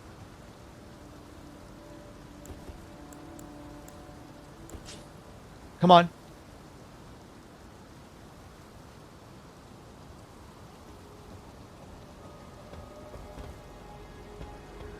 Yeah, he fucked it up. He tried to jump. Ah!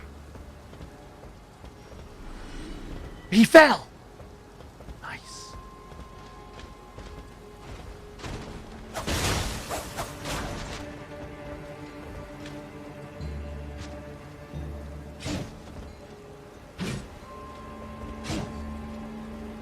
Yeah, keep going over this way.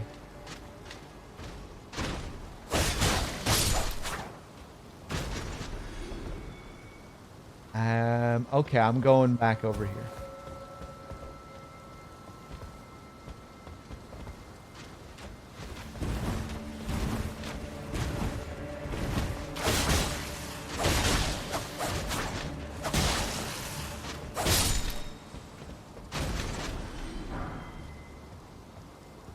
Hey, I got the armor again. Maybe I did get it on my first playthrough and I just can't remember.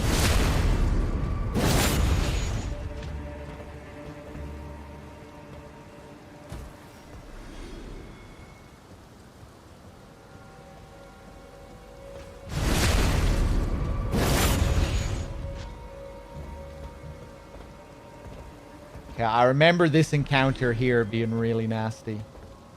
I think I also remember falling through that crack there.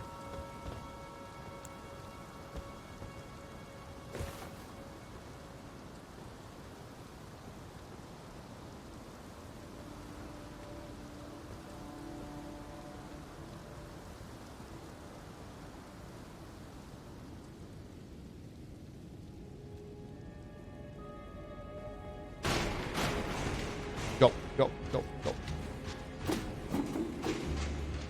Oh, they can climb up fucking ladders? Wow.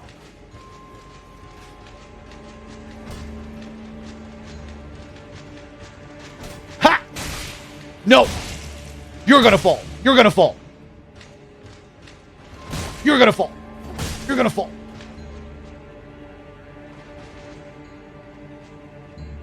Did they take damage after falling? I don't think it was high enough.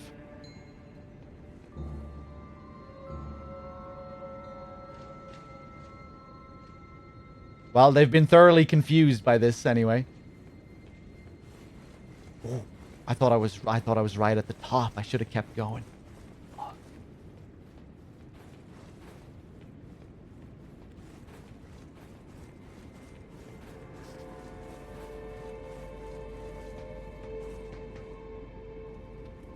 Okay, where am I now?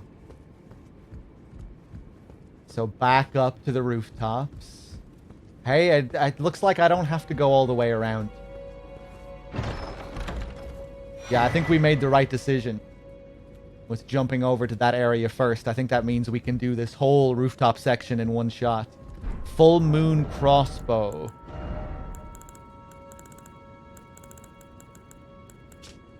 One of a kind enchanted crossbow of exquisitely detailed craftsmanship, made to celebrate the matrimonial union and reconciliation between the houses of the Erd Tree and the full moon.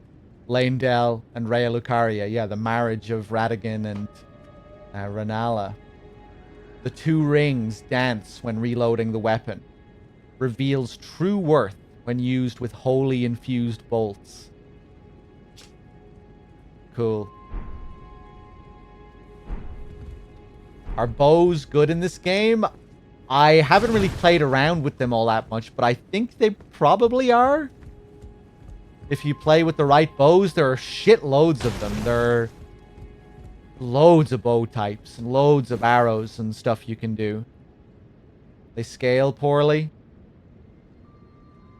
It seems like in some instances as well, they can be really useful. Like you can use sleep arrows against bosses and stuff, even against certain bosses like the Godskin duo. You can put them to sleep,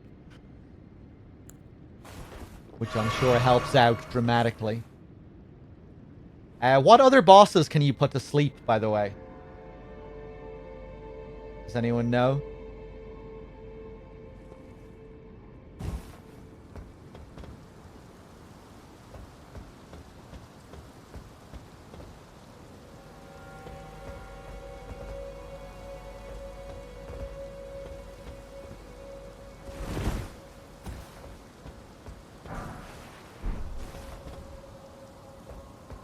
Can you put Melania to sleep? Gideon, I'm guessing.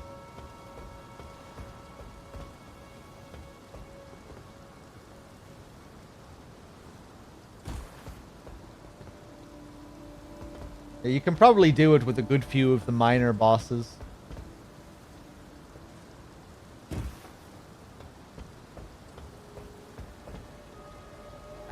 Oh! Oh, I'm back over here. Okay. I didn't know where I was. I'm gonna jump over this way again.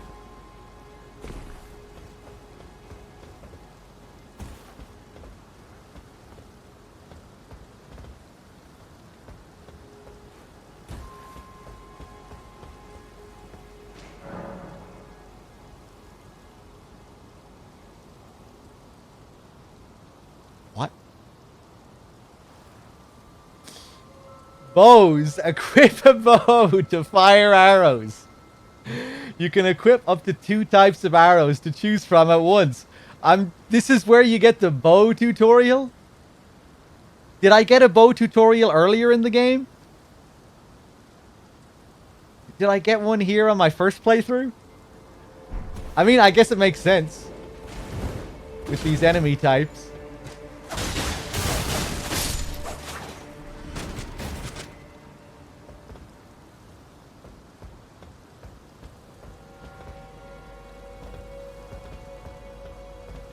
I don't know if I want to drop down there yet. I don't think I will. Ooh, that other spot down there. Man, there's a lot of rooftop exploration here. Forgot how big the area was. Ooh. Okay. We're dropping down.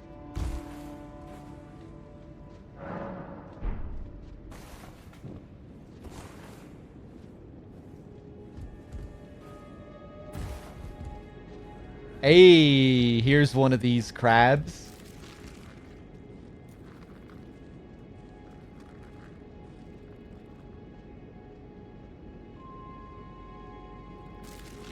I don't know where you're getting this food.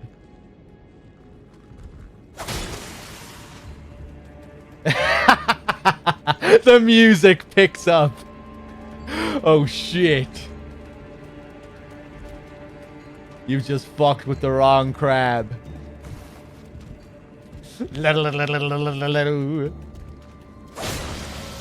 Ooh, man, okay. My weapon just bounces off them.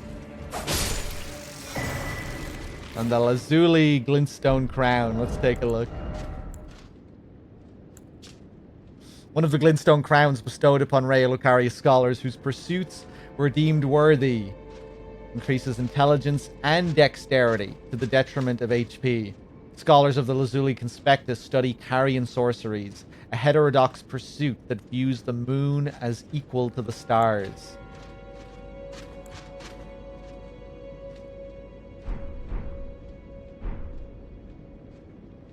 Yeah, really unusual.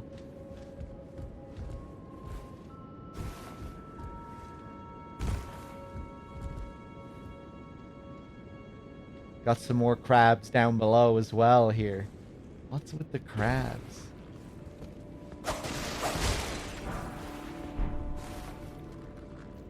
Just chilling.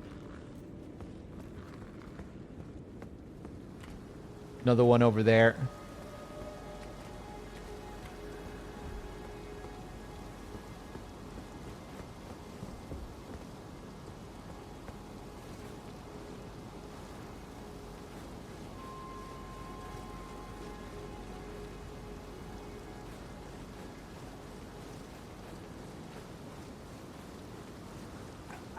I'm aware of that, yeah, Twisted.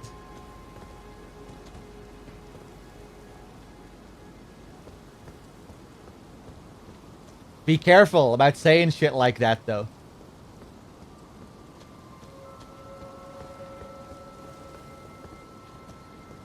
Because that was actually something I spoiled for myself by mistake.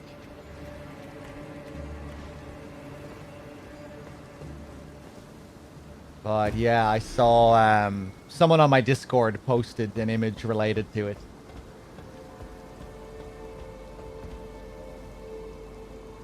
That's okay. You don't need to purge it, but yeah, just be careful about mentioning stuff that I haven't seen. I'm okay. Like, I'm not being super strict with this playthrough when it comes to being nudged towards certain things, so it can be hard to know like what I'm okay with seeing and what I'm not okay with seeing. So it's okay. You don't need to worry about it.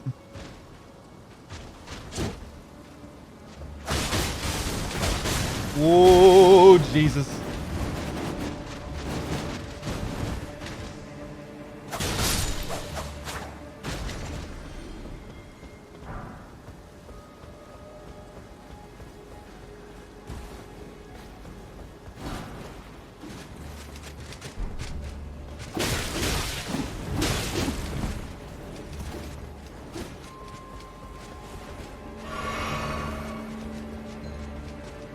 Okay, I'm not sure if I want to jump in there right now or if I want to go down to that other crab.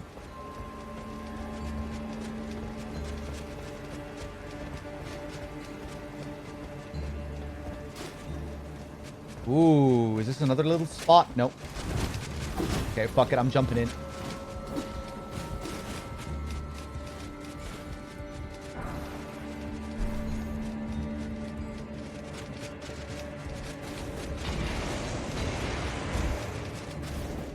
Scary.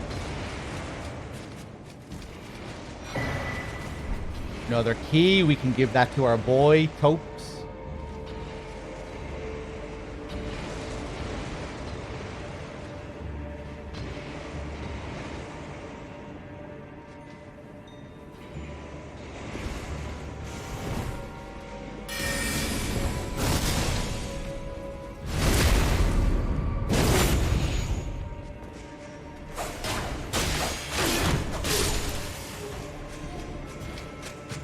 Oh my god, was this the same guy?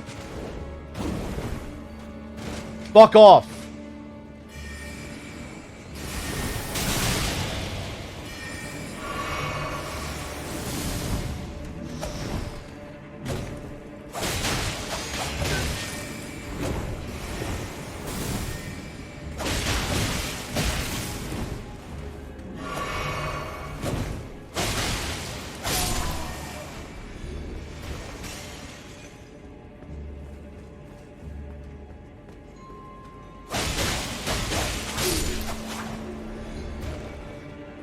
Oh, kick that ladder down.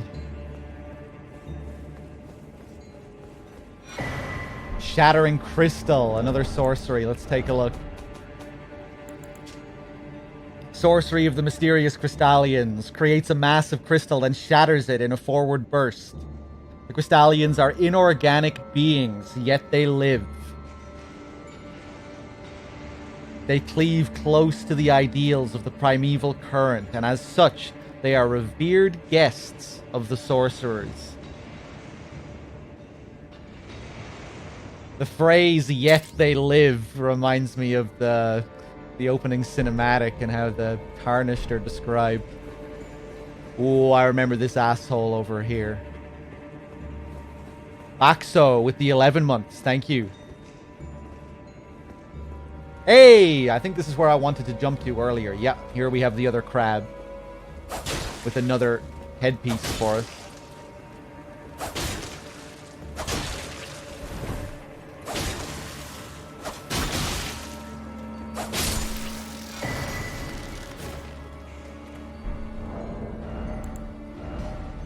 Twin Sage crown.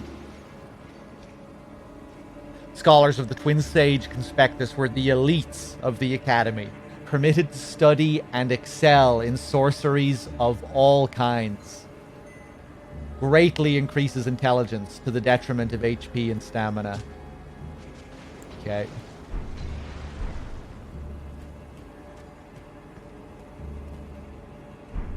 I've been having fun with the rapiers so far. Yeah, I've been mixing it up with sorcery.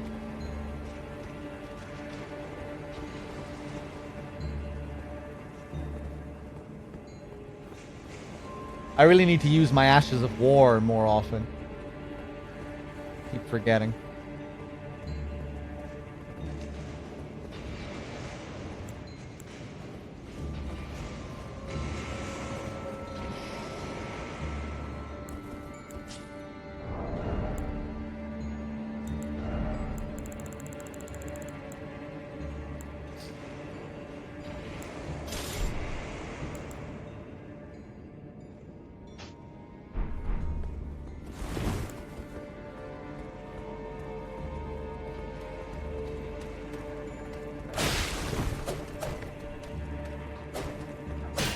Ah, I thought that was perfectly timed.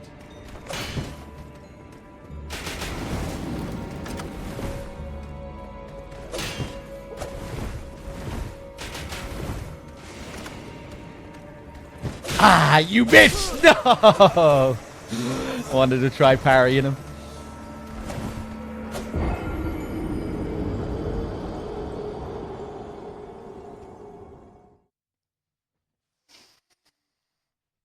Well, we just got a shortcut, so that's okay. We can teleport back to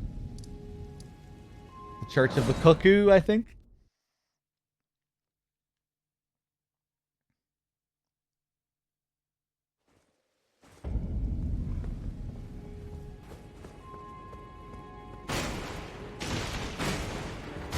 I'm probably gonna get blasted here. Oh no! Ah! Oh, there goes like 9,000 runes or something. I knew it was risky. I knew that guy was standing right there, but I didn't want to fucking kill those guys. Waste time. I'm gonna try it again. Whatever. Fuck the runes.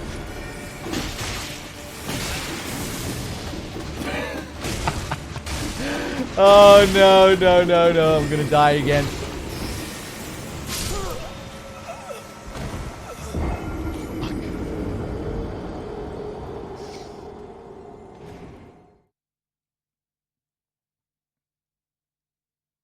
Okay, okay,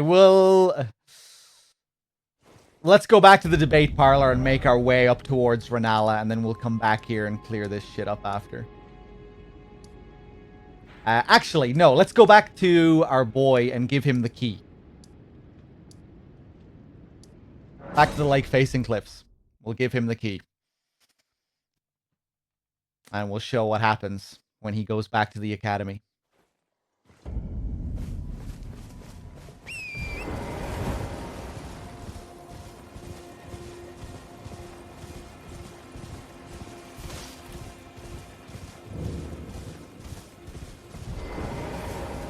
Back to learn another?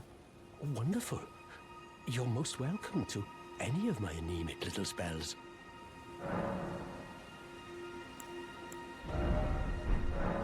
Are you certain you're willing to give your glintstone key to me? My, oh my. Thank you. Thank you dearly. Now I can go back to the academy to resume my study of glintstone sorceries. And the very stars.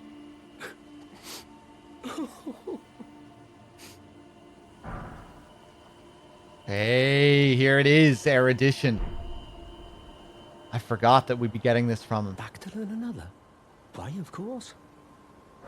And that's the position he's in when we give him the key. He's in that pose. Thank you dearly. With your blessing, I will depart for the Academy of Rhea Lucaria. Or perhaps one day you'll pay me a visit? Who knows? I may be a decorated sorcerer by then. Thank you dearly. With your blessing, perhaps, who knows? I don't know about that. Okay. Let's go back to the converted tower.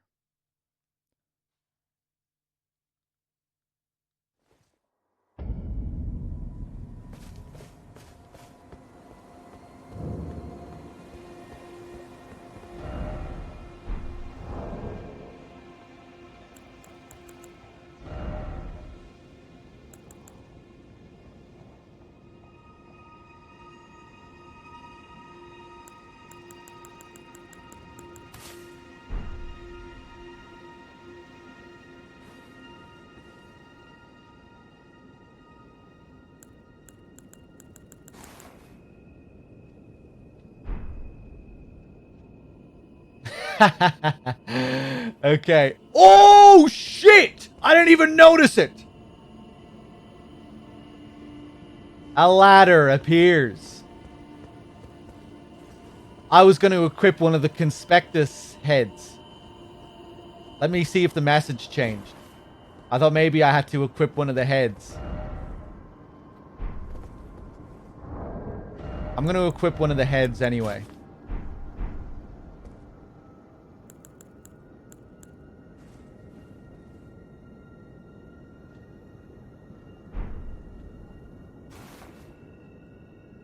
There it is.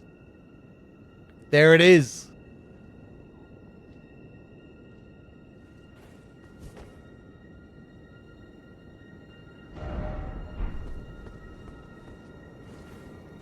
The faint sound that comes out as well. I think that was coming out of the head, though, wasn't it? It's not just the gesture.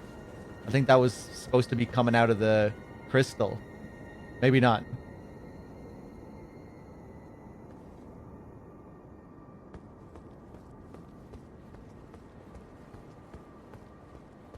So am I just going to get...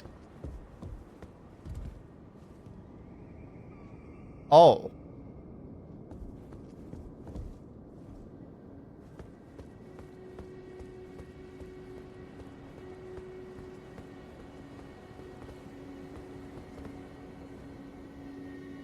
What?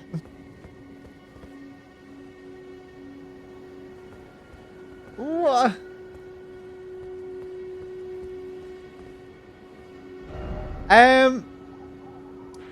Let's go back up to this one here. Because we have another tower over here that has the same message. I've been there already. Yeah, I know. That's why I'm confused. Because you can just easily jump up there with your horse.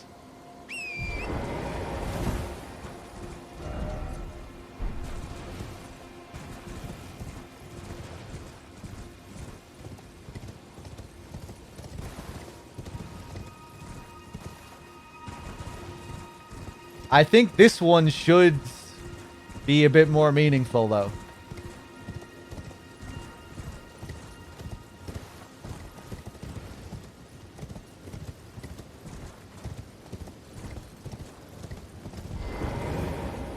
See, this one here has a magical ward. You must solve the puzzle to enter. And the same message, or similar message. May erudition light the way. This is the one that probably needs the helm. The headpiece. Let's do it.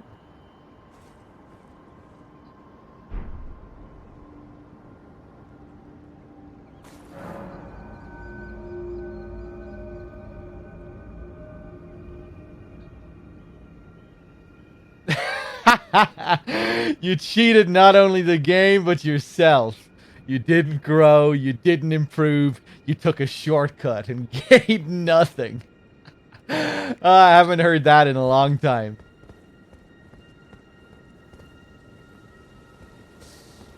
The guy who wrote that initially, was he being serious, do you think? It was about Sekiro, wasn't it? You know, when the tedious difficulty debates come around with every FromSoft game. That was right after Sekiro released, I think, and when people were arguing about difficulty levels. And people like modded Sekiro to break the game so they could just, you know, cheat through it. It was a reaction to people cheating through Sekiro, I think. That's where that post came from. But I'm not sure if they were being serious or not. You experienced a hollow victory. Nothing was risked and nothing was gained. It's sad that you don't know the difference. What a legend. Whether he was serious or not. Oh shit! It's one of these boys.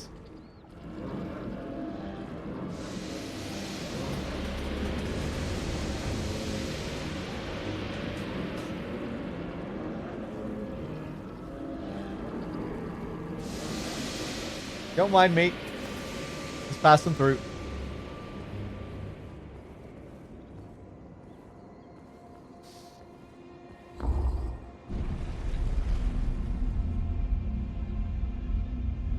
We'll go back down there and deal with him later. I better get something better than a memory stone out of this.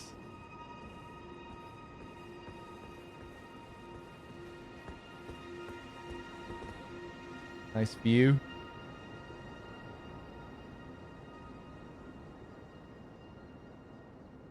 I think that's the Bestial Sanctum over there in Caelid.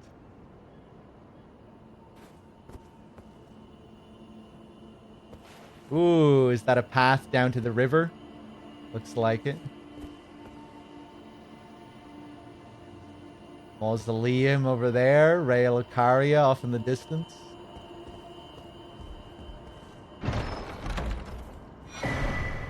Ooh, a Canon of Haima and Gavel of Haima.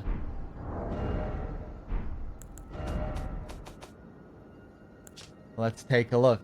Gavel of Haima, or Gavel, however it's pronounced. One of the glintstone sorceries of the Academy. Grants a magical great hammer and slams it down. Allows one follow-up attack. Drawn from the scholarly conspectus of Haima, the adjudicator of the Academy. This sorcery employs might as a means to quell conflict.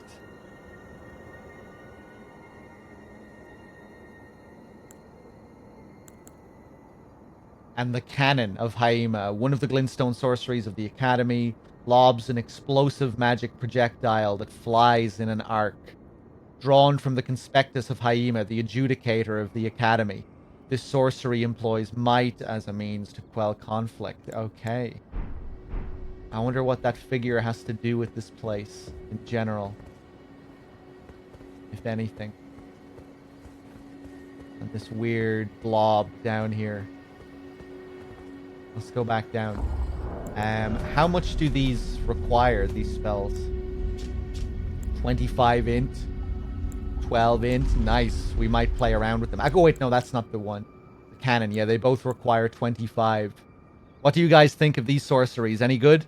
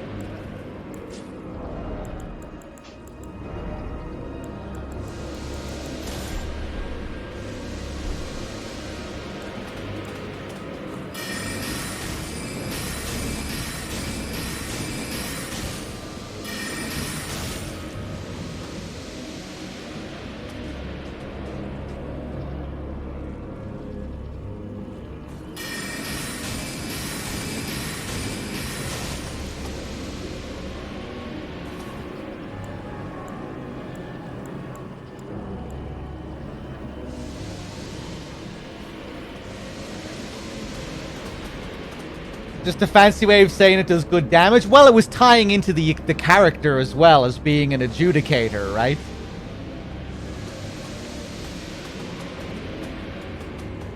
I wasn't even thinking about how it tied into the, you know, the function of the spell.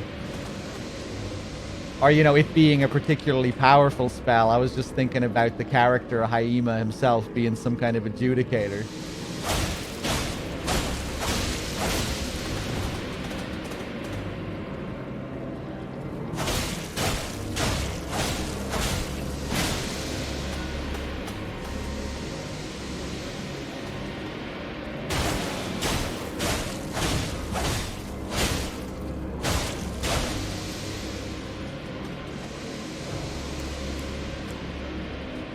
Any day now.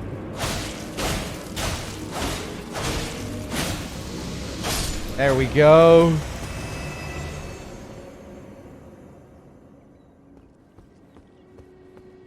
And nothing.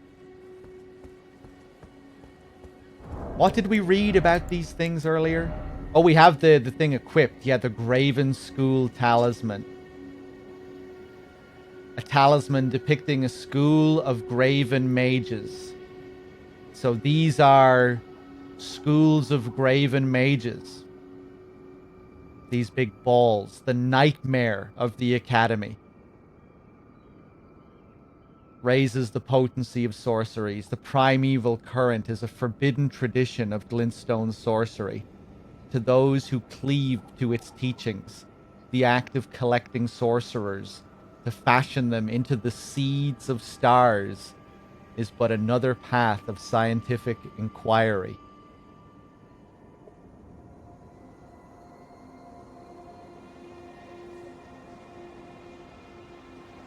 That is a pretty interesting description. These strange things that we see. There's only like a handful of them in the whole game, I think. You see them in some unusual spots as well, like in Caelid, beside all those Everjail worms. It's a pretty unusual little spot. Chat, I'm assuming you need the headpiece to unlock the seal here, do you?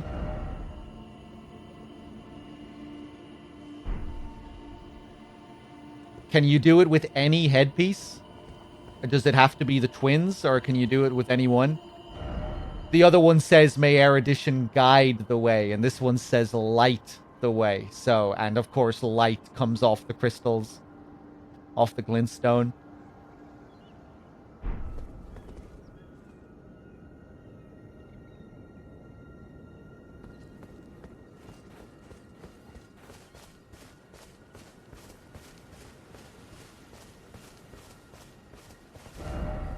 Okay. Okay. Let's go back to the academy. Back to the debate parlor.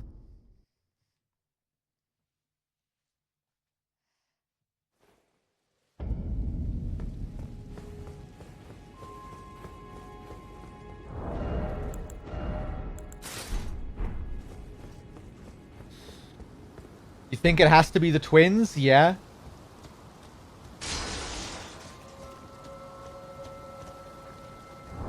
Let's see if the other ones even light up. Oh, wait, hey.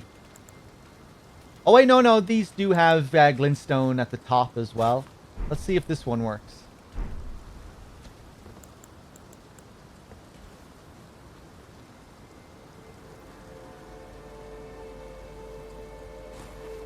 Yeah, it does. It lights up as well. Cool. You did it with the other one? Yeah, it seems like they might all work as long as they light up. Dog, what if I tell you there's a way to get to the top of the tower in Raya Lucaria? The top of the tower? That tower up there? That one?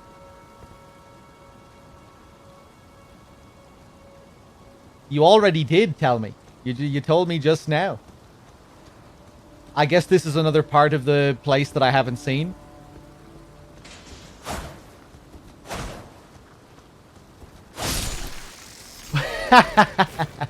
But what if? That is a good point, actually. Yeah, go on. Tell me.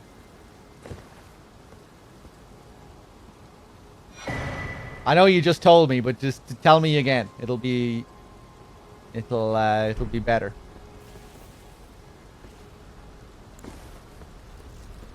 I feel like the same thing happened the other day. Didn't we go through this same routine yesterday?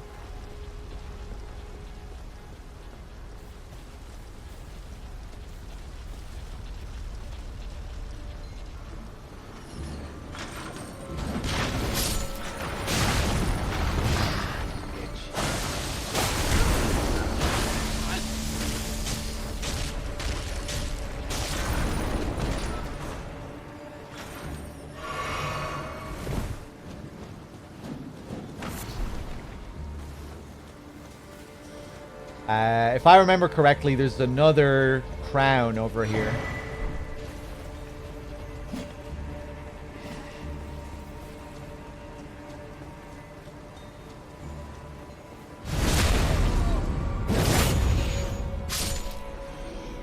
Yeah, tucked away here. Huh, my sword isn't bouncing off this one for some reason. Maybe because I'm two-handing it instead.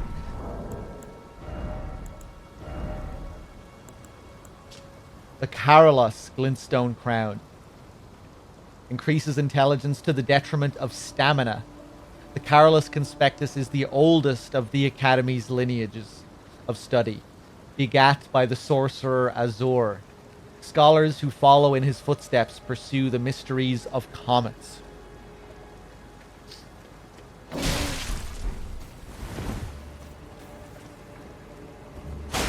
guess that's where it all began.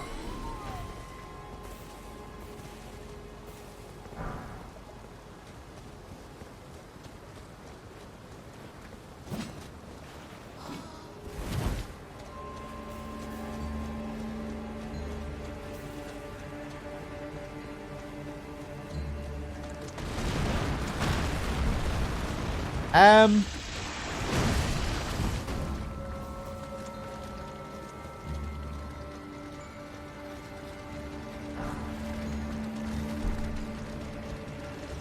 Yeah, I'm not gonna bother with that crab. Let's go back. Crow. About the tower.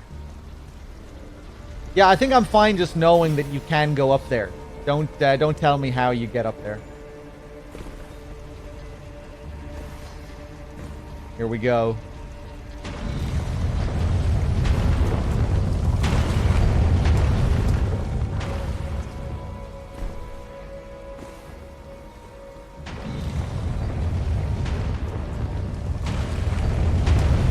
Oof. Smithing stone 5, okay.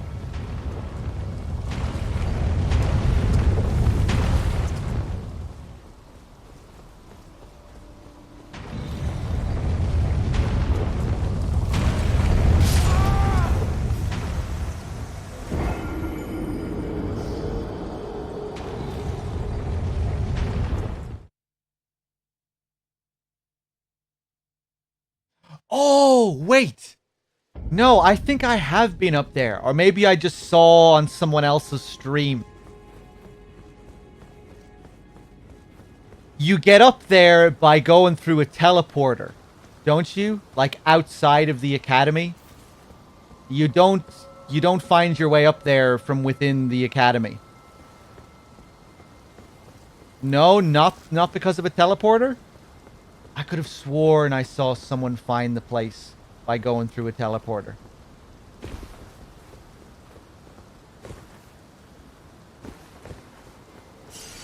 Ah, okay, okay.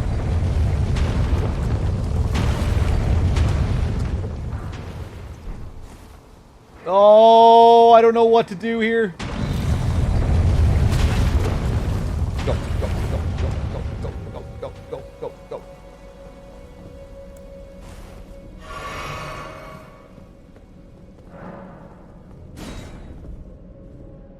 I know where that takes me.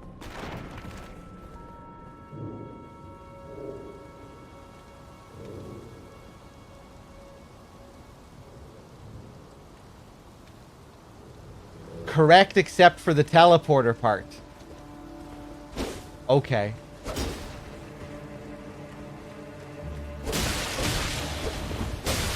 Jesus.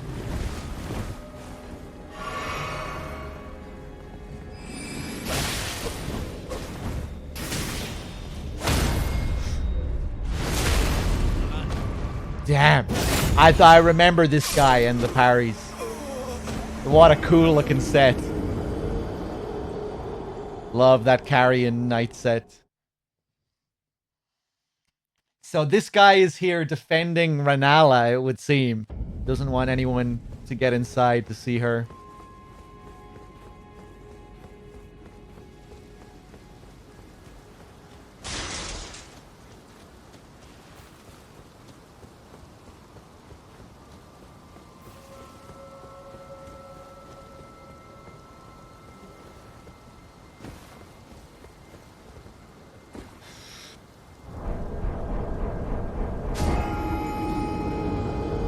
There goes the runes, however many I was carrying. Ah! Okay, okay, okay.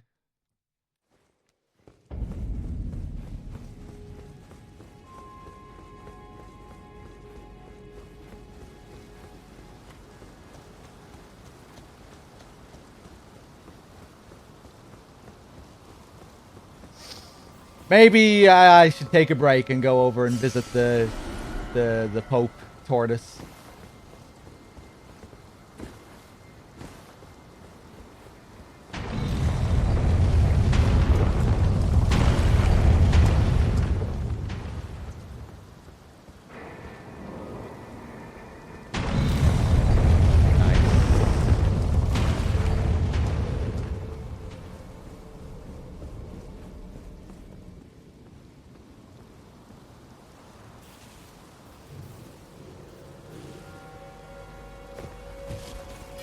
Hey.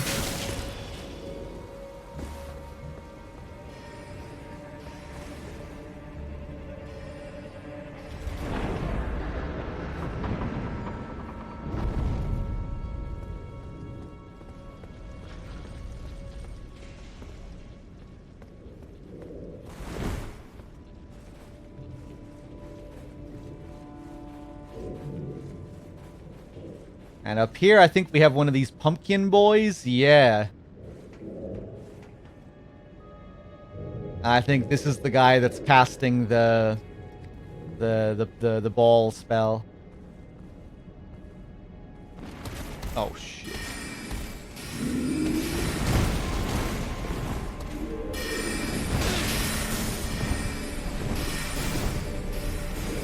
Fuck it, just give me the treasure. Get me out of here.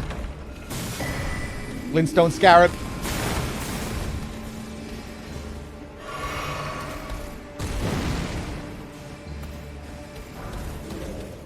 Is there anything else up there? Does anyone know of worth?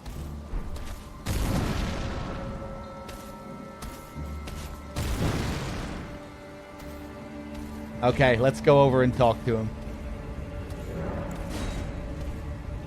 Nothing else is... That's it.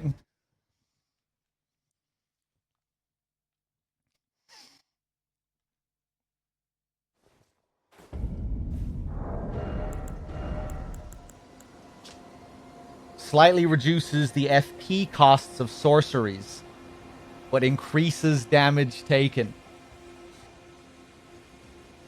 Okay. Okay, we might think about using that later with our build. Look at this legend. I still haven't seen what happens if you attack him. Who could attack this guy? We might do it at the end of this playthrough, though. Just to see what happens.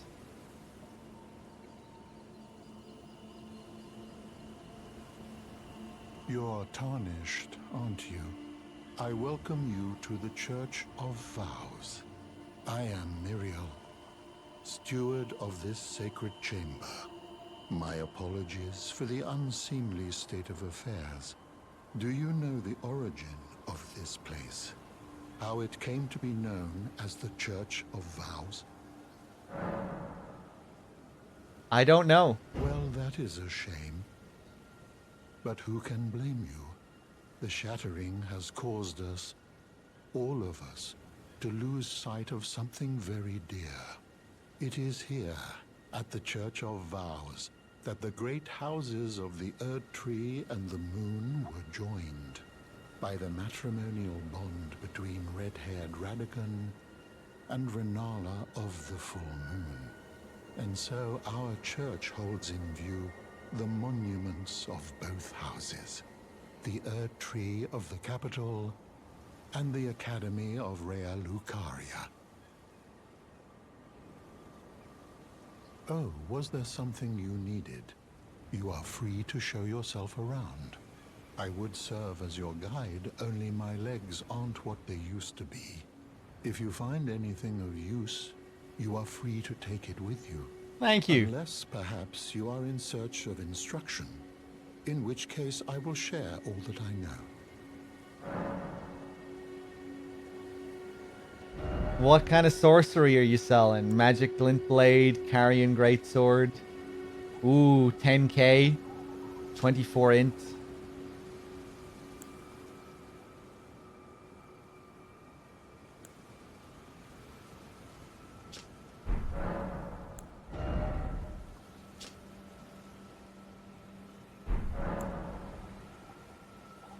Ooh, we can give this guy scrolls as well. Chat, does anyone know, is there any reason to, like, give one sorcerer scrolls over another? Like, are there any...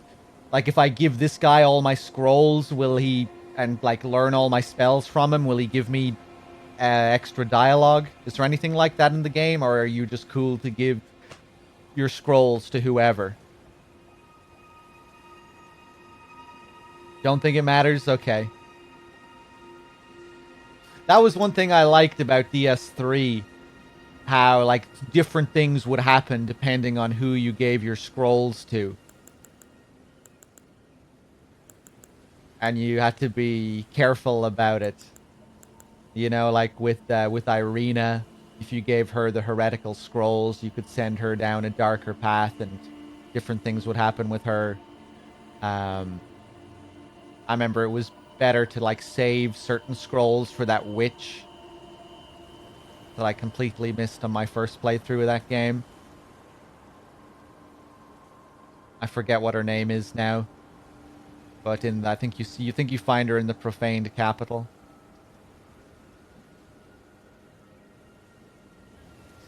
Just give one scroll to Selen to get her dialogue. I think we might have done that already.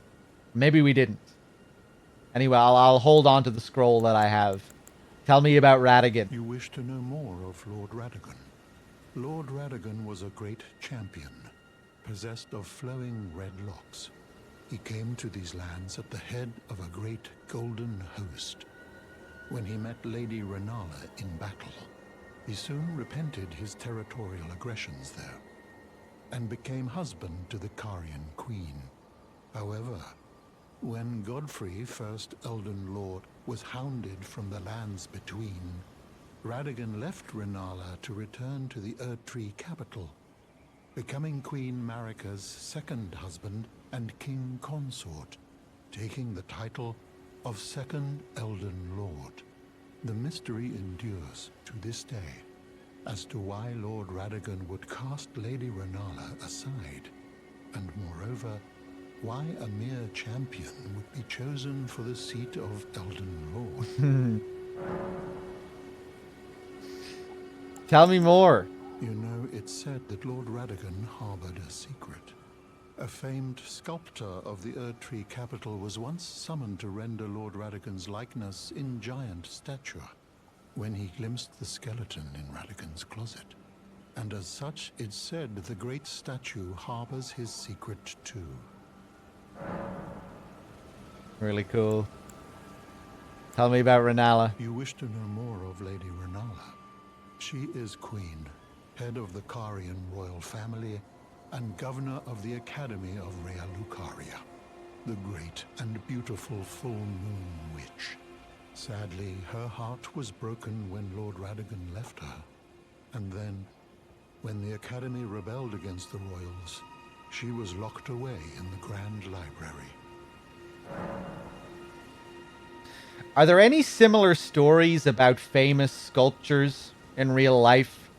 Or paintings, you know, that are said to have held some kind of curse or secret? I feel like I've heard similar stories about real life sculptures or real life paintings. Or like a particular, a particular sculpture. Maybe not. I really like that little story though. It's like a spooky ghost story. A famed sculptor hired to create a depiction of Radagon, to create a statue of Radagon. And it's said that he glimpsed the skeleton in his closet. And so the story goes that the statue itself that was built also holds the secret that the sculptor saw.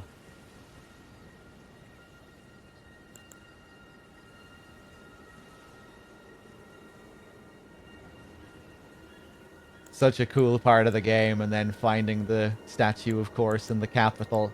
How it all ties in with the incantations and gold mask, and I really had a lot of fun piecing that all together on my first playthrough. I was so curious about Radagon throughout the whole run as well. You know, I kept going back to him. This was one of the bits of dialogue that I jotted down as well. It was one of the bits of dialogue that I wrote down.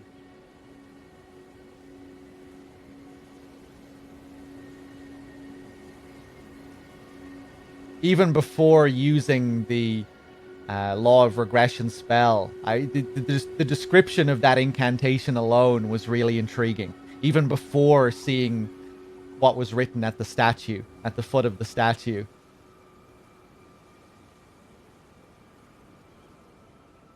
That incantation kind of stood out just by its description.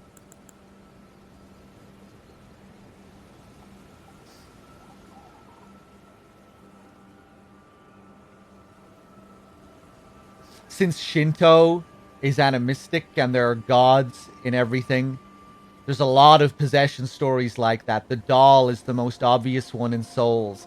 Ah, interesting. You think that ties into Shinto beliefs? And like the gods existing within plants and trees and rivers and whatnot. I guess that makes sense. Yeah, dolls seem to crop up quite a bit in these games.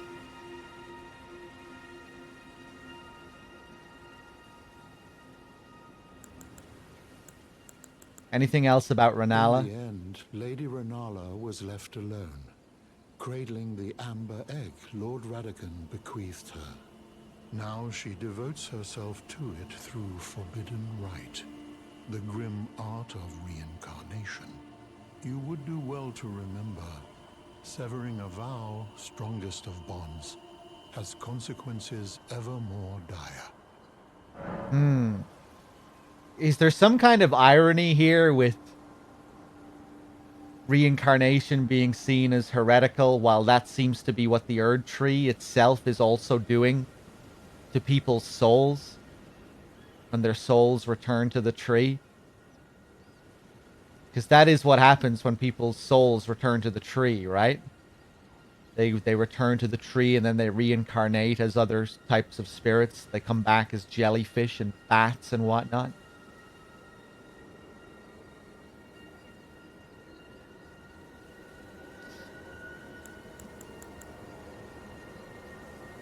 Do you possess any celestial dew? Then I would like to share my knowledge with you concerning the miracle of this Church of Vows. Radagon once cleansed himself with celestial dew, repented his territorial aggressions, and swore his love to Renala. The Order of the Erdtree and the fate of the Moon were conjoined, and all the wounds of war forgiven. This miracle blesses the Church to this day, and so you need only follow Radagon's example to restore any bond, however strained or severed, to its rightful state of harmony. Oh yeah, Berserker. Lots of Buddhist and Shinto influence in these games. And yeah, like you said, makes sense, because while they are very Western a lot of the times in their settings, they're of course made by Japanese people. About the miracle. To experience the miracle, kneel in the basin at the back and cleanse yourself with celestial dew. Absolution will be yours. Any bond, no matter how strained or even severed, will be put to rights. My faith does not waver. The miracle rooted in these grounds will once again mend the world. And this time, its bounty will not be squandered. If you would be Elden Lord, tarnished, I hope that you too will share my faith.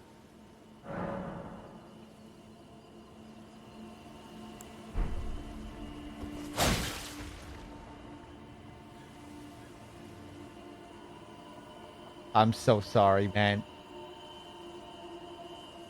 Oh, look at the way he's recoiling here. Oh, no.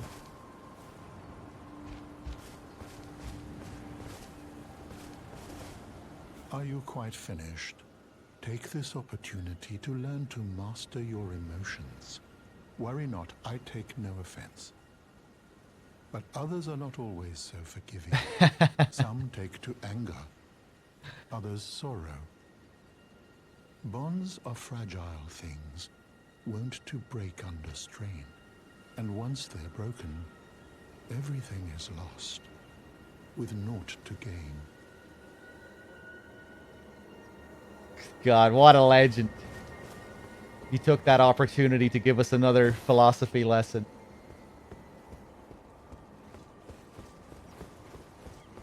Can I open the chest here?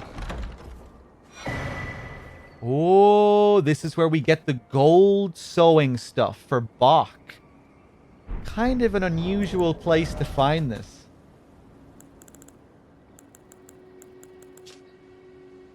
Sewing needle made of gold. Unique item made to alter demigod attire. One of the tools brought by Radagon when he entered into marriage with Renala, Queen of the Full Moon, and join the carrion line.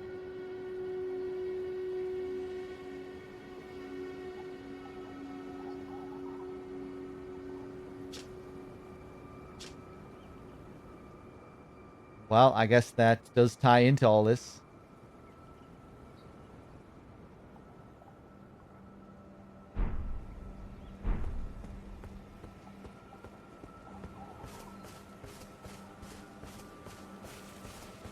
Kind of interesting that they put that teleporter there at the academy, you know, because you don't need to go through the teleporter to find this place.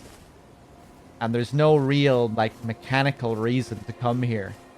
But there is a lot of lore connected to, that connects back to Raya Lucaria.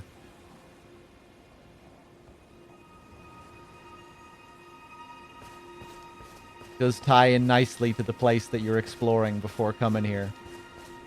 That's probably why they put it there.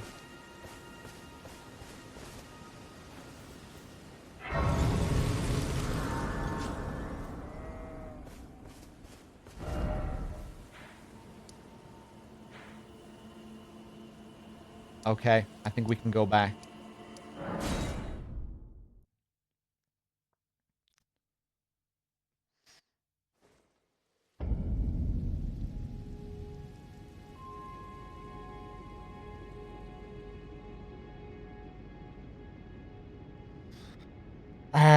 Okay, let me see. What was I doing?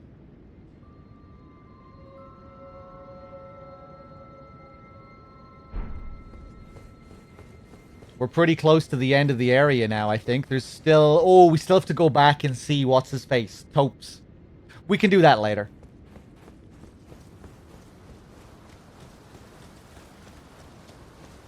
I'm kind of in the mood to pay Renala a visit.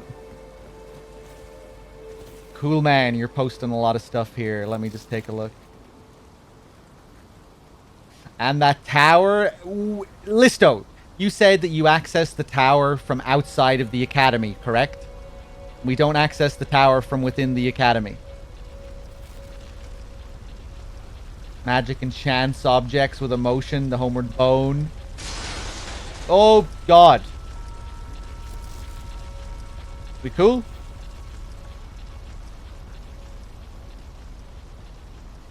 Hold on. I think I'm good.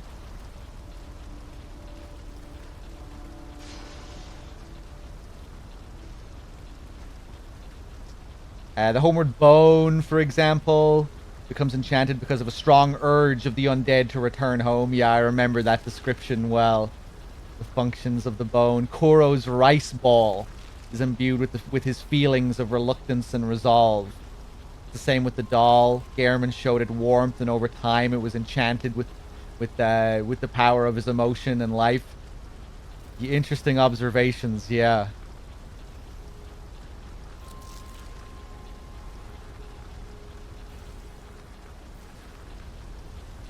Okay, we're good. And Listo, did you respond there? Yes? Okay, I just wanted to make sure. Right. How the hell do we get up there then?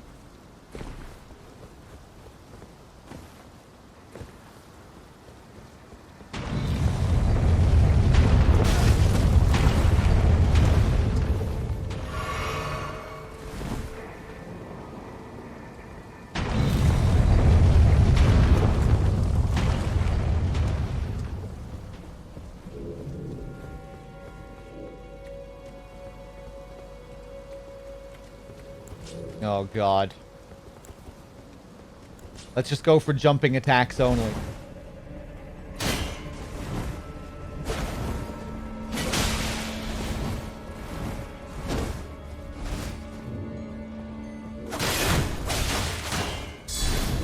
Oof!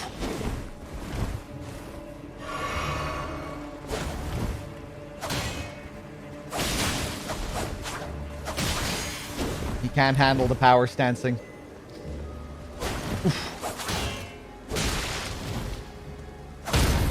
Ow! I got very lucky there.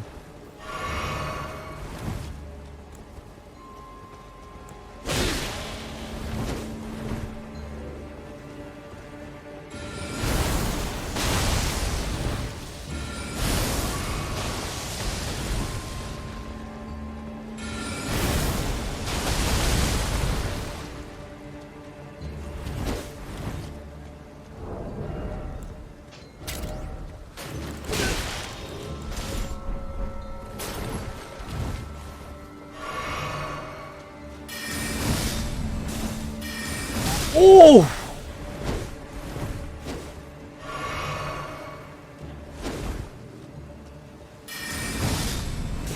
Every time I go to parry, he busts out the magic.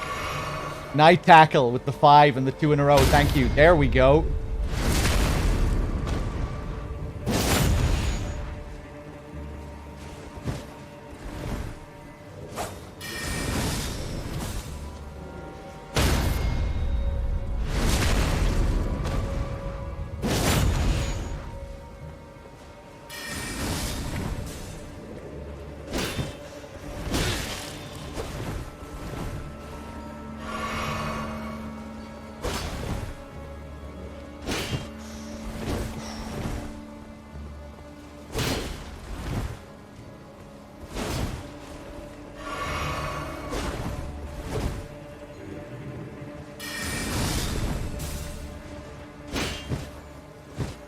Oh, God!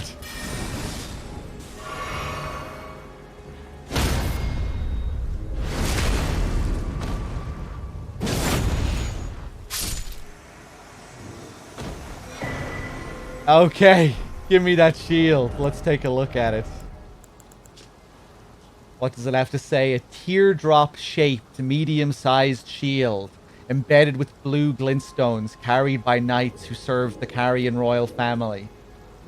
Excels when facing magic or holy attacks. Just who were these knights preparing to fight?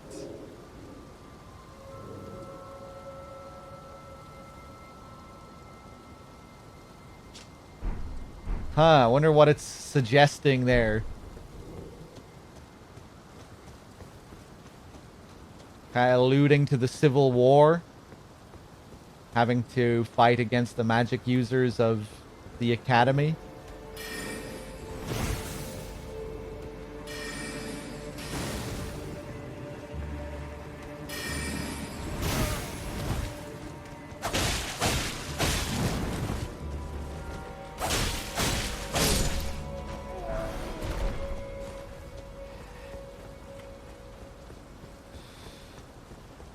The Civil War and the war against Leyndell.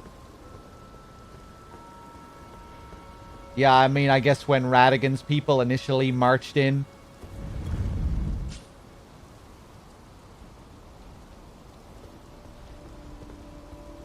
Okay, let's go back for a refresh, and then we'll go and fight Renala.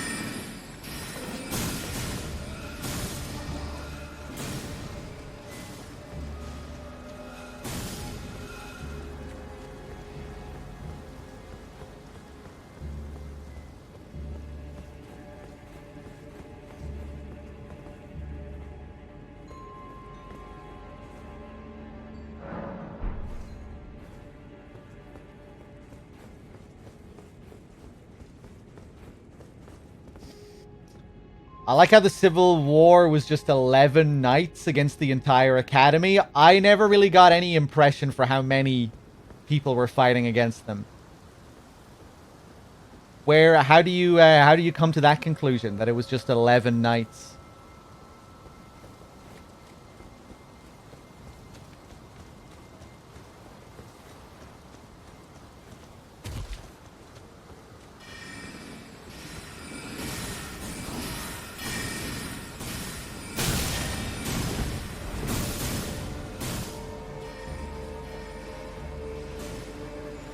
Pretty sure there are 20 Carrion Knights. Oh, you mean like just like counting the enemies in the manor or something?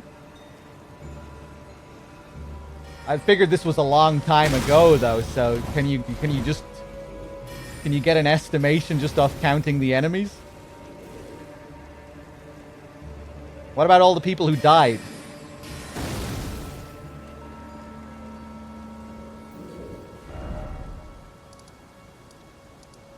What about all the random soldiers and stuff like that?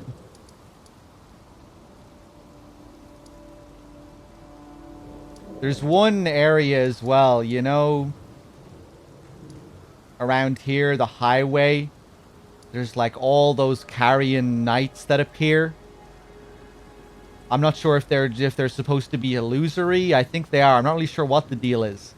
But, you know, there's that big carrion giant that just appears along with a load of other knights, and they're fighting against Raya Lucarian knights or something. I'm not sure what the deal is there.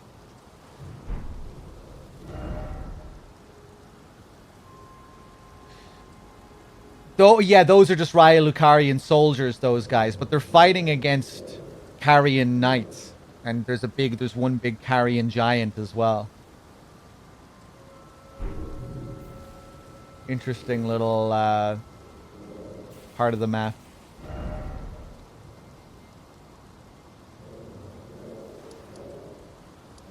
I'm going to go back to the debate parlor just to reallocate the flasks.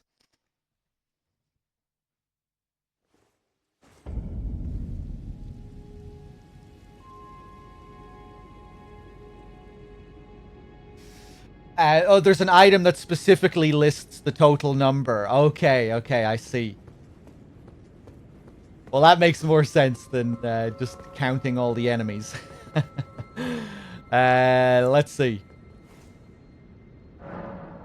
Flasks.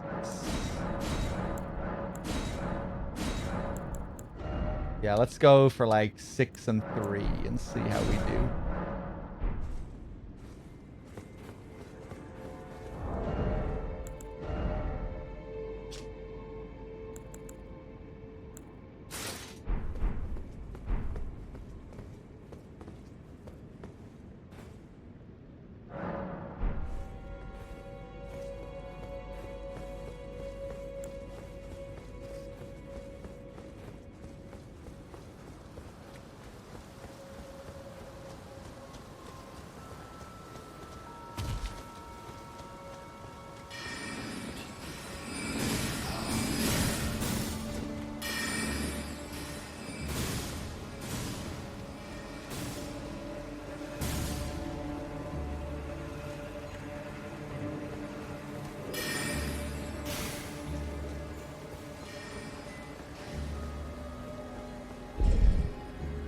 Let's take off the mask for the scene here.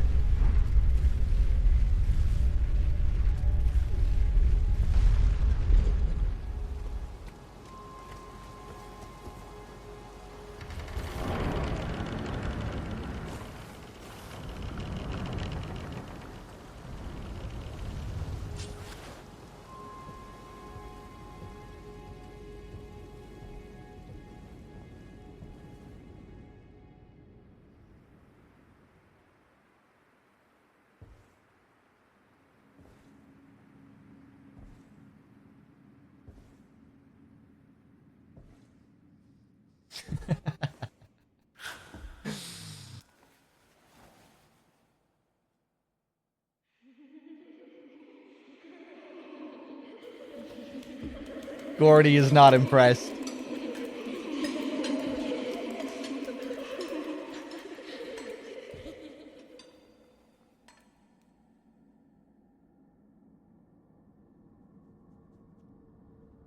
Hush, little Calva. I'll soon birth thee anew, a sweeting, fresh and pure.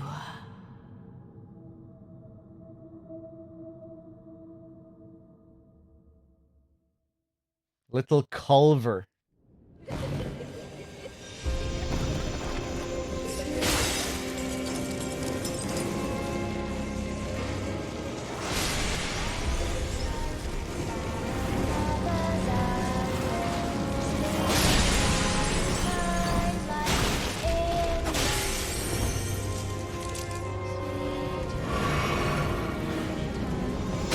I just want to see if her animations change inside the egg.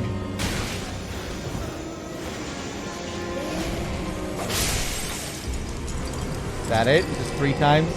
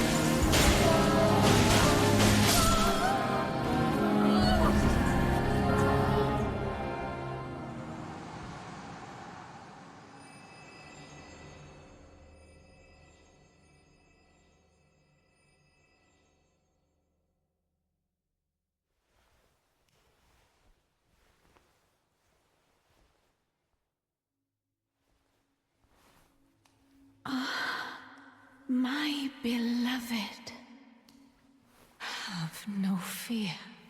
I will hold thee. Patience. Ye will be countless born, forever and ever.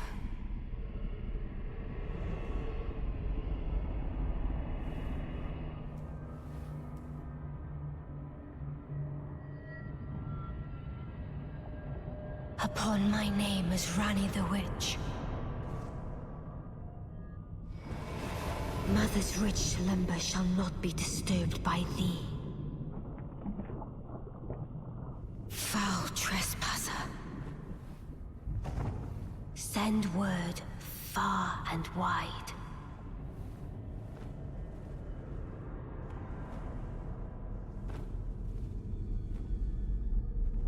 Of the last queen of Caria, Renala of the Full Moon. Sick. Let's do it. And the majesty of the night she conjureth. Yeah, so this is definitely Rani creating some kind of projection or taking her form. Ooh, shit!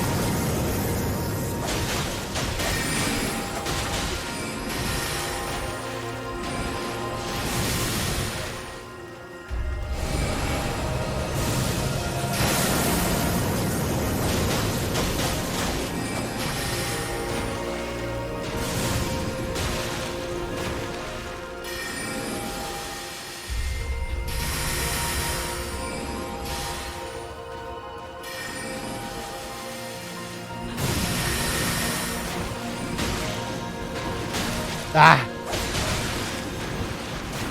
Oh, it's such a cool looking attack, that one.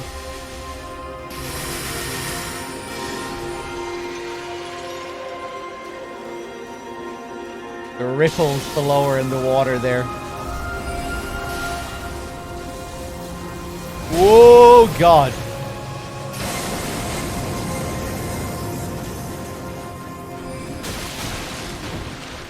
Not sure how to deal with that one exactly.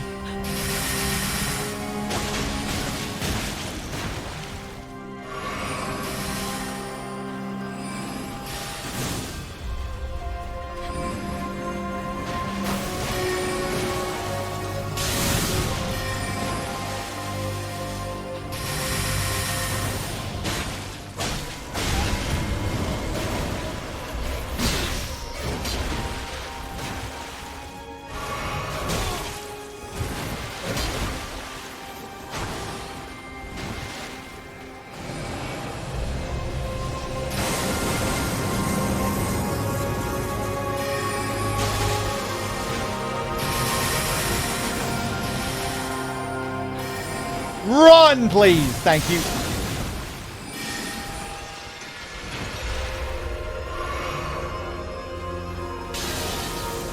Only one heal left.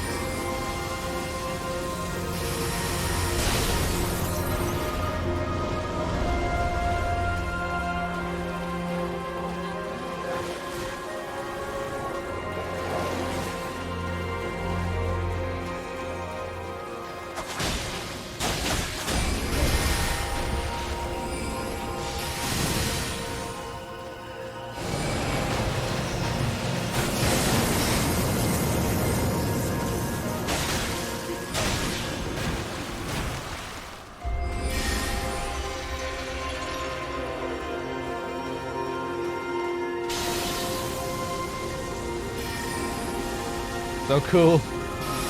Love these animations, man. Whoa! Hello again. I thought all I had to do was hit you once. I guess I'm forgetting how this works. Come, O sworn giant.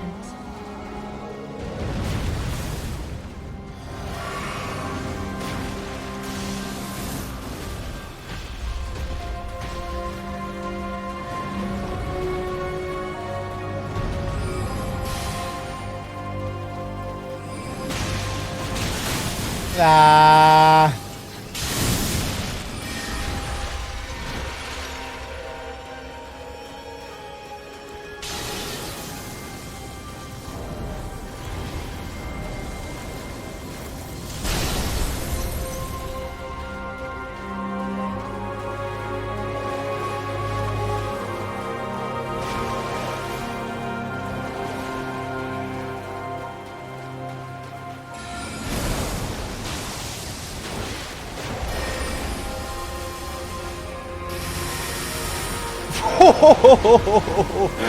Go away, dogs!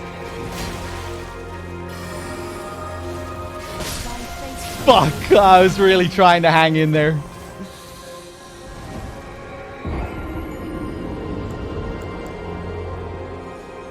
Okay, I think I might go for melee all the way here. Let's get rid of these flasks.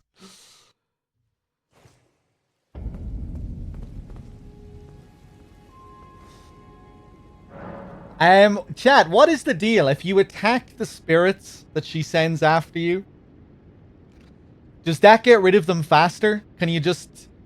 I could have sworn when on my first playthrough, for some of the spirits, after I hit them like once, they would disappear shortly afterwards. No, so like attacking is pretty much useless.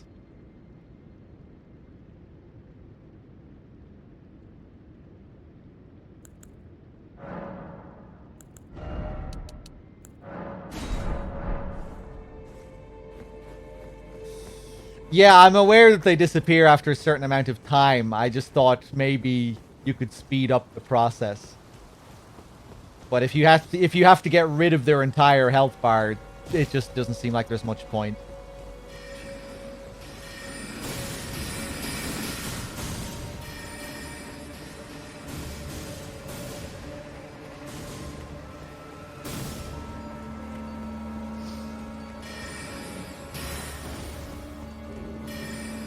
Can I see your avatar's face? Hold on. Jesus.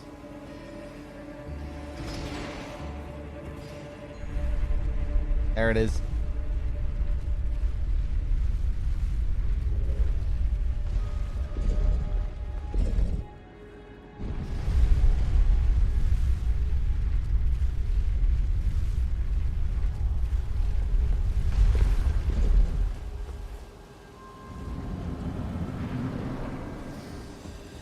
There's Gordy.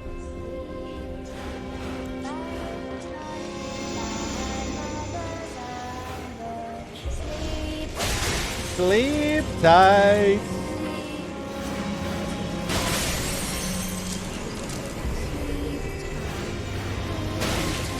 No, no, no.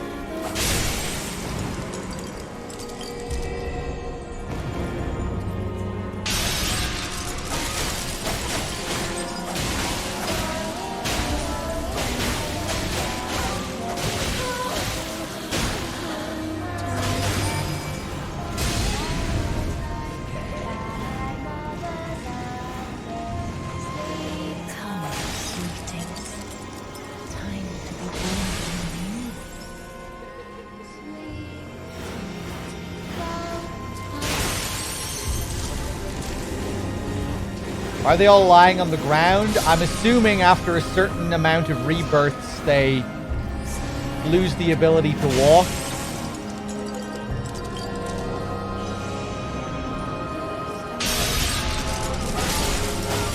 Kind of like the Albinoric. And how they seem to be created in a similar way. Gats with the 49 months. Thank you. Now how the Albinorics lose their legs as they age.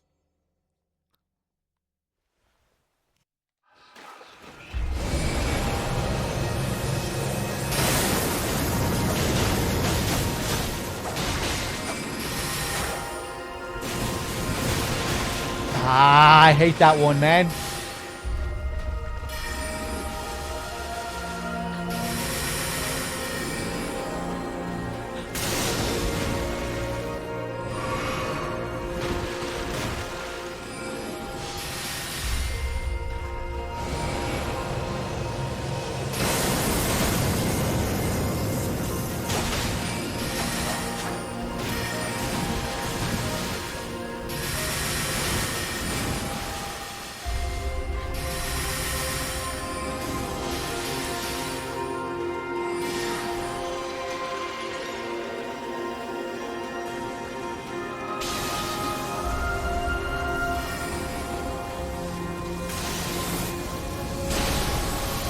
Come on, do your big blast.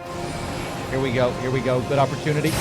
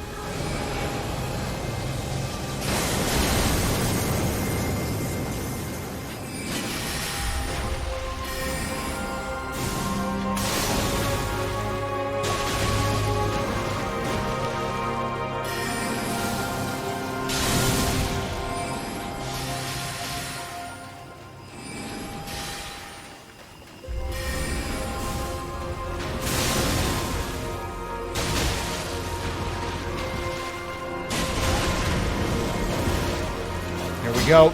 Oh, Jesus. I didn't even see you.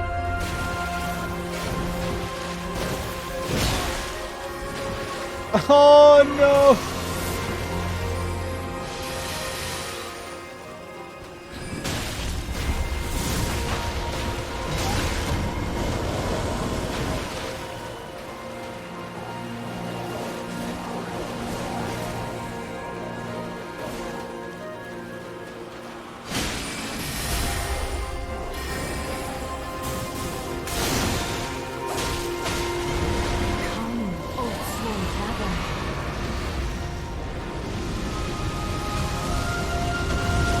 Ah, you bitch.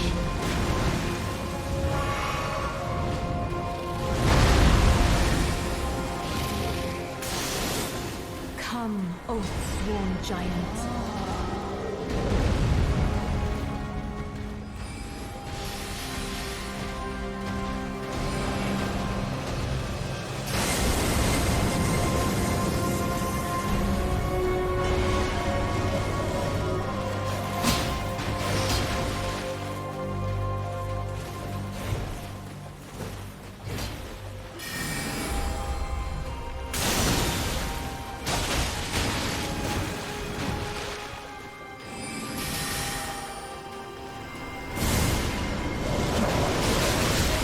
Oh my god! As soon as they spawn.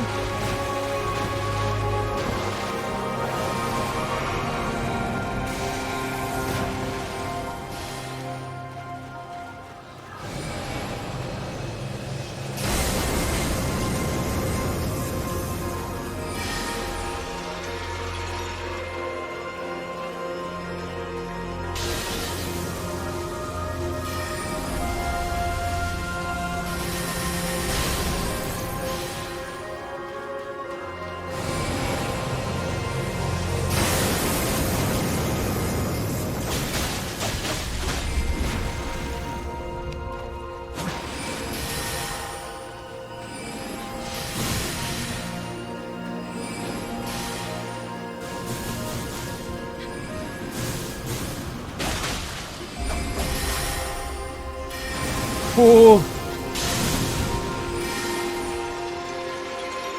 What a spectacle. Love it.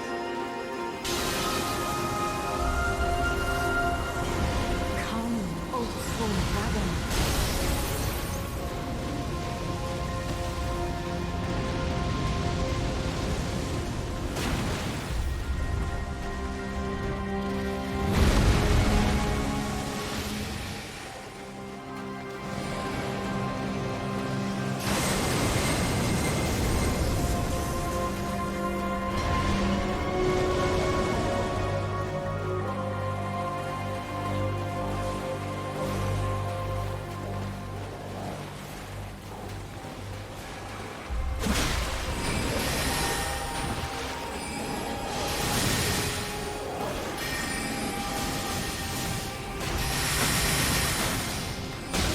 Ah, you bitch.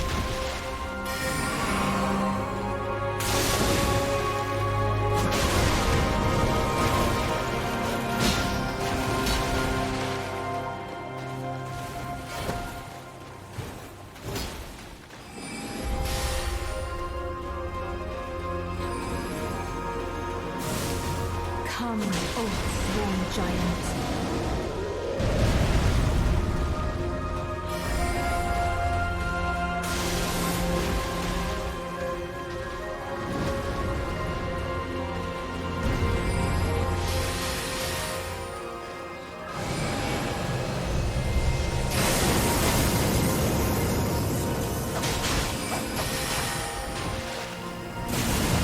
Come, oath-sworn dragon.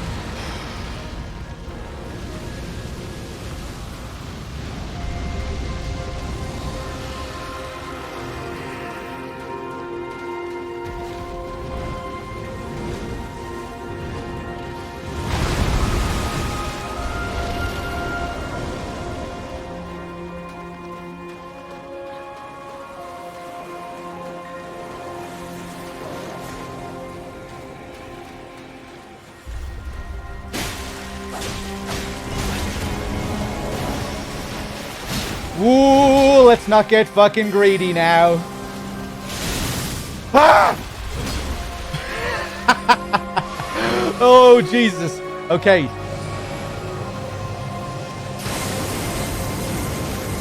You bitch! Oh, little Rani, my dear daughter, weave thy night into being. Oh my god, okay.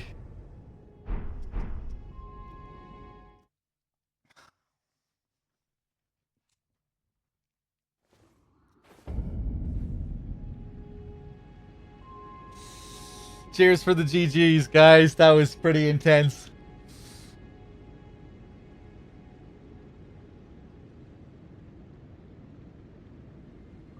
What are some good, I'm assuming there are some opportunities in that second phase that I'm not taking advantage of. She's so defensive and she's throwing so much shit at you. It's really hard to find the time to hit her.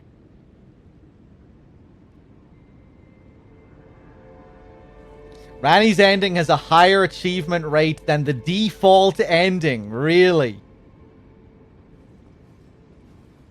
Where did he flee, my sweetings? Come out from whence ye hide.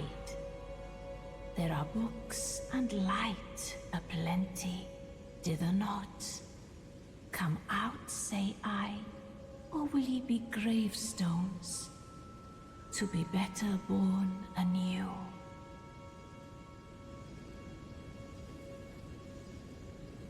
Ah, thou, is it thy wish to be born anew?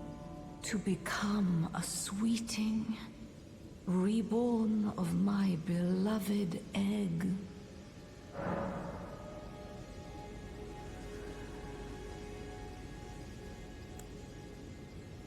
Be not alarmed, nor afeared. I would birth thee as a sweeting, fair and fine. Such a stoner. Radigan at the back here.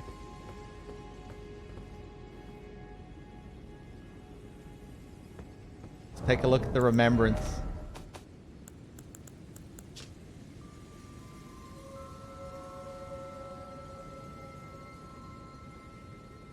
Remembrance of Renala, Queen of the Full Moon, hewn into the Erd Tree.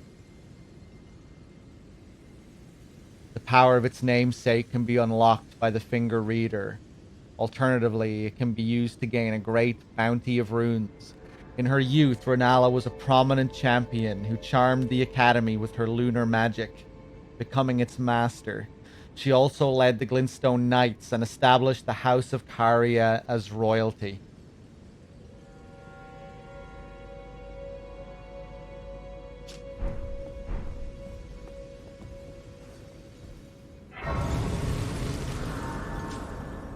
Yeah, and here's the chest that we can't open yet. We need the key. Rani's key.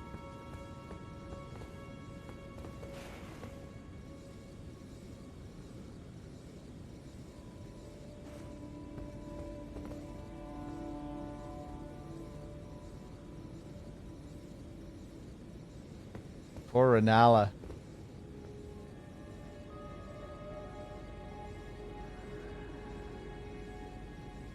Yeah, I wonder if she has the ability to walk. I don't know.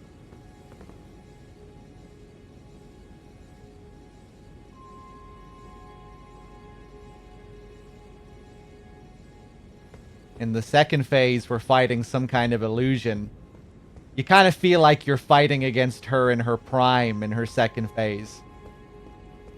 You know, like it's a vision of who she was before she became this heartbroken mess. Flinging all those fancy spells at you.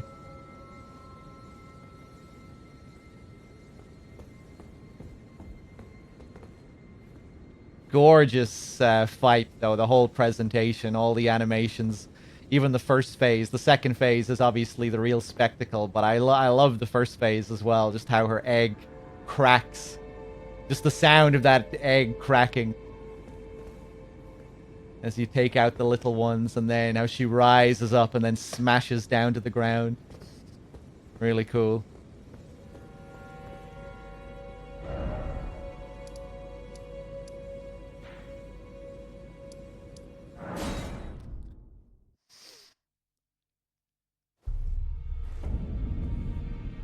Why did we hear Ranni there, though? Ranni interfered after we beat her in the first phase.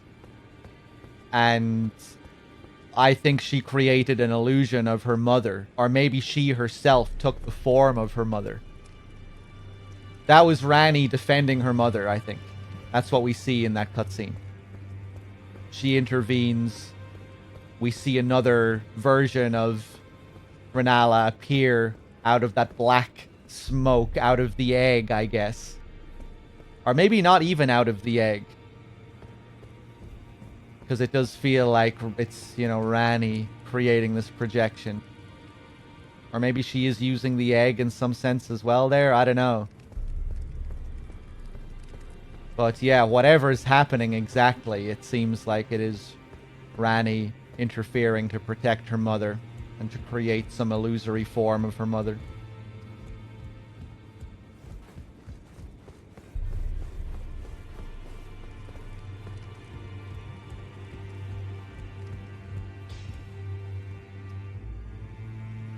When she appears as well, when the projection appears, she's like glowing blue. And I think that's similar to how you see those other magical projections in the game. You know, like the blue Carrion Knights that you fight at the Carrion Manor. At least that's what I just assumed they were, some kind of magical projection.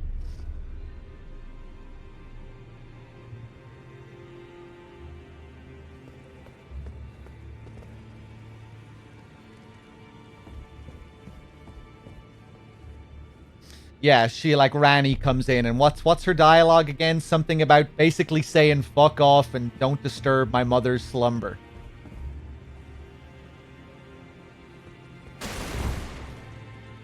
And then she says something, you know, that implies that she wants her to keep her reputation or something along those lines.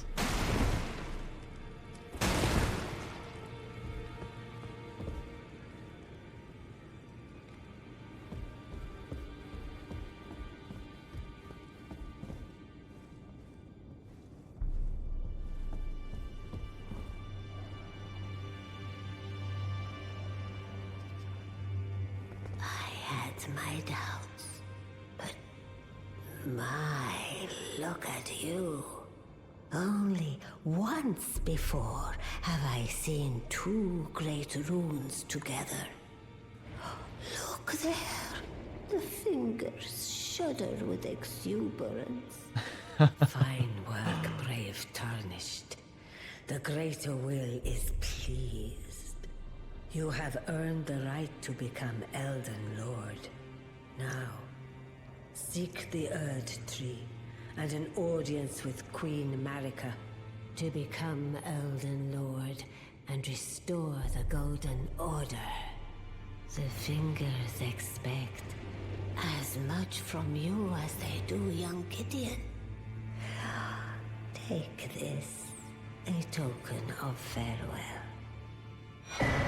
The fingers shudder with exuberance.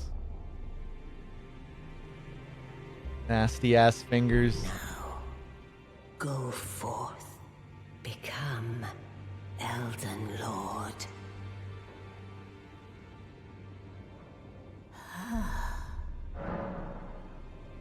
Queen Marika is the vessel of the Elden Ring, carrier of its vision.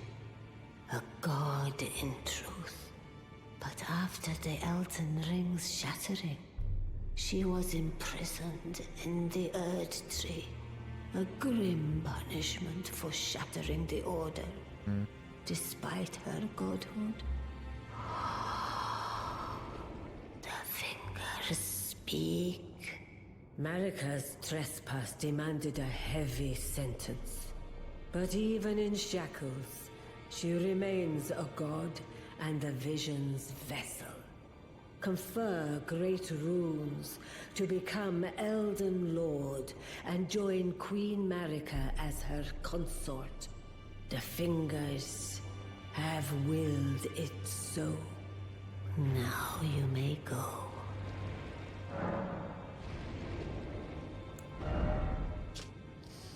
Let's take a look at the equipment here that we can get now. Renala's set, a tall crown depicting the moon, worn by Renala, Queen of the Full Moon, increases intelligence. When Renala, head of both the Academy of Raya Lucaria and the Carian royal family, lost her husband Radagon, her heart went along with him. And then those at the Academy realized that Renala was no champion after all.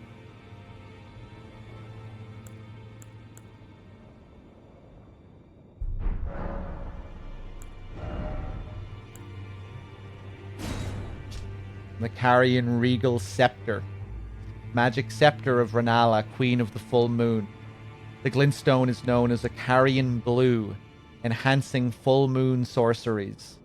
Only those of the highest intelligence may wield this, the finest of all glintstone staves.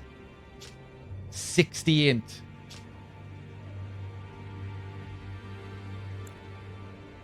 And Renala's Full Moon. Sorcery associated with the Carian Queen.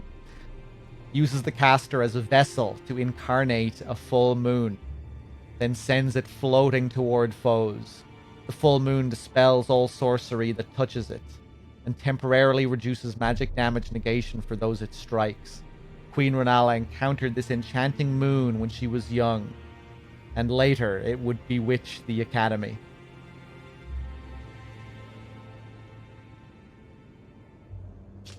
Cool. 70 int to use this. Oh my god. Now go forth. Let the words of the Fingers guide you.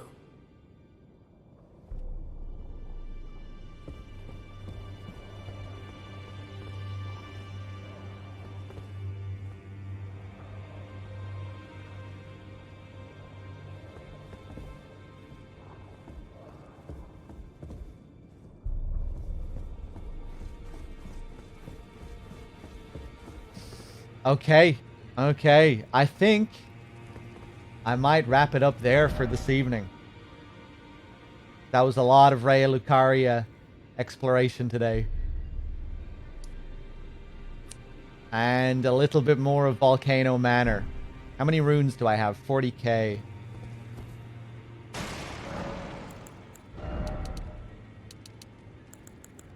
Let's go for a bit more dex, a bit more int.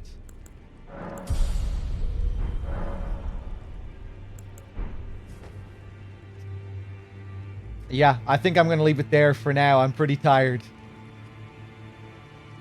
And we might continue this tomorrow. If not tomorrow, it'll be sometime soon anyway. But I'll probably be back tomorrow with a bit more. Guys, thanks for being here. Thanks for watching. Hope you have a good rest of your Sunday. Till next time, everyone. Take it easy. Have a good one. Peace.